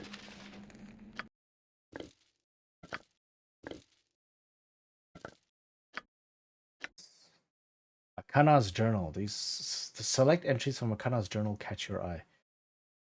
1360 DR. We have seized the temple of the Lord of Murder. We killed many of Baal's clergy. Others escaped, but I claimed a prize for myself. The high priestess Madel. I have caged her, and while I decide what glorious things to do with her, pray Cyric, fear the dark sun. 1363. I've decided once again not to sacrifice Madel. I take too much pleasure from her madness. Instead, I removed her eyes and roasted them in brazier as an offering. Brazier? Brazier? I don't know. As an offering to my lord Cyric. I ate them afterwards. The smoky blistered jelly, a delightful treat. Ugh. Pathetic wretch continues to cry out to her dead god. I've filled her head with tales of Cyric's rise, and she believes my lord rules over all the darkened land, as someday he will. 1365. This is like many years. What the heck? Like 3 years later, he's like, I did this, and then another 2 years later. I have a pleasant routine, my Medela and I. Once a 10-day I visit her, sometimes more, sometimes less. I've forgotten about her once or twice, and she's had eat her own offerings of rats and lizards she murders in Baal's name. Then I spin my tales of Cyric's dominance until she works herself into a frenzy. Last week, she actually collapsed in a fit, thrashing and choking. I watched her until it passed, letting her own body decide whether to kill her or not. The latest entry is dated 1 week ago. Another headache last night. I've been having strange dreams of darkness and war. Is this ascending from the Prince of Lies? So there's a third force here. Both of these are like cultists of these gods, but there's a third force here that is infiltrating their minds. I've been having strange dreams of darkness and war. I can't tell. My thoughts are muddied and confused. I fear something is wrong. Oh yeah, something is definitely wrong. You want me? You're in a holy place of something completely different. Ziatao's journal. This journal is mainly filled with mundane details of running a temple, save for the last entry dated yesterday. Akana has not emerged from the ritual room for days. I hear strange noises from within.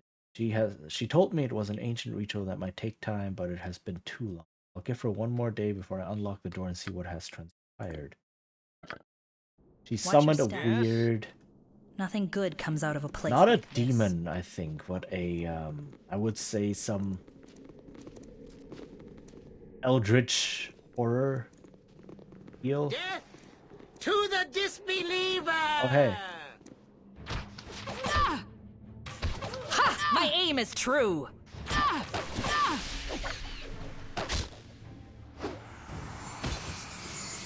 What? Hells, I missed! I'll have you dead! They must heal me, thy called.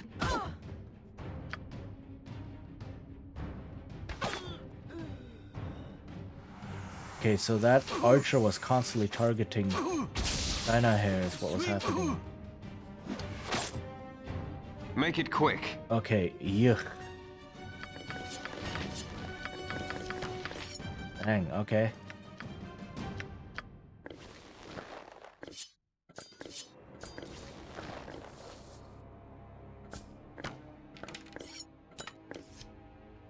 Now these arrows.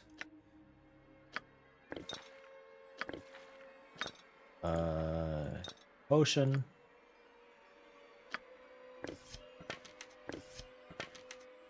It's good to see in the dark. Okay, so I'm guessing most of this is now. If I free Madel, can I make her like help and attack and such?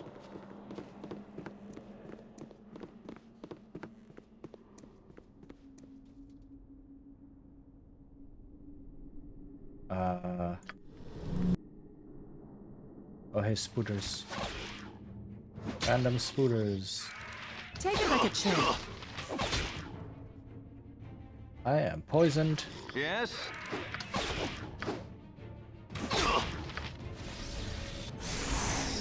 Okay.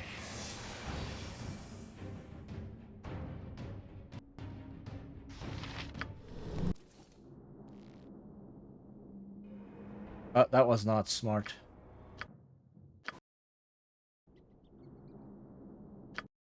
Was it? I don't know. Never mind. We rest. Again to get my spells back. Okay, This there is we go. so much better than my old life. Plate mail +1. Okay.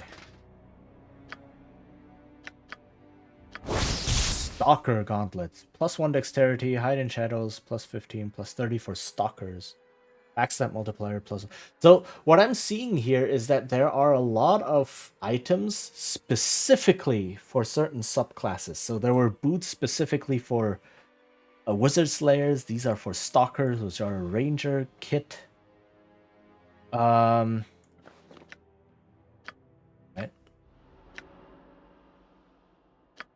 So that's all really good.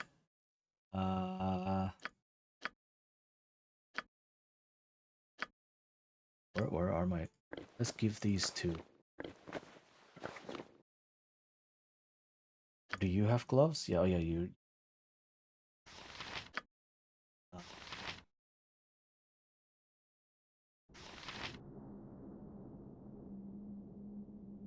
Okay.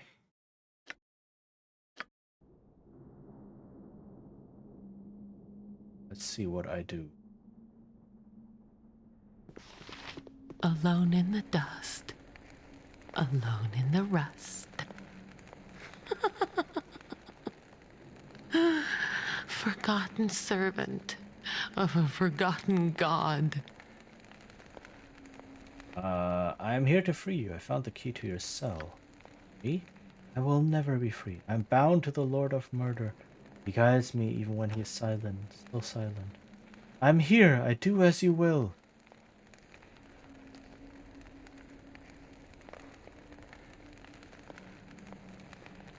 I am a child of Baal. I command you to leave this place and find a way to amend for your misdeeds in life.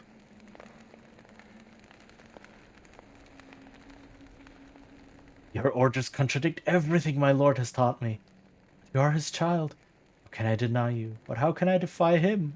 I will try, child of murder. Lol, okay.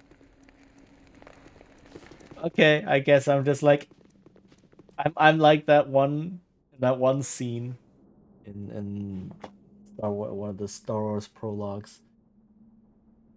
Like, you don't want to sell me any death sticks. I don't want to sell you death sticks. You want to go home and rethink your life. I want to go home and rethink my life. That's what just happened.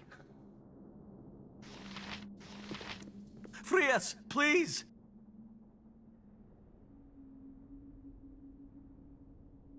Thank you. Come see my Uncle Carm at the Crusade camp. I'm sure he'll want to reward you for your good deeds. We're heading back there right now. Okay.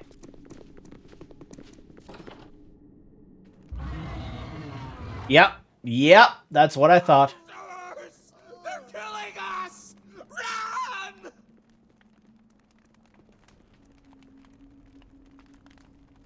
That is exactly what I thought.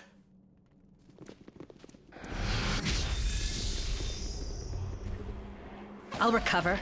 Neothelid? Ow!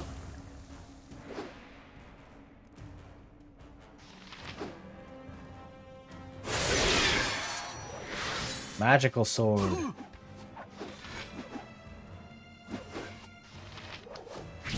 A wizard's might! Whoa!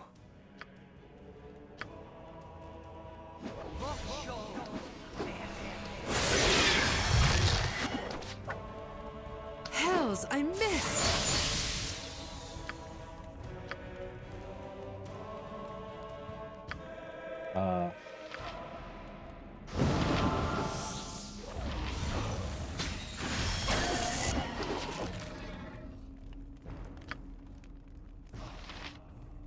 Yeah?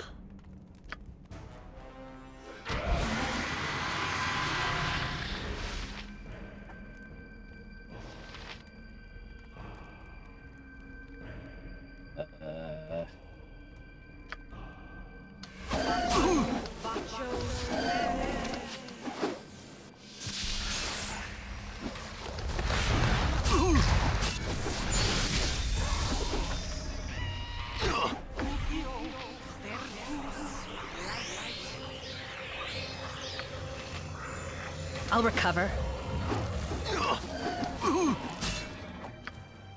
Sheesh.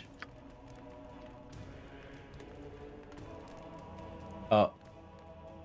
Okay.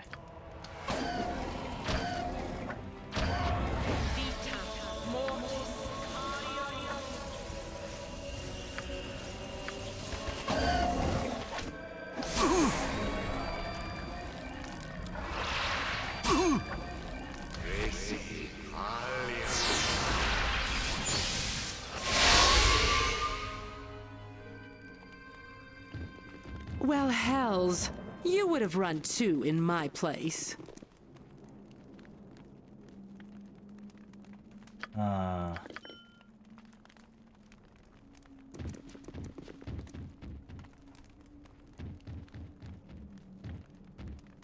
You want me? What is going on here now? Sweetheart?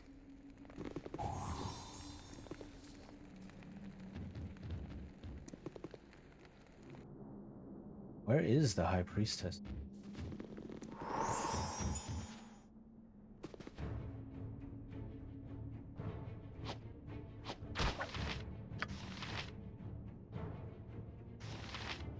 What?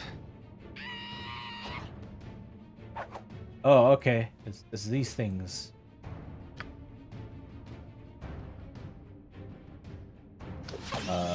Carrion crawlers. Mutated crawlers, not just carrion crawlers. Make it quick.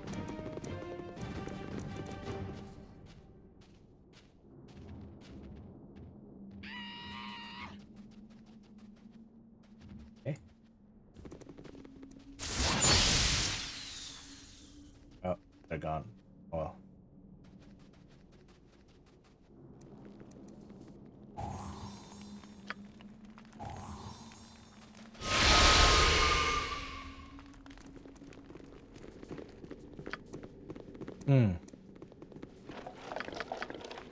Yeah, I wanted to use the time I had those summoned creatures as much as possible, which is why I just kind of rushed ahead a bit.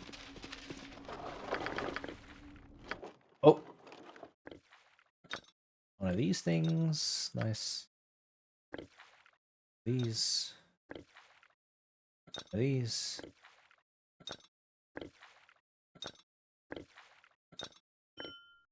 Things. This one.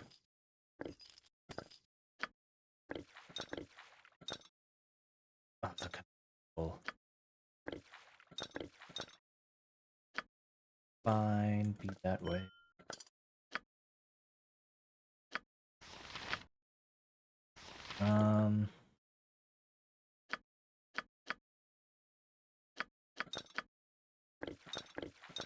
Okay. And then I know there's a door here. But it's a thing I have in games. Before opening a new door, I'd rather explore all the open passageways first. Just in case. I don't know. It's just something.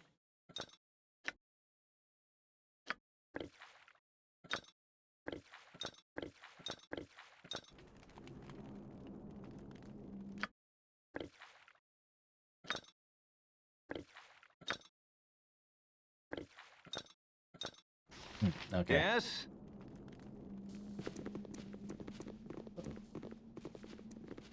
There's traps. So far, these hallways were full of traps.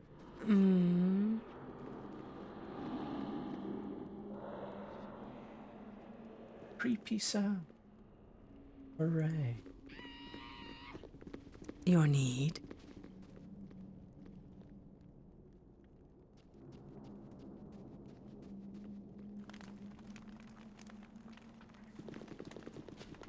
What?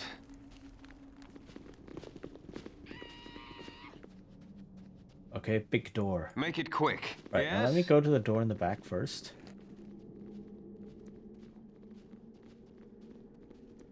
See what's in there. Then I have the big door.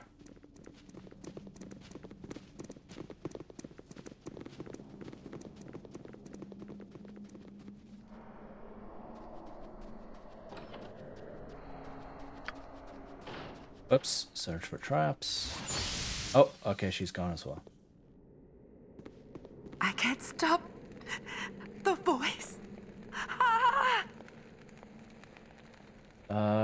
You're hearing a voice in your head? Infiltrated my thoughts. Used me to bring its monsters here. Murdered my people. I can sense it. Nearby. In the reliquary. I can't. Okay.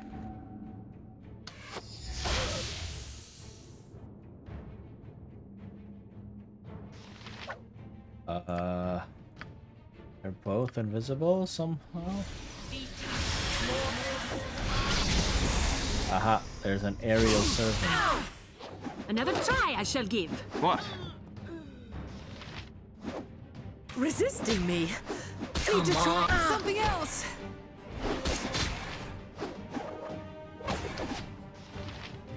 How much is that one worth? Wow, that was 13,000 experience. Make it quick. And that's the wardstone. Nice. Okay. Nice, nice, nice. Wing +1. Club +1. Budget leather armor +1. +2. Very nice.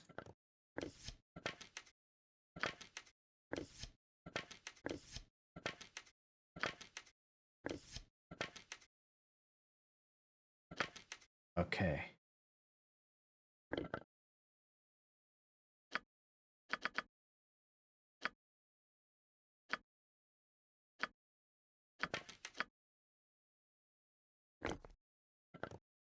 In here. Easy. All right. Yes? So yeah, there is a third presence somewhere in here. That, oh god. That is like, oh, just manipulating their minds. Some sort of eldritch presence, as we could probably tell from the monster. What are you? Detect illusion. I already have that spell. Oh.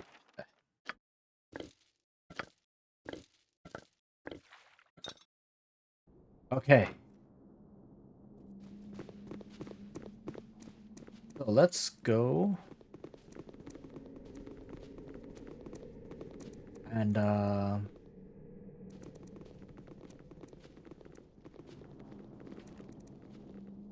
deal with whatever was summoning those things, I guess.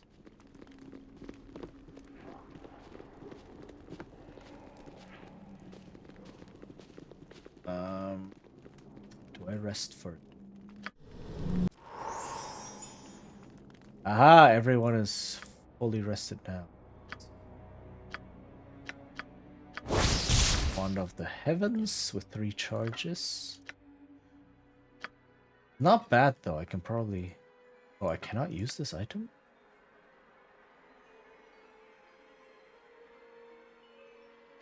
Who can use this? Shaman can use this. Okay.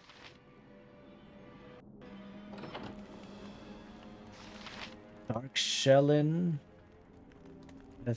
Nehi, and John Repmoons. That's not what I expected. These are people. That's not at all what I expected.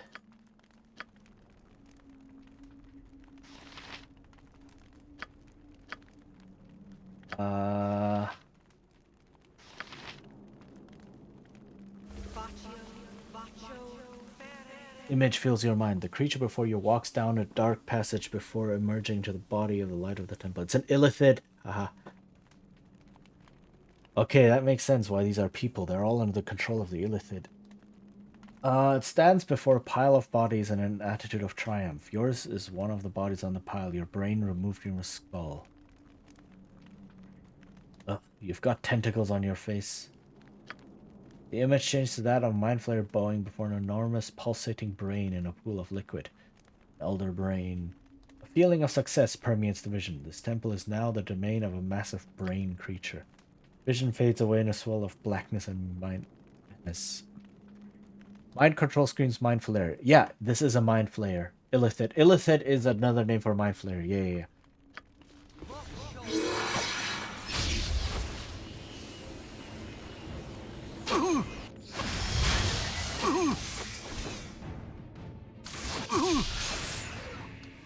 Ha! My aim is true.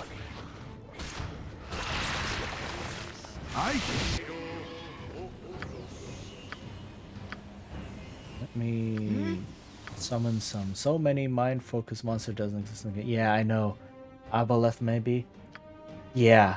A lot of aberrations. That's the word I was looking for. Aberrations. Are kind of focused on that.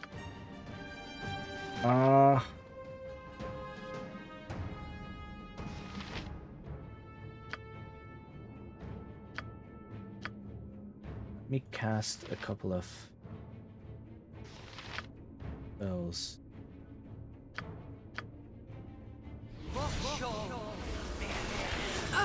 Oh, I killed the Mind Flayer.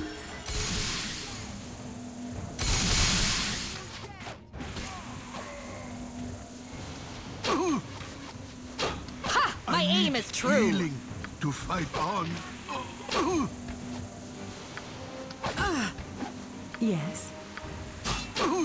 Make it quick. Stop and help me. Oh no, what the heck? These people are strong. Wow.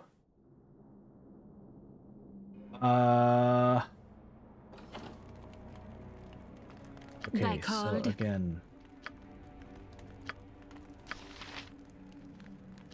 This, the insects. Let me cast haste on all of us. Take it like a champ. Hells, I missed. I'll recover. Okay, let me leave.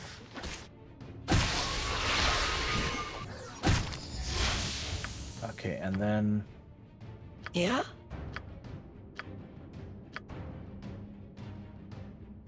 Cast this.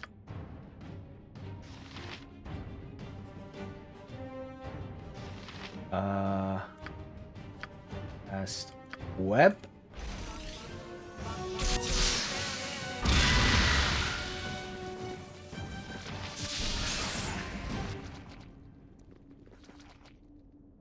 Then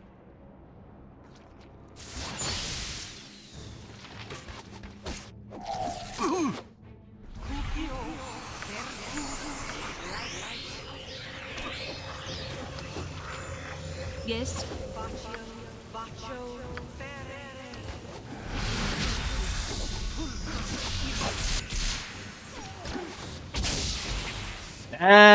dang, I love magic. Aye. What? Okay, that went a lot better this time around. Okay, that thing is still alive. So I'm not 100% done. Promise. By demand? But going a lot better.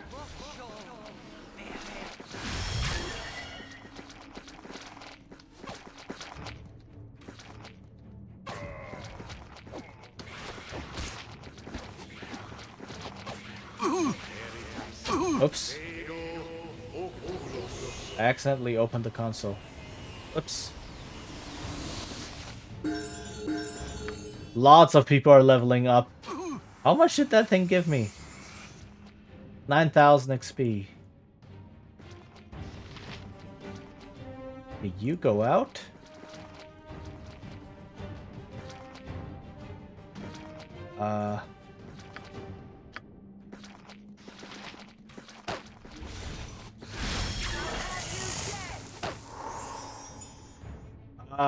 No, the web is now acting against me.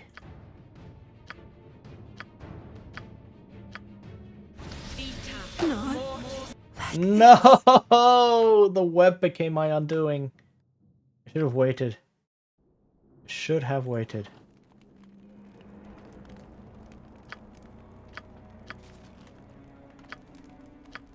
Ah.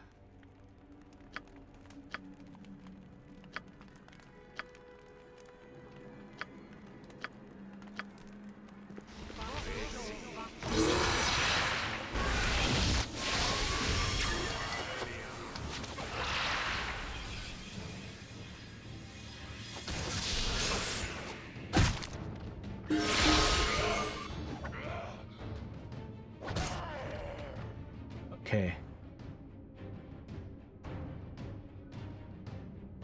So, insect plague, very good.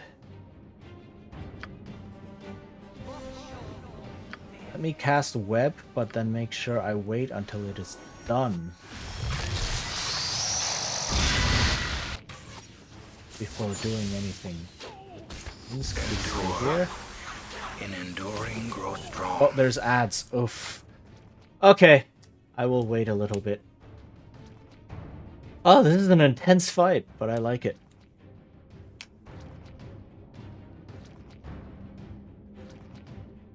See, so a spell like Web is super powerful because these guys are really strong.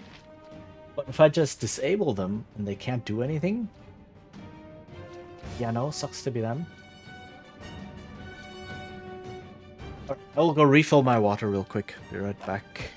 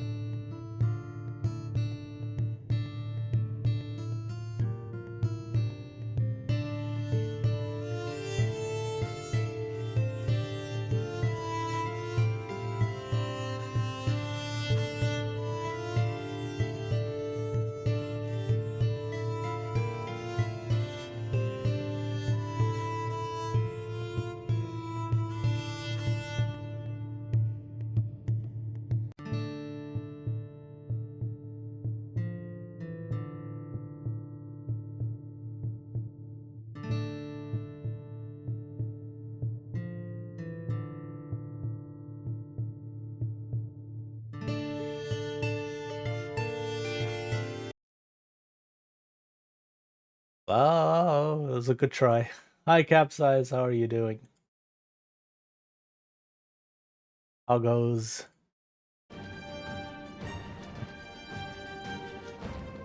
We're in the middle of our third try in this fight.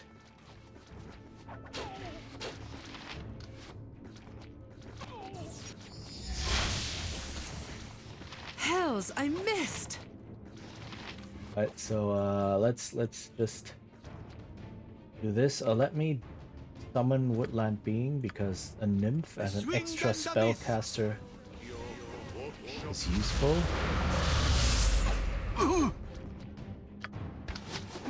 That stings, doesn't it, Evil? And let's do more insect plague. Take it like a champ. Aye.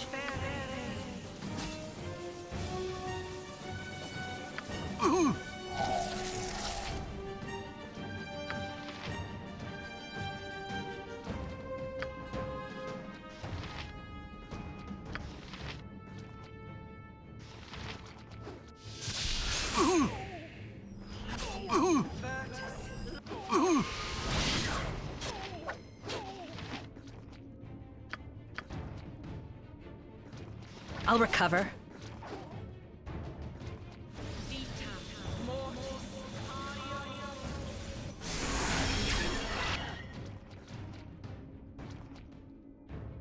Okay. Do you know of the infinite staircase? Depends. I know the SCP. The infinite staircase. Is it that? Yeah?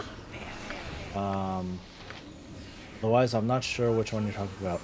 The glowy disco boss? No, a mind flayer boss, actually.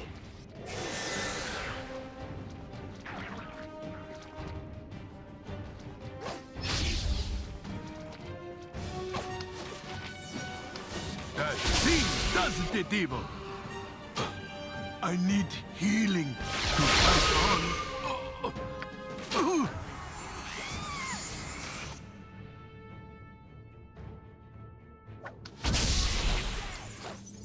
Yes, confusion. Yes.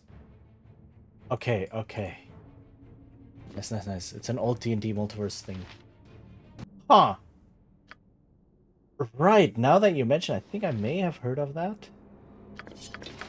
A lot of stuff. Hold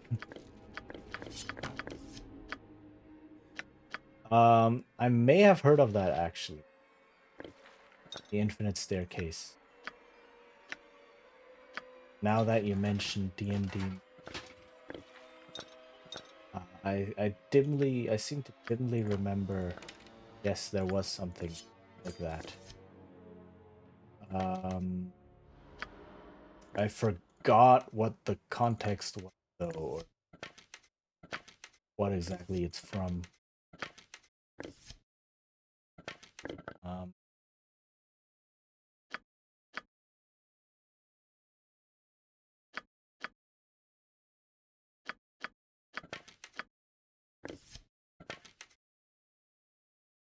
Connection to different dimensions through it, but so rarely used that it was mostly forgotten. Okay, it makes sense. Makes a lot of sense. Yeah. Leather armor +1, battle axe +1. Yeah. Bracers AC something. Traveler's quarterstaff +1. Yeah. Potion of power. Funny that it now brought a module out with short stories for it to use. That's kind of what they're doing a lot though. That's one of the good parts of the writing in 5th edition is that, or the adventures, that they do dig through a lot of the old things and just dig them back out. They're like, yo, D&D used to have some really cool ideas, right? Settings wise and adventure wise. Let's bring them all out again and modernize them, etc. So that's really good. That part I really like. Some of the other parts, not so much.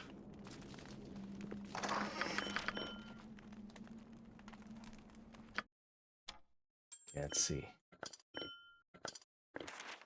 Chaotic command.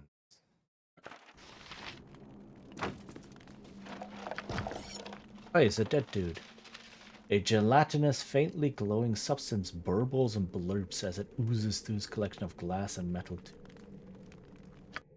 This is just a dagger +1, I believe.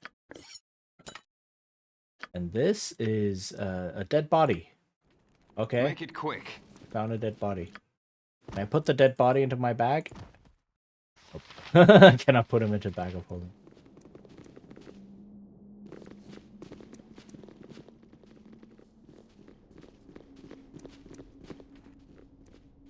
But a whole bunch of people have leveled up.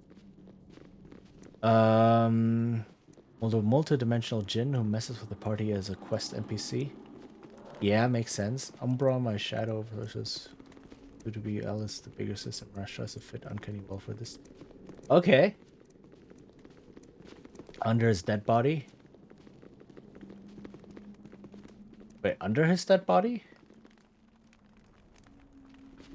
What do you mean? There was just a dead body on the table, on the altar. Okay, let's see. I can level up my fighter. Yes. Oh my goodness, 5 streams. Wow. Thank you, Capsize. Oh my goodness, that's amazing. Thank you so much. Dang, very, very consistent. Okay. Thanks. Yeah, Thaco reduced by 1, hit points gained 7. That's all. That's all you get for leveling up. As a caster, you gain a little bit more. So, Keen will level up as a shaman. Hit points reduced. Thaco reduced by 2 4th and 5th level spell. 3 5th level spells. Dang. Additional hit points gain 2, lower okay, so I get to pick spells. Cure critical wounds.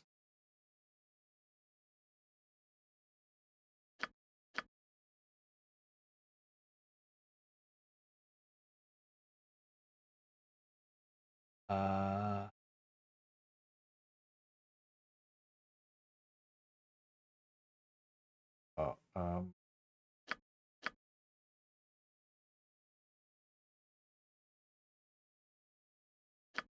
actually, mass cure seems.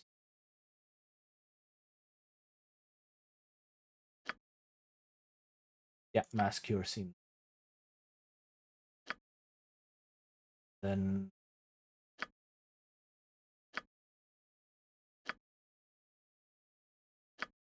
Yep. Okay. Yes?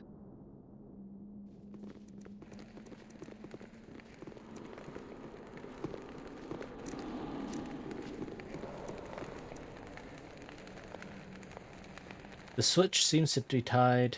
It's tied to the trap beneath the cage. Shoop. Yep. Okay. But there was no one left in the cages, so well.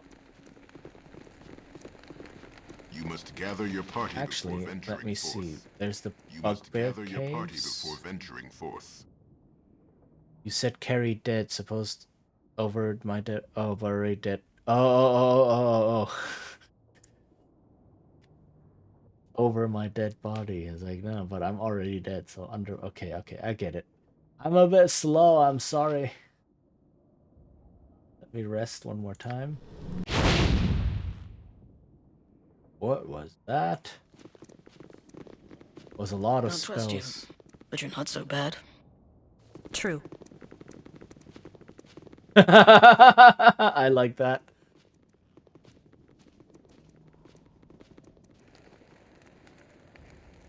All right. There's a dragon over here that I need to fight.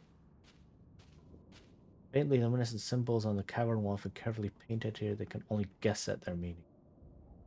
All right, so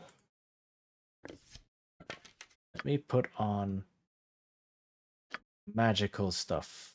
All magical stuff.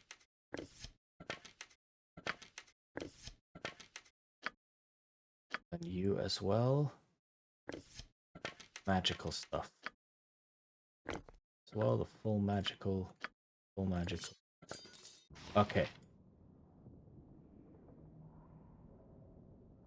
Would be so iconic when a lich uses the phrase "over my dead body" because that might take a while to happen. Okay, yes. Or happened already, depending on the few points on their mortality. I mean, is a lich dead or not? Right? Over my dead body, you just tip them over like a cow and like walk over them. So there is a dragon here. And the dragon will wake up and start fighting. So Make it quick. Yes?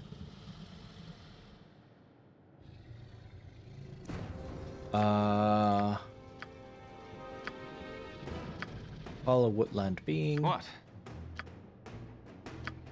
Haste.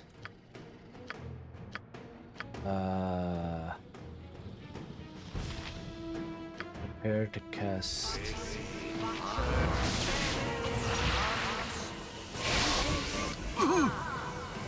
Cast this. Make it quick. I haste everyone. I hasted everyone. Okay. Cast this. Yes.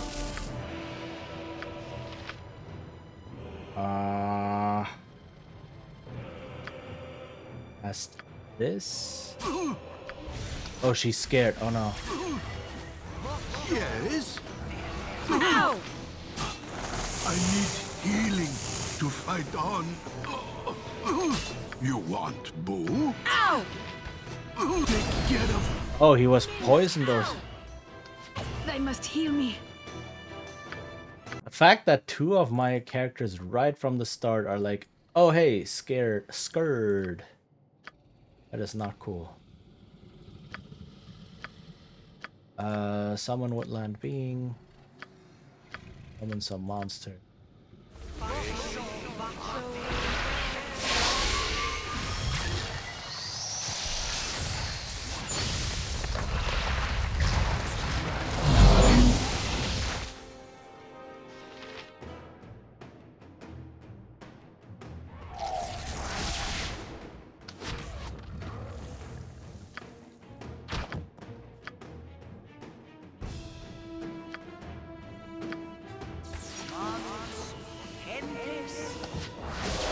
Ow! Ow!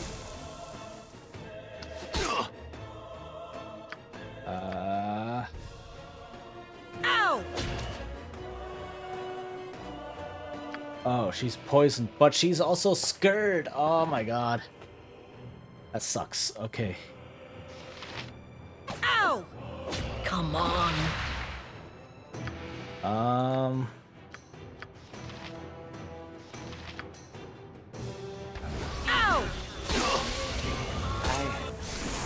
I am surely close to death. What?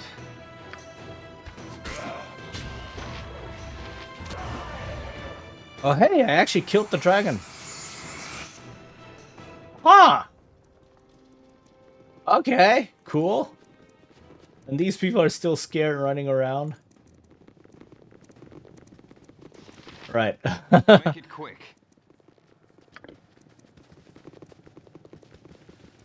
Cool. I murdered a dragon. So this Dungeons and Dragons game finally had Dungeons and Dragons in it. That's good. Lich can at least dance on their own. Yes, yes, definitely.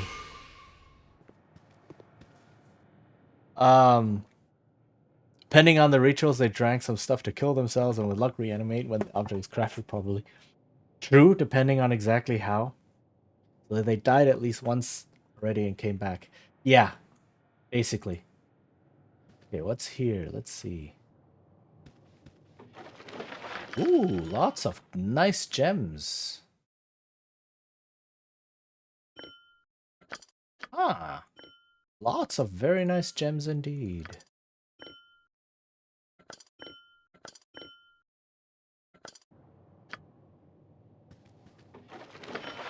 And then here is a body with broken stuff and a nice robe. Fable cloak, cold immunity plus 40% immunity to slow. Ah.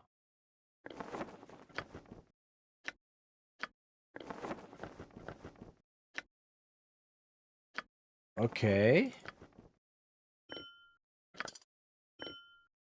I'll take it. Sure. Not bad. The phrase only over my dead body could be interpreted as this form of theirs isn't even the original one. It wouldn't work so well. Yeah. You must gather your party before venturing forth. Yep. I mean, it depends, right? Sometimes liches do just like their body just regenerates, so to speak, stays alive. Kind of like Wolverine, except less alive. Wolverine is a lich. New Marvel lore just dropped. Or like Deadpool. Deadpool fits more like a lich. A crazy lich. That's why he can't use actual magic. But very much a lich. Okay.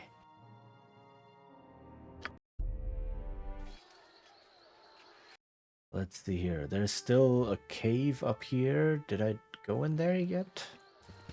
Not sure. They recreate their body like Mr. Manhattan. Yeah. Yeah, I guess. Some rituals might be like that.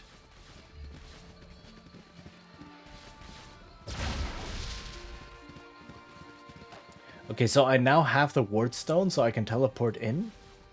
But also, I can go into the camp. So there's two paths in front of me right now. Groundhog, how's your day? Ha ha ha ha ha. I don't think I've been in here. Oh! Thy called. Hey! What the heck?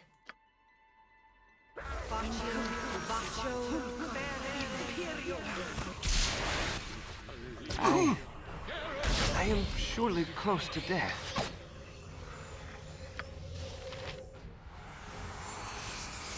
Okay, but 2 spells cleared out the whole room. Nice! When in doubt, fireball. A literal funny bone. Yep. Funny bone indeed. At least I like the image. And wouldn't explain why it takes them so long to do so. Yeah. I suppose. That's a fair point.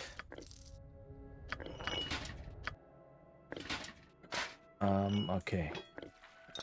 Anyone need any more potion? No. I'll give this to you. This in here, put all of this in here. Identify it. Archer's Eyes. Critical hit chance plus 5% range attack, dexterity plus 2 archers plus 1 other. This is for her. Look at her! 21 dexterity. 21. That is mad. That is so high.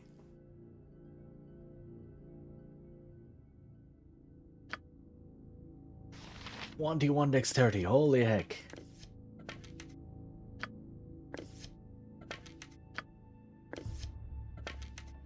Okay.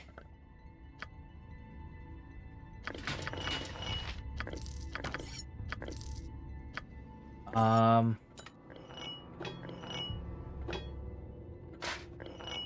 do want to clear out my inventory first before doing any of the stuff with the camp and such, because I don't know how involved that's going to be.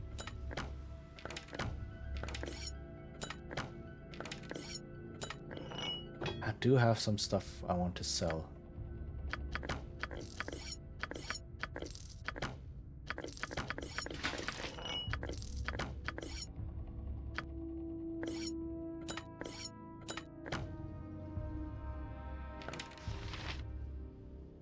And it fits the knowledge theme for their immortality. Maybe Dr. Manhattan was based off the idea of a lich. I don't know. One more gonna come strangle me in my sleep. How dare you suggest something like that?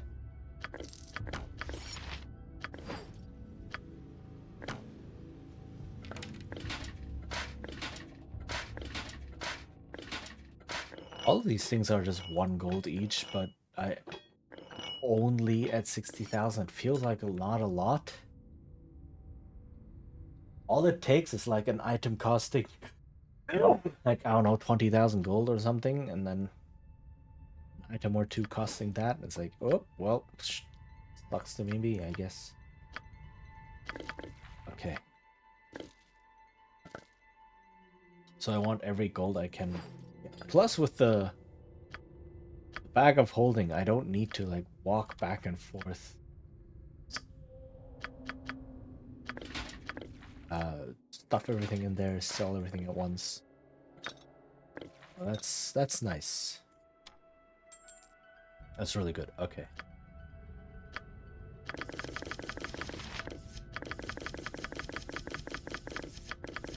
I can't carry that too. I dropped it. Huh. Okay.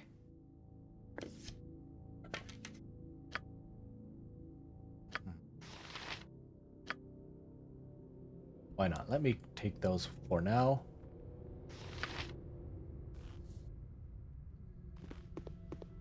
What's this? Oh, that's a helm? Okay.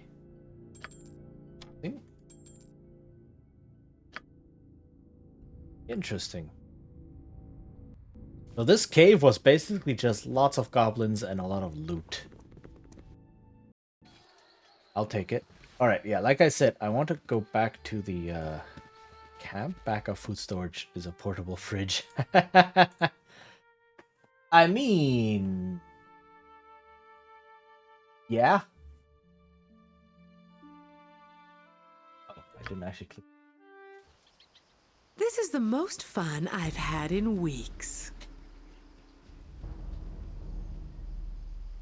I forgot what the teleport button is. Is it just something like Control T? Better a goblin than one of your kind. Thine implication is most unwelcome. An army can't march forever. We've got to Don't know rest. what I did. I think I just skipped time instead of Better a teleporting. goblin than one of your kind. Resisting me. A wizard's might. Need to try something else. This isn't working. We have to try something else. Yes? Okay, everyone move to your melee weapons because those are magical. Yeah?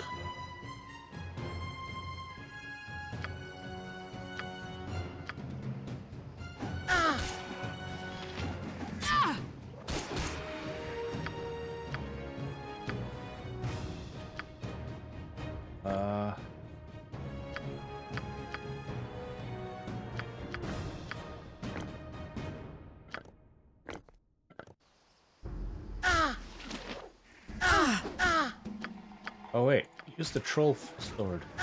Need healing. That stings, doesn't it, evil?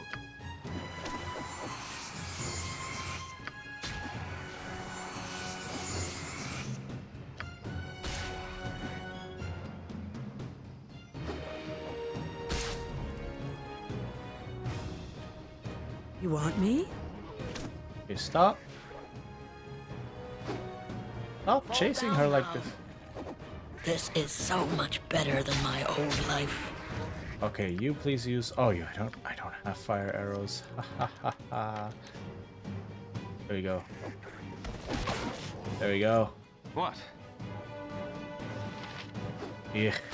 Hells, I missed. How do they keep food fresh inside a bag? Magic. That's always the answer to everything. A wizard did it. Medic! Your orders?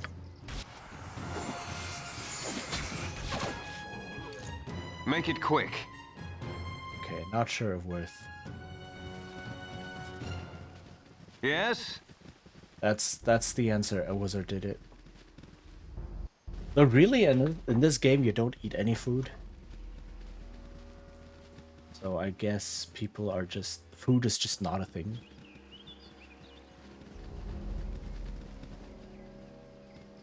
Like, there's some mention of them drinking something every now and then, but food? A real adventure doesn't need food.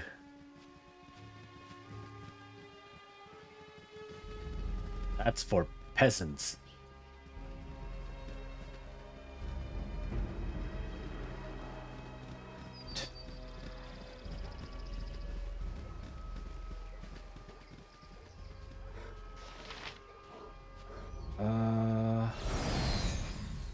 Right, I wanted to sell stuff.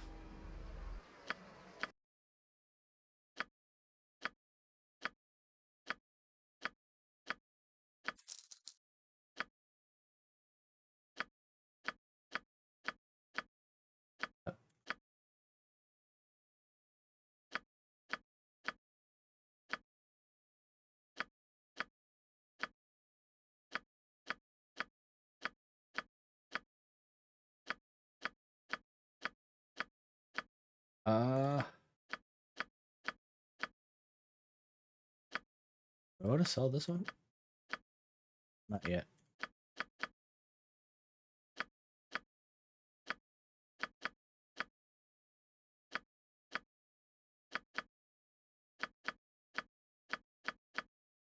Oh wait. Yeah, I have multiple. Uh.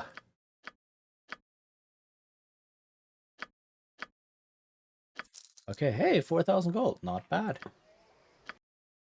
I will take 4,000 gold. Did I not sell these things? Some of those I actually wanted to sell.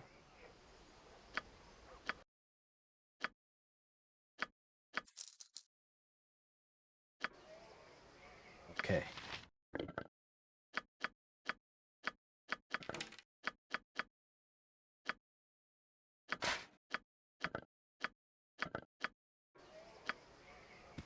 Do inventory management, the most fun part of this game. Yep.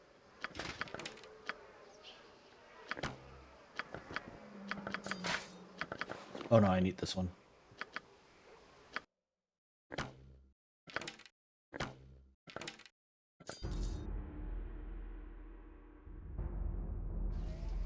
What?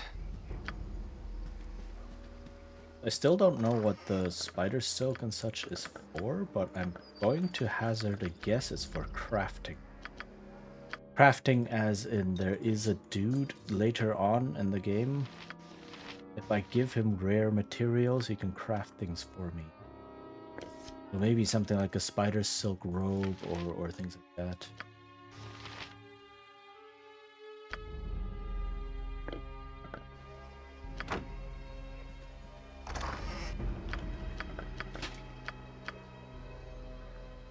Okay.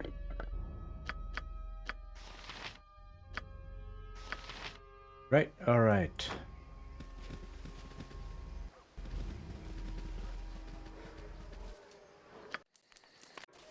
But yeah, there's a bunch of like feats and button combinations and such you can do to like teleport, for example. Or if I like click on a certain character with that button combination, it heals them instantly. But how do you keep magic running without magic batteries? You just have magic batteries. You not have those? You just plug a battery into your bag, and then it keeps the food fresh. And yeah, that's all it takes to have infinite fresh food. Wait, can I identify some things? Can I identify some things? I forgot.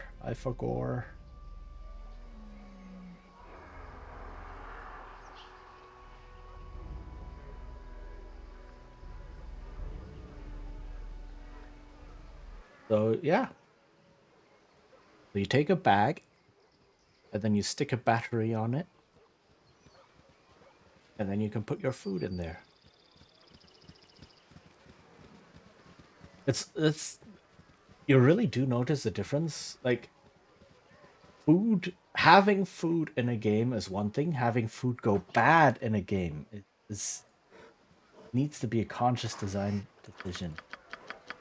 I guess most noticeable when I played Bannerlord, no, not Banner, Mount and Blade. Mount and Blade. There's Mount and Blade 1 and then Mount and Blade 2. And in 1, so Mount and Blade is basically you play some person in a roughly early medieval world trying to like establish a clan and found a kingdom maybe, or just fight some armies. And you have soldiers under your command and you need to feed those soldiers.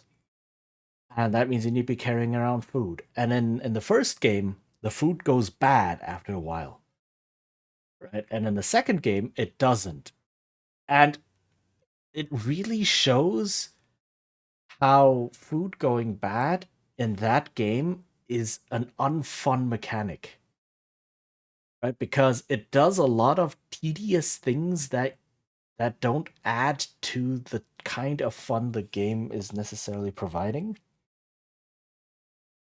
It's like you need to calculate how long does this food last, how many people do I actually have, how much food do they consume, so how much food do I need to bring along, so that you eat it all before it goes bad, right? food going bad is logical. Yeah, it is, but you don't want a game always to be um what a simulation, a physics simulation, right? Like some games, sure, you want to focus on logistics, and then you want like transport and food and exploration of goods and distances traveled and the time it takes and blah, all of that. Sure, that is one type of game. Mount and Blade is not that kind of game. Right? There's just some logistics in there to keep it interesting, but most of the game is really about managing, like fighting people on a field and like conquering castles and such, like things like that, right? It's not about the nitty-gritty, and it's and food going bad is like one tiny bit of logistics overall that is like one of the worst bits of simulating logistics. Right? Um so and then they removed that in Mount and Blade 2, and it's really like, oh my god, this game is a lot more fun now because you don't have to constantly worry about your food going bad. You still have to worry about having enough of it, duh, and you might want different food, different kinds of food, because that keeps morale up among your soldiers. Um, but the food just lasting however long it needs to last until it gets eaten is like there's enough other stuff to worry about in the game, right? And it's not that kind of game. So, artifacts create a method to get magic energy through plants and other items through distilling. Ooh, nice. Um, yeah. So that's like the thing. You don't want.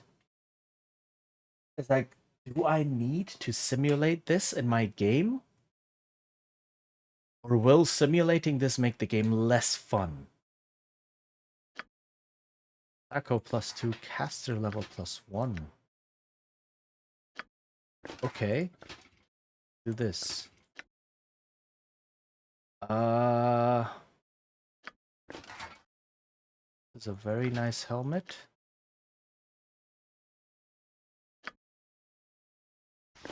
Let's do this.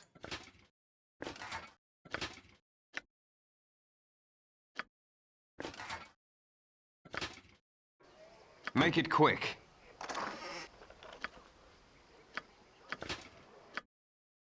Okay, what is... Oh, I don't have a spell anymore. Oops. Wait, does she still have a spell?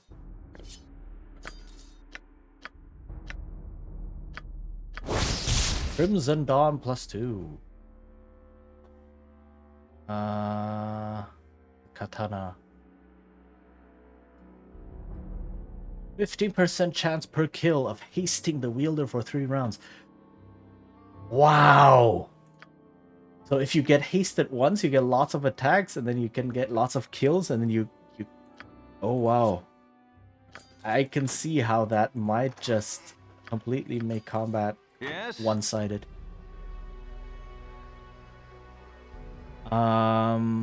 They made a sort of MMO. Expiring food makes sense. Unlikely though, else devs put it on a paywall. Yeah.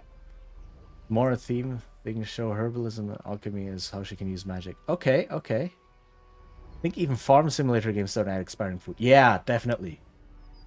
None of them do. Because again, it's not about that.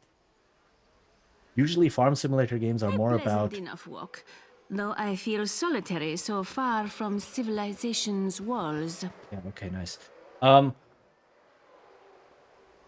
It's not about that. It's not about managing storage. And, well, it is sometimes about managing storage, but like the simple form of managing storage, right? You don't... Like, before putting in expiring food, there are so many other things you can put into the game if you want to simulate farming. Things like, I don't know, purchasing gasoline or diesel to power your tractor. Actually having cubic meters instead of just inventory slots when storing items, right? weather effects or decaying buildings and things like that, right? Having to repair your tools and tractor or whatever else you have. There's so many other things you can add to step by step simulate things more and more rather than just expiring food, because that is annoying. Okay, let's see.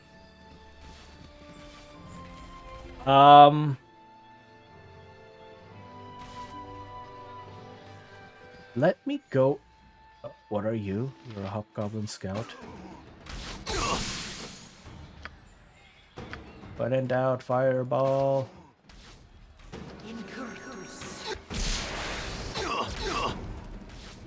Wow, okay, that was cool.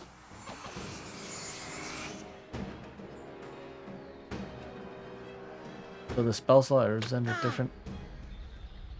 There was a trap? Oh, okay. I represented with different grades of distilled catalyst. She often improves over time. Oh, okay. Why are there random traps here? Guess I've never been here. Different arrow types? Okay.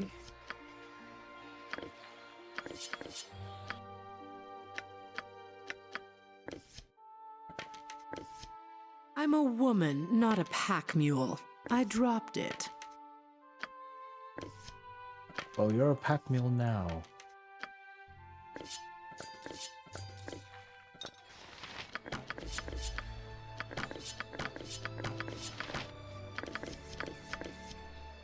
Okay. I think even farm. Oh, where were we? Or make the food quality degrade, perhaps. Yeah. It depends on how you implement it, right? I mean, there could be some. It depends on.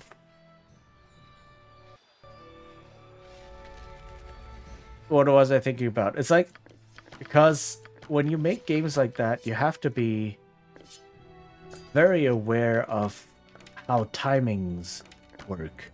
So the problem I see with a lot of games that use things like sunrise has nothing on me. okay, the thing I see, the problem I see with a lot of games that implement decay over time is they tend to have systems that run on an abstract timer, but then they have the decay run on a real timer. Fresh sells more, but later out is normal and usable for crafting. Yeah, that could be a thing. So what do I mean by that? What I mean by that is in a lot of farming simulators, for example, things are measured in days, right? You have the abstract time of the day. And so some projects might be like, it takes 2 days to finish this. It doesn't matter when in the day you started it. 2 nights later, it will be done, right? So it's not, oh, this will take this and that many hours. It'll take 2 days to finish. And you like recover all your energy and such at the start of a day, right? So it doesn't matter how long you slept, or in some instances it matters somewhat, but like it's relatively abstract, right? But if you then put something like food exploration on a real timer, suddenly you're introducing a completely different dynamic into the game, right? Where you plan day by day and you go, okay, today's to-do list is this and this and this. And then I go through that. It doesn't quite matter what order I go through them. It doesn't quite matter how long I take, ish, right? But if you then add food exploration and you count it in real time, and that's often what happens. A lot of games then do this in real time instead of the abstract time they measure everything else in. If food exploration was also abstract, measured in days, saying like, oh, in 3 days, this food will drop in quality, then you can plan much more for it and be like, okay, so I need to get rid of it by then, or I need to have a crafting station up to craft something by then. But if it says, oh, the food will go back. You must gather your party before venturing forth. Hi, Sax. Hello, hello. How are you doing? Of just chatting. What were you chatting about? How it goes? Welcome, Raiders. Hi. How's it going? My name is Chichin. I'm a bard VTuber, and I play old games and role-playing games and do game design on stream. And right now we're playing Baldur's Gate, the OG, the original, kind of, sorta, Baldur's Gate. So yeah, how was it? First we did some art, pixel art. Ooh, pixel art. For Sortember Day 4, I drew a divine relic called Gaybreak. Nice. Gaybreak. That's amazing. But nice pixel art. Very, very cool.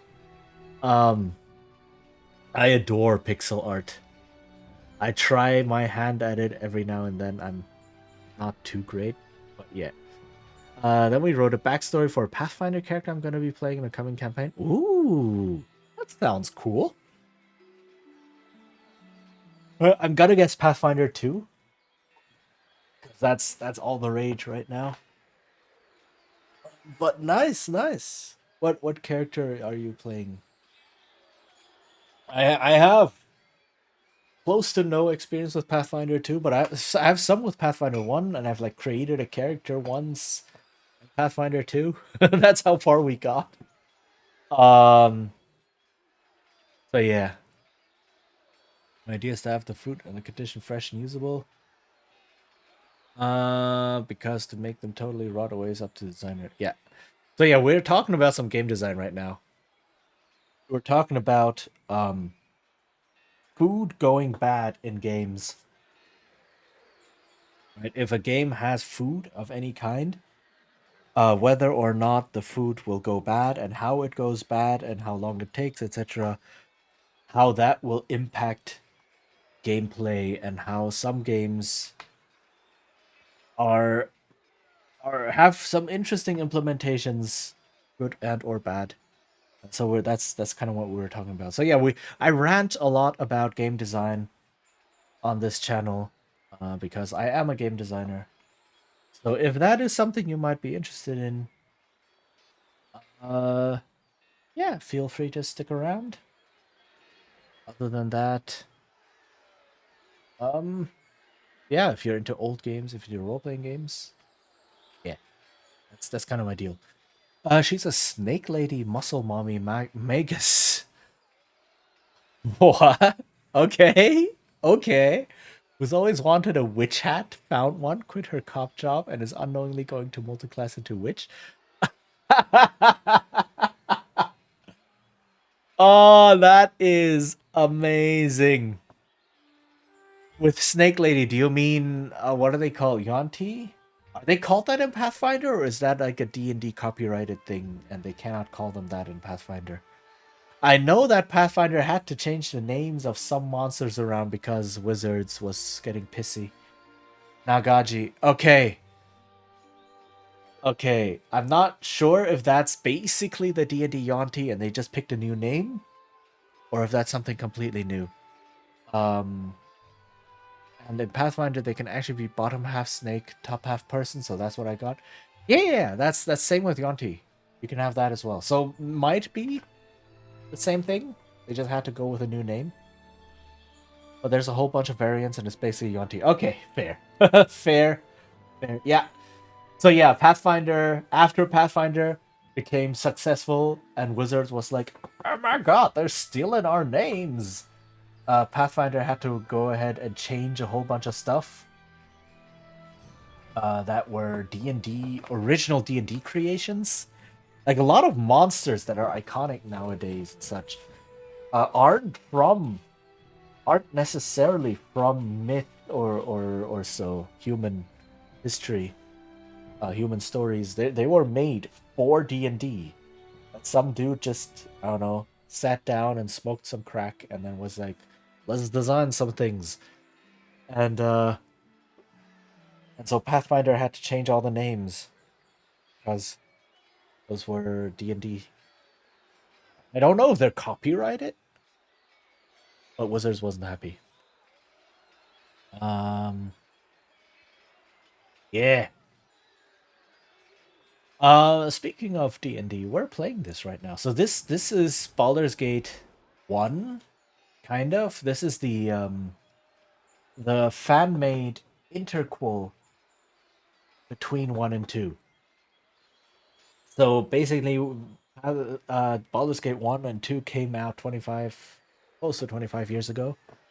And then about 10 years ago, someone said, you know what, these games are so amazing, but they're also really old. They don't run well on new machines.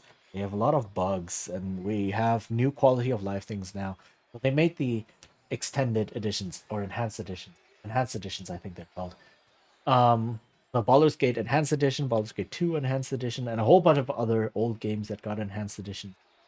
And as part of the Baldur's Gate Enhanced Edition, they made the Siege of Dragonspear, which is not by the original designers, but by the people who made the Enhanced Editions, and it's an interquel set between the first and second game, because there's quite a bit of space in between those two.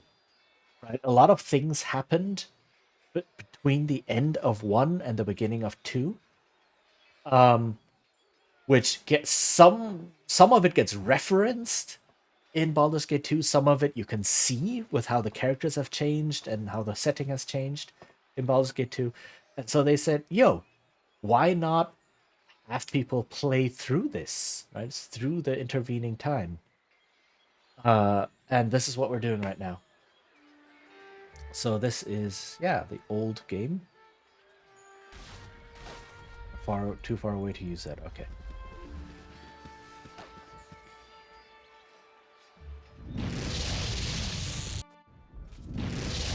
And now we are fighting a crusade. Khalid, we have company. What is this? What's going on? Wait, is that you? It is I. My friend, 'tis good to see you. What are you doing here? I bring word from your wife. She's in a flaming fist camp not far from here. Jaheira lives?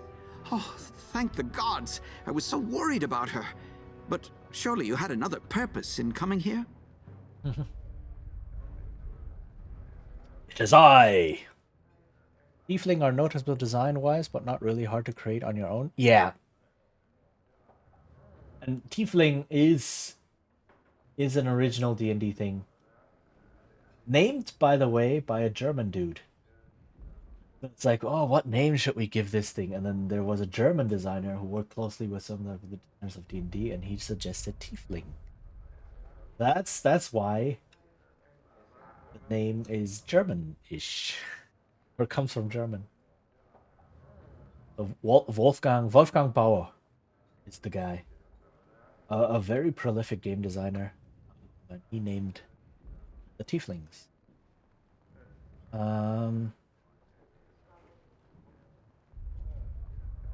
I do. I'm accompanied by troops from Baldur's Gate. We're here to free Bridgeport Fort and then move on to Dragonspear Castle.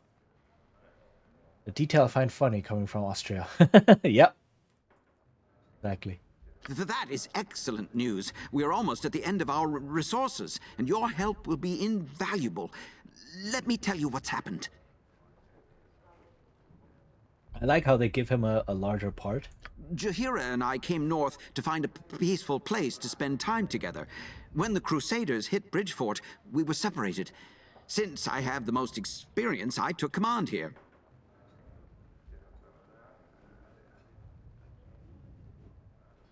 Khalid, I know you and Jaheira are harpers. Do you really expect me to believe you're here by coincidence? I don't know what you mean. We were just looking for a picnic spot. Right. Blast. I can't lie to you. The Harpers had word that the Crusade might be heading this way. They sent us here to intercept the Crusade and delay them until the Flaming Fist arrived.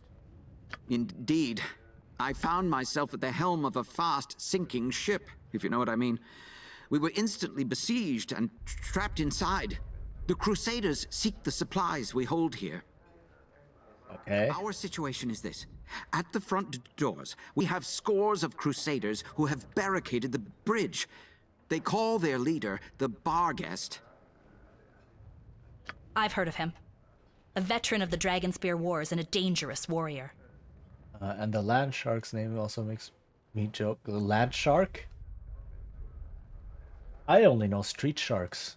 Who here remembers street sharks? Do any people know street sharks? I had action figures of those. With the Flaming Fist company you've brought, we might stand a chance in a direct fight. There's a monster in D&D. Okay, I don't think I know about... I mean, I probably heard land shark before, but again, I don't really remember.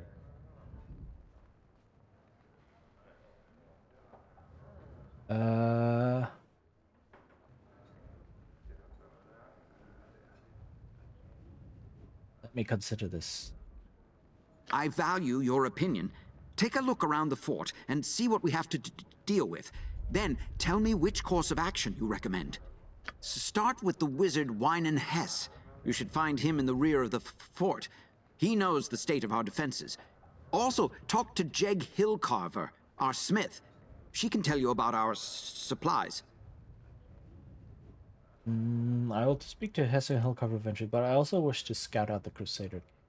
You can leave the fort the same way you entered, but beware of Crusade patrols. If you sneak into the Crusader camp, keep a low profile, and don't use your real name. You could trigger a war. We're already at war, buddy. What? Shut up!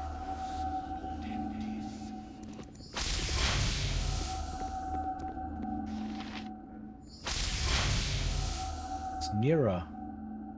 Hello, Nira. What? I mean, hello.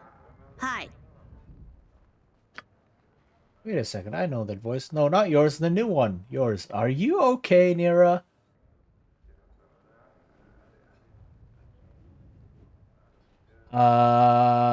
Boulette. The Boulette. Ah! Okay, yes, I can see why that would be funny. You used to watch the show? Dang, yeah, same. I used to watch a couple episodes here and there.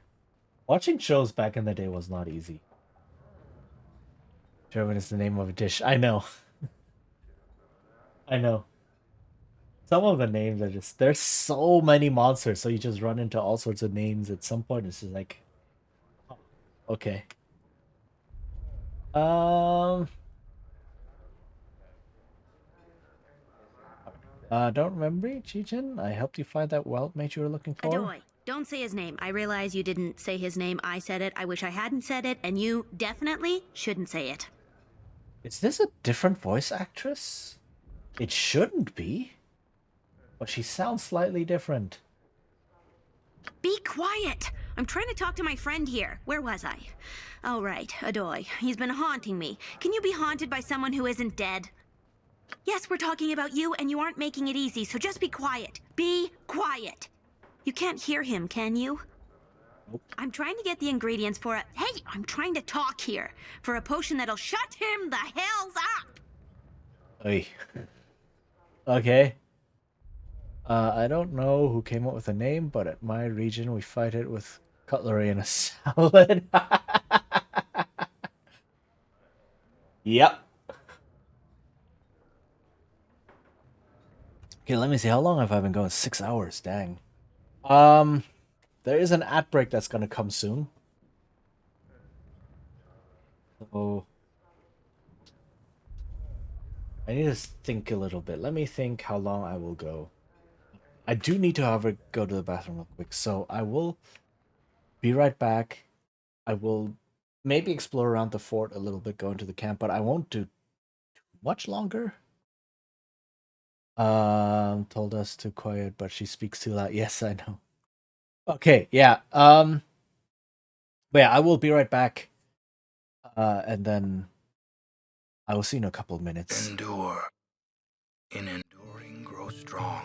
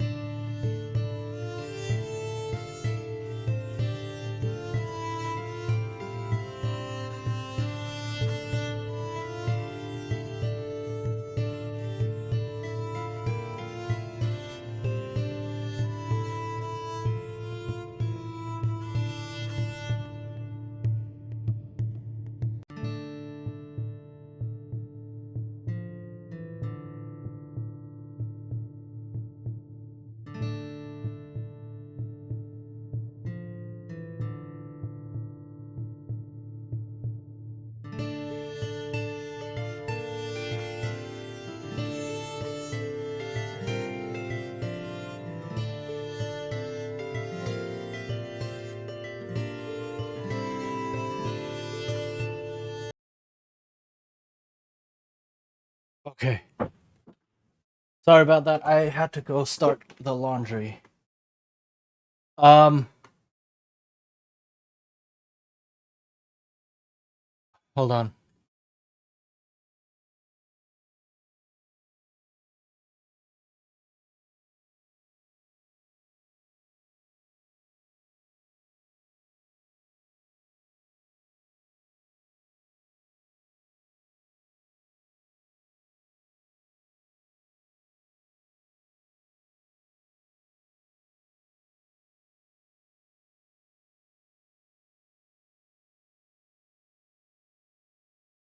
Okay, I just realized what time it is. I need to be right back a little bit longer because I also need to take care of the trash. It's about time for the trash pickup and I need to head out and all that. So very sorry about that. But I do need to be right back for another, I don't know, like 5 to 10 minutes. So yeah, more words on stream if you want.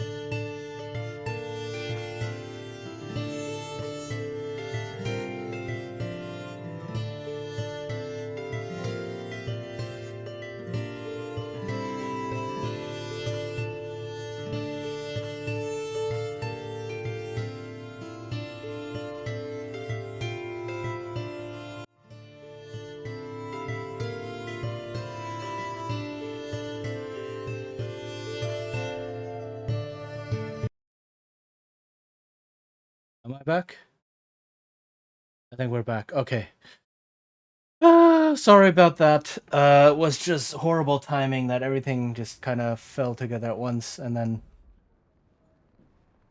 yeah. So trash collection is like you actually have to go out, bring all of your trash bags out to the street at designated times, because that's when the garbage truck comes along and picks up everything.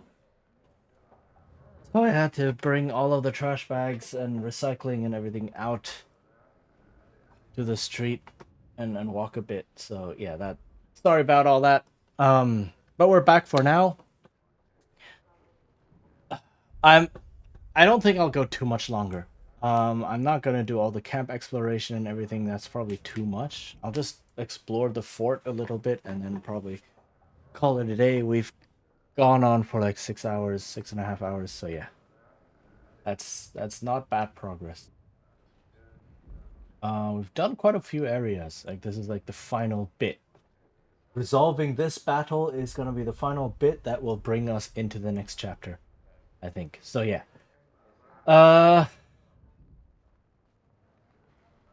Right. We were talking to Nira, and she's being haunted by her old mentor. Something. Let's see. Dead water from beneath Borskier Bridge. Got that already. The leg of a seven-legged spider. I have no idea where I could find one of those. Does it need to have 7 legs before or after you take its leg? Very good question, Minsk. Before, I think. I also need a feather from a planetar's wing, some belladonna, a potion of perception, and the juice of 1 turnip. Okay, so that's where the spider leg comes in. I've came across a potion of perception not too long ago. And you're just going to hand it over to the elf, aren't you? You make me sad. I'm a half-elf, lady, and I've got more than enough grating voices in my head right now, so I'll thank you for not adding yours to the din. Yes, half-elf, very important. You'll give me the potion? Of course. I hope this isn't too forward, but I think I may be in love with you. Stick with me. Stick with me, and you'll never go hungry again. Wrong reverse. Stick with me, we'll find all the ingredients you need. I promise. Really? All right, I'm with you. Okay, so Nira also has a bunch of stuff. Let me remove McKean for now. Get all of Nira's stuff. Right.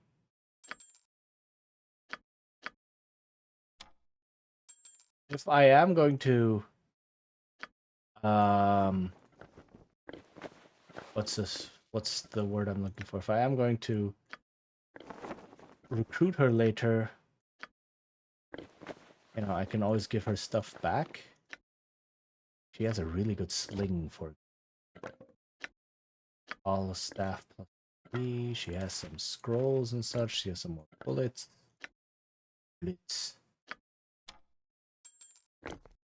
Dominsk is as brawny as they come. I can't carry that too. Everything. I dropped it. And he must make room for Boo. Okay. This is the most fun I've had in weeks. And now I reform my party. Toss out Nira. Be like, yo, there's a camp. You want me to go? I think too many have done that in your life. I would never send you away, man. I think too many have done that in your life already. Now... You don't want me around anymore? It's nothing personal. Just want what's best for everyone. If you say so. Head to the camp. Whatever you say. So... This group shows promise. Extraordinary. Okay. So... I should not have let go of McKean because that ruined my reputation. Doesn't matter. Okay.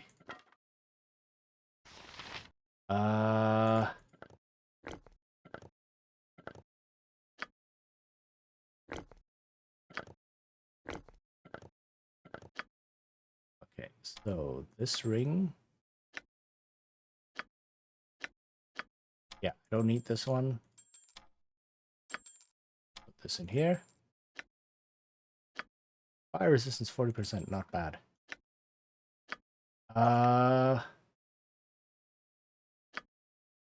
Good robe to have.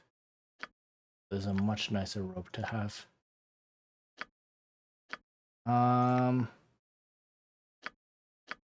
Actually need this robe. This robe is practically useless for me. Let me put this one here. What else did I grab off? +5 versus missile attacks.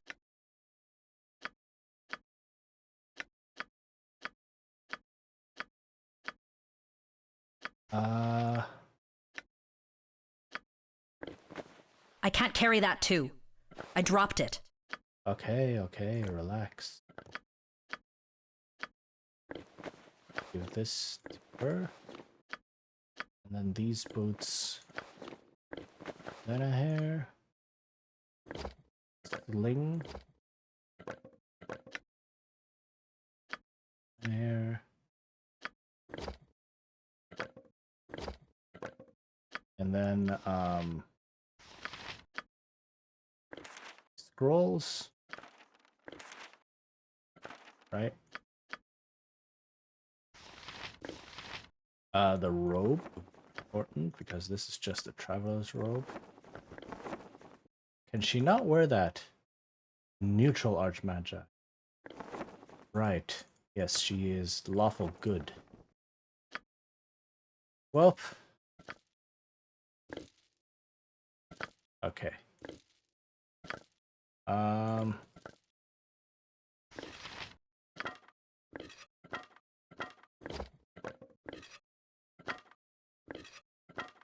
Okay. All that. Just AC 5. Okay. Alright, some better equipment.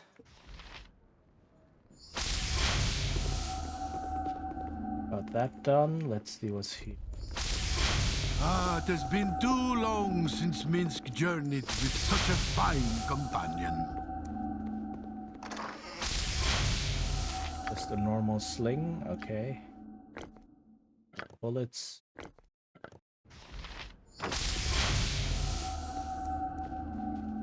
That leads me out.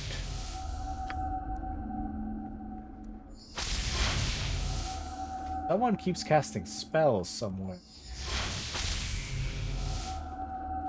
Who are you? Freyer Tajik.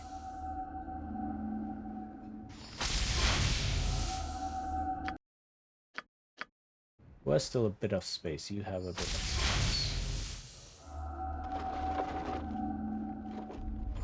Stone altar surface has sufficient room for 3 bodies. Is it a 3-body problem?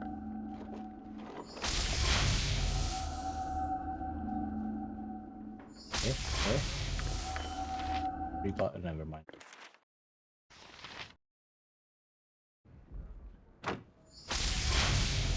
I've never actually watched that movie or series or actually read the books.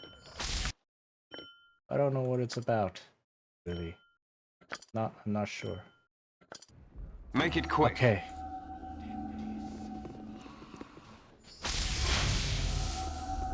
Who's casting spells all the time? Holy heck. Coach Randy Monk.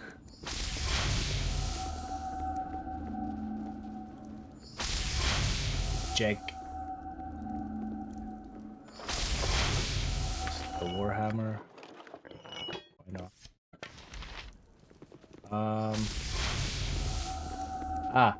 Wine and Hess.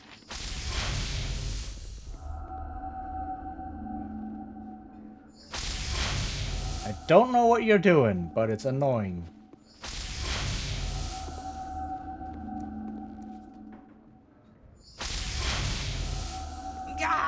Goblin! Calm yourself. Keen's with me. Oh, well, that's alright then. Or would be if I knew who the hells you were. I'm called Chechen. Khalid sent me to talk to you about the force supplies. Right. Well, we've got plenty of food down here, as well as sundries, blankets, lamp oil, that sort of thing. I can see why the Crusades want their mitts on it. Would let them run more soldiers onto the field. So if we surrendered to the Crusade and gave them what they want, we'd see more soldiers up at Dragonspear Castle. Aye, if the Crusade gets in here, we'd better off destroying the supplies than letting them have it.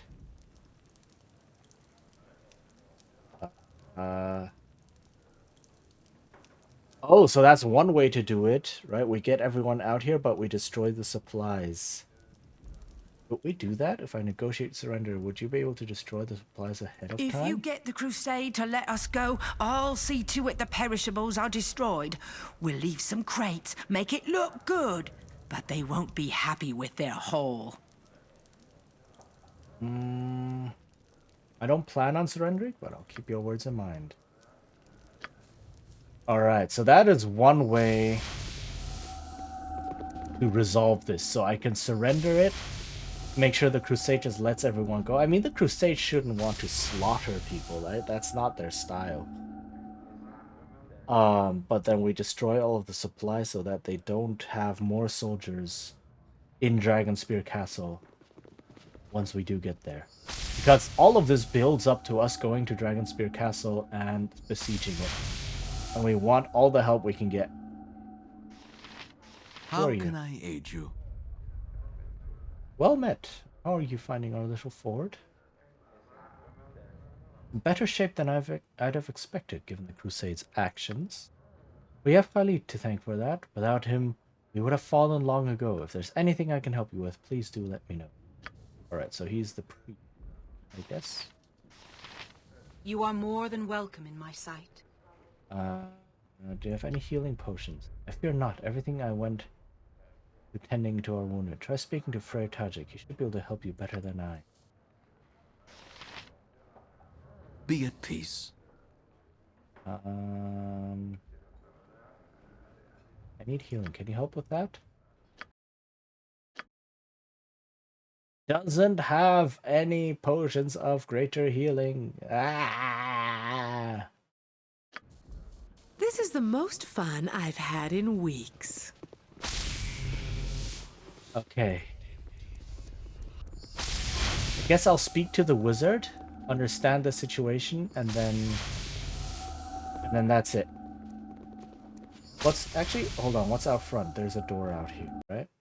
There's an exit out here. So yeah. I guess this just takes us up to the battlements. Before venturing forth. Yeah, this takes us.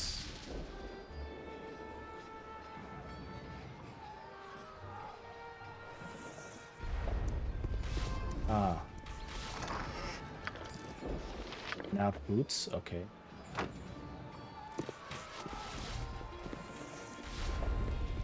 Seems no one inside Bridgefort can spare the time or effort to properly dispose of these remains of one of the Crusade's many victims. Dang. There's a bunch of named people up here. Refugee, you are named. Elandra. The fair folk rarely have time for small talk.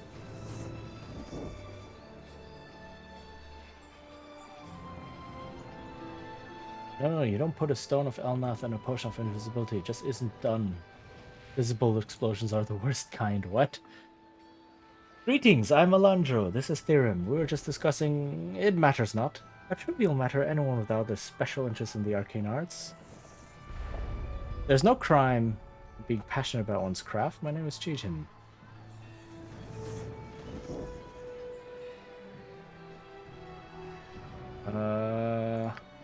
Can you tell us about what transpires beyond these walls? Kalar's crusade wreaks havoc across the Sword Coast. Coastway Crossing is destroyed. Some fear she will do the same to Boriskir Bridge. Fates are sealed. Please, Salandro, don't start with this again. Think about potions of invisibility and volatile alchemical reactions. Too much fear and despair can summon unwanted creatures, especially at night. What's the point, Theorem? What's the point? I'm at my wit's end. I can't stand anymore. Not slept a wink in 5 nights. The crusade will take us and kill us, or worse. We're doomed, doomed! Please try not to agitate, Elandro. Strong emotions can sometimes draw in evil creatures, and we don't need any more threats at the moment. I could talk to Elandro and try to calm him down. Eh, what? Forgive me. I'm so scared right now. I thought I knew fear. I thought I could handle it, but the crusade and being trapped here in this place. There's some who'd covet your place behind these walls. Better than that than face the crusade, no? I don't know what to do. I don't know what to do.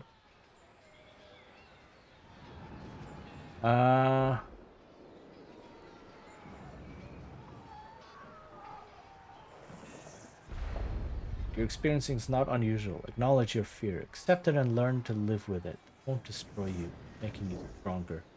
I don't know, man. PTSD is a thing. Have you talked to your local therapist? Acknowledge, accept, adapt. Improvise, adapt, overcome. You can do this. Thank you. Wow, just talking to him like that. 6,000 XP. Okay, I'll take it. There's a Tharantis here. Who are you? We're outnumbered. Something I can do for you? No, nothing comes to mind. Thanks for asking. Well, much appreciated. Okay. Oh, that dude's just died. That sucks. Okay, let me talk to the wizard.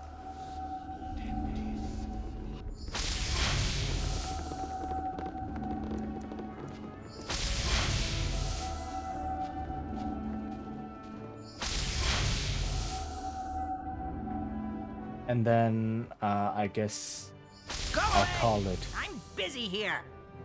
You're Wine and Hess, are you not? Khalid told me to seek you out regarding the fort's defenses. Oh, fine. Defenses, what have we got? Not much. A few fighters, some mercenaries and guards. Mostly are travelers, trapped inside when the crusade crossed the winding water. I maintain the wards that protect us from the Crusade's siege weapons. They... Wait. Another wizard is fighting me. I must concentrate. I need to... Damn it! Damn!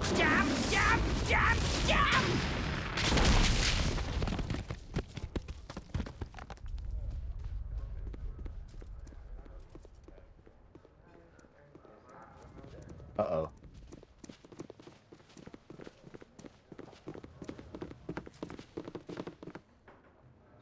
Someone help Lexa! Beyond our help, son. What's going on here, Hez? You were supposed to protect us from a sort of attack. And I did. For as long as I could. The Crusade has mages too, you know. I couldn't maintain the red blooding wards. You'd have done no better. I was told to seek you out. I should have been warned about your work's critical nature. In truth, I probably couldn't have held the shield much longer anyway. The longer this mess lasts, the weaker I grow. There's nothing to be done about it now. This attack isn't over yet. The stone is emitting a negative energy field, sapping the strength of all around it. Wait, was I not supposed to talk to this guy? As it triggers something? I don't think I was supposed to talk to this guy. So... perhaps the answer lies... Oh, that's all well and good, but what are we going to do about it? Perhaps the answer lies in the Crusader camp. They are the ones responsible for the attack. Anyway, can you do anything about this? This is dark magic. The stone's energy will grow, weakening the strong and striking down the weak. To save all souls in Bridgefort, we need the original Enchanter's spell scroll. It's funny you would say that because you're an evoker. You cannot do enchanting magic. Got to get into the Crusade camp and find that scroll. Without it, Bridgefort would surely fall. Me? Why am I always the one who has to risk his life to save the day? Fine, I'll do it. It's like, I won't allow that to happen. You can count on me to get that scroll. No time to waste. I can feel the stone's magic moving through my body even as we speak. Go get the scroll. Save us all. Find the scroll and return to me as quickly as you can. Okay. But there are, like, what, 3 bodies here?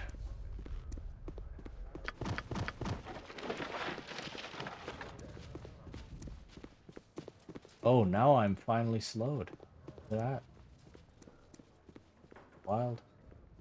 Put a body on here. Let me put those bodies on.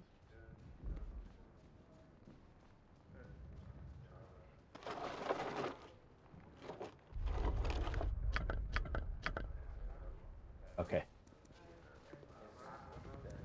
Now I have to go to the...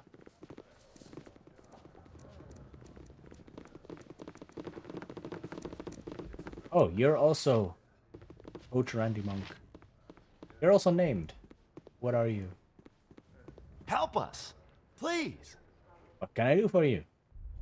Tell me your name to begin with. I'm Cheechin. I reckon you're at that. Name's Holt Randy Monk, cobbler by trade, but trade's been suffering a bit of late. Sieges do tend to negatively affect business. Reckon they'd do that. Is there anything I can do for you? Nothing springs to mind. I'll leave you to your work. You got something for me to do? I reckon that'd be for the best. Take care. Okay, so this guy can repair the boots, I think. All right. Let me exit.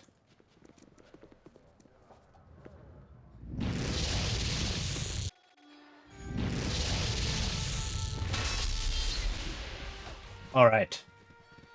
And I think this is where I'm gonna call it. I know my next couple of steps, so I need to grab the boots from the camp. Let me do that. Let me do that real quick. Let me grab those boots from the camp, so I can give them to the cobbler.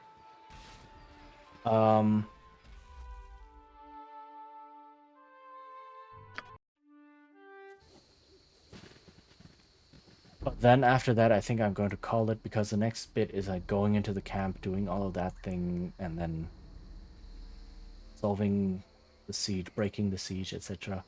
And I've been going for a while. I have to teach later on. So, I still need to prepare for that. Come on.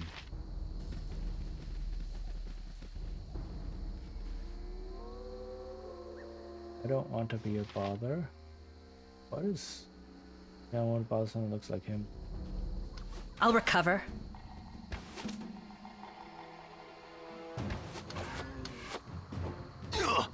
That stings, doesn't it, Evil? Oh, there's more? What?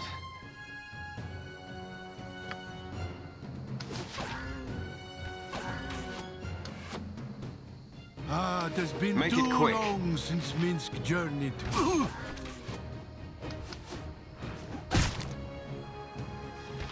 Fall down now. Ha! My aim is true. Stings, doesn't Ha! it, My Evil? aim is true. Please? Okay.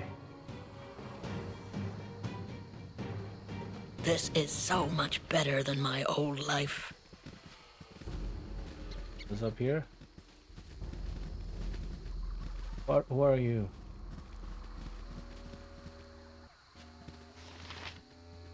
I'm so tired. Your pardon, sir? Well met, friend. How can I be of service? We've on the road of days, Lord, my lord. I don't know how many. Slarnen, Slarnen Crusaders burnt our house, the whole Slarnen village to the ground. Been working our way toward Baldur's Gate. I was wondering if you could tell me how much farther we've to go. You've a ways yet, I'm afraid. Here's 10 pieces of gold. We'll get you a decent meal and a nice sheltered encampment down the path. Have our thanks, sir. Would be more, would that we have more to offer ye. Okay.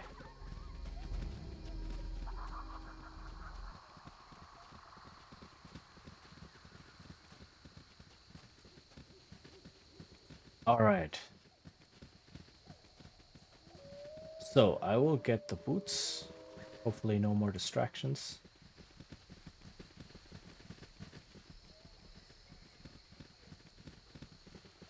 Then,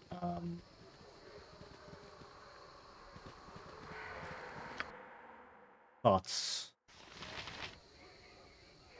Jim, what did you see out there? Seem nervous, Lieutenant. Everything alright? Sorry to bother you, sir. Might I have a word? What is it? Those half-orcs that showed up last night saying they wanted to bash Crusaders. The irregulars, we've been calling them. No one seemed to think their joining us was a bad idea, but I don't trust them. They say they would fight the Crusade. Why wouldn't you trust them? Well, they're half-orcs, vicious, uncivilized beasts. I wonder what he would say if my character was a half-orc. You can play a half-orc in this game, so... The real problem is we know nothing about them. They could be spies, criminals, anything. If to fight them, they'd surely be sent on their way. No one would believe they didn't start it. These irregulars have done nothing wrong. I'll not pick a fight with any who might help us against Kayla, regardless of their race. There we go. And then it can be like, it's been at least 15 minutes since I shed another's blood. Consider them gone. That's the way you see it, but it's on your head if they betray us. They better not, because that would just be a lot of very unfortunate messaging in this game. Like, holy heck, that would be not great. Where are the boots?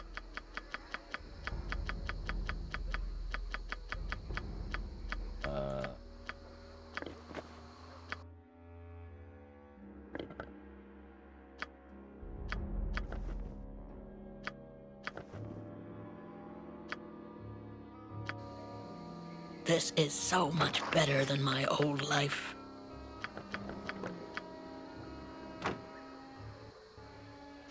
And I have a bit of stuff to sell.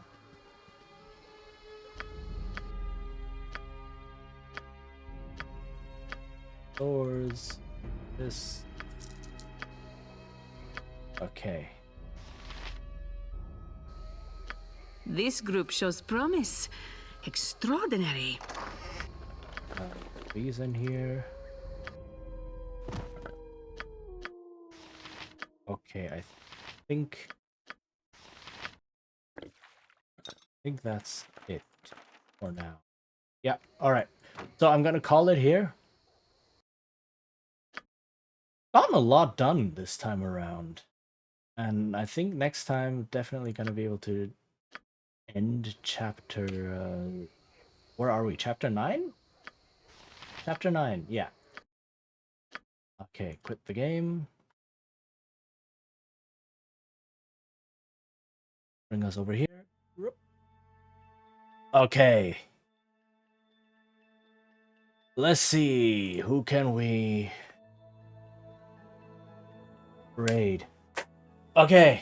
Thanks everyone for being here. This was a bit of a longer stream.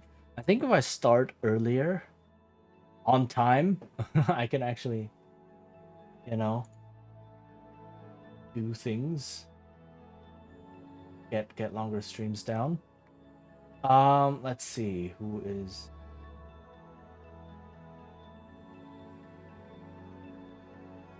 What is happening? Is available.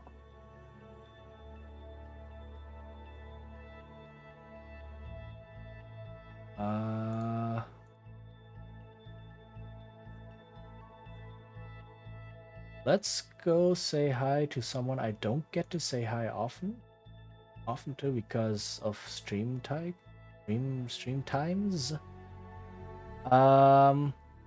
Let's go say hi to Taika.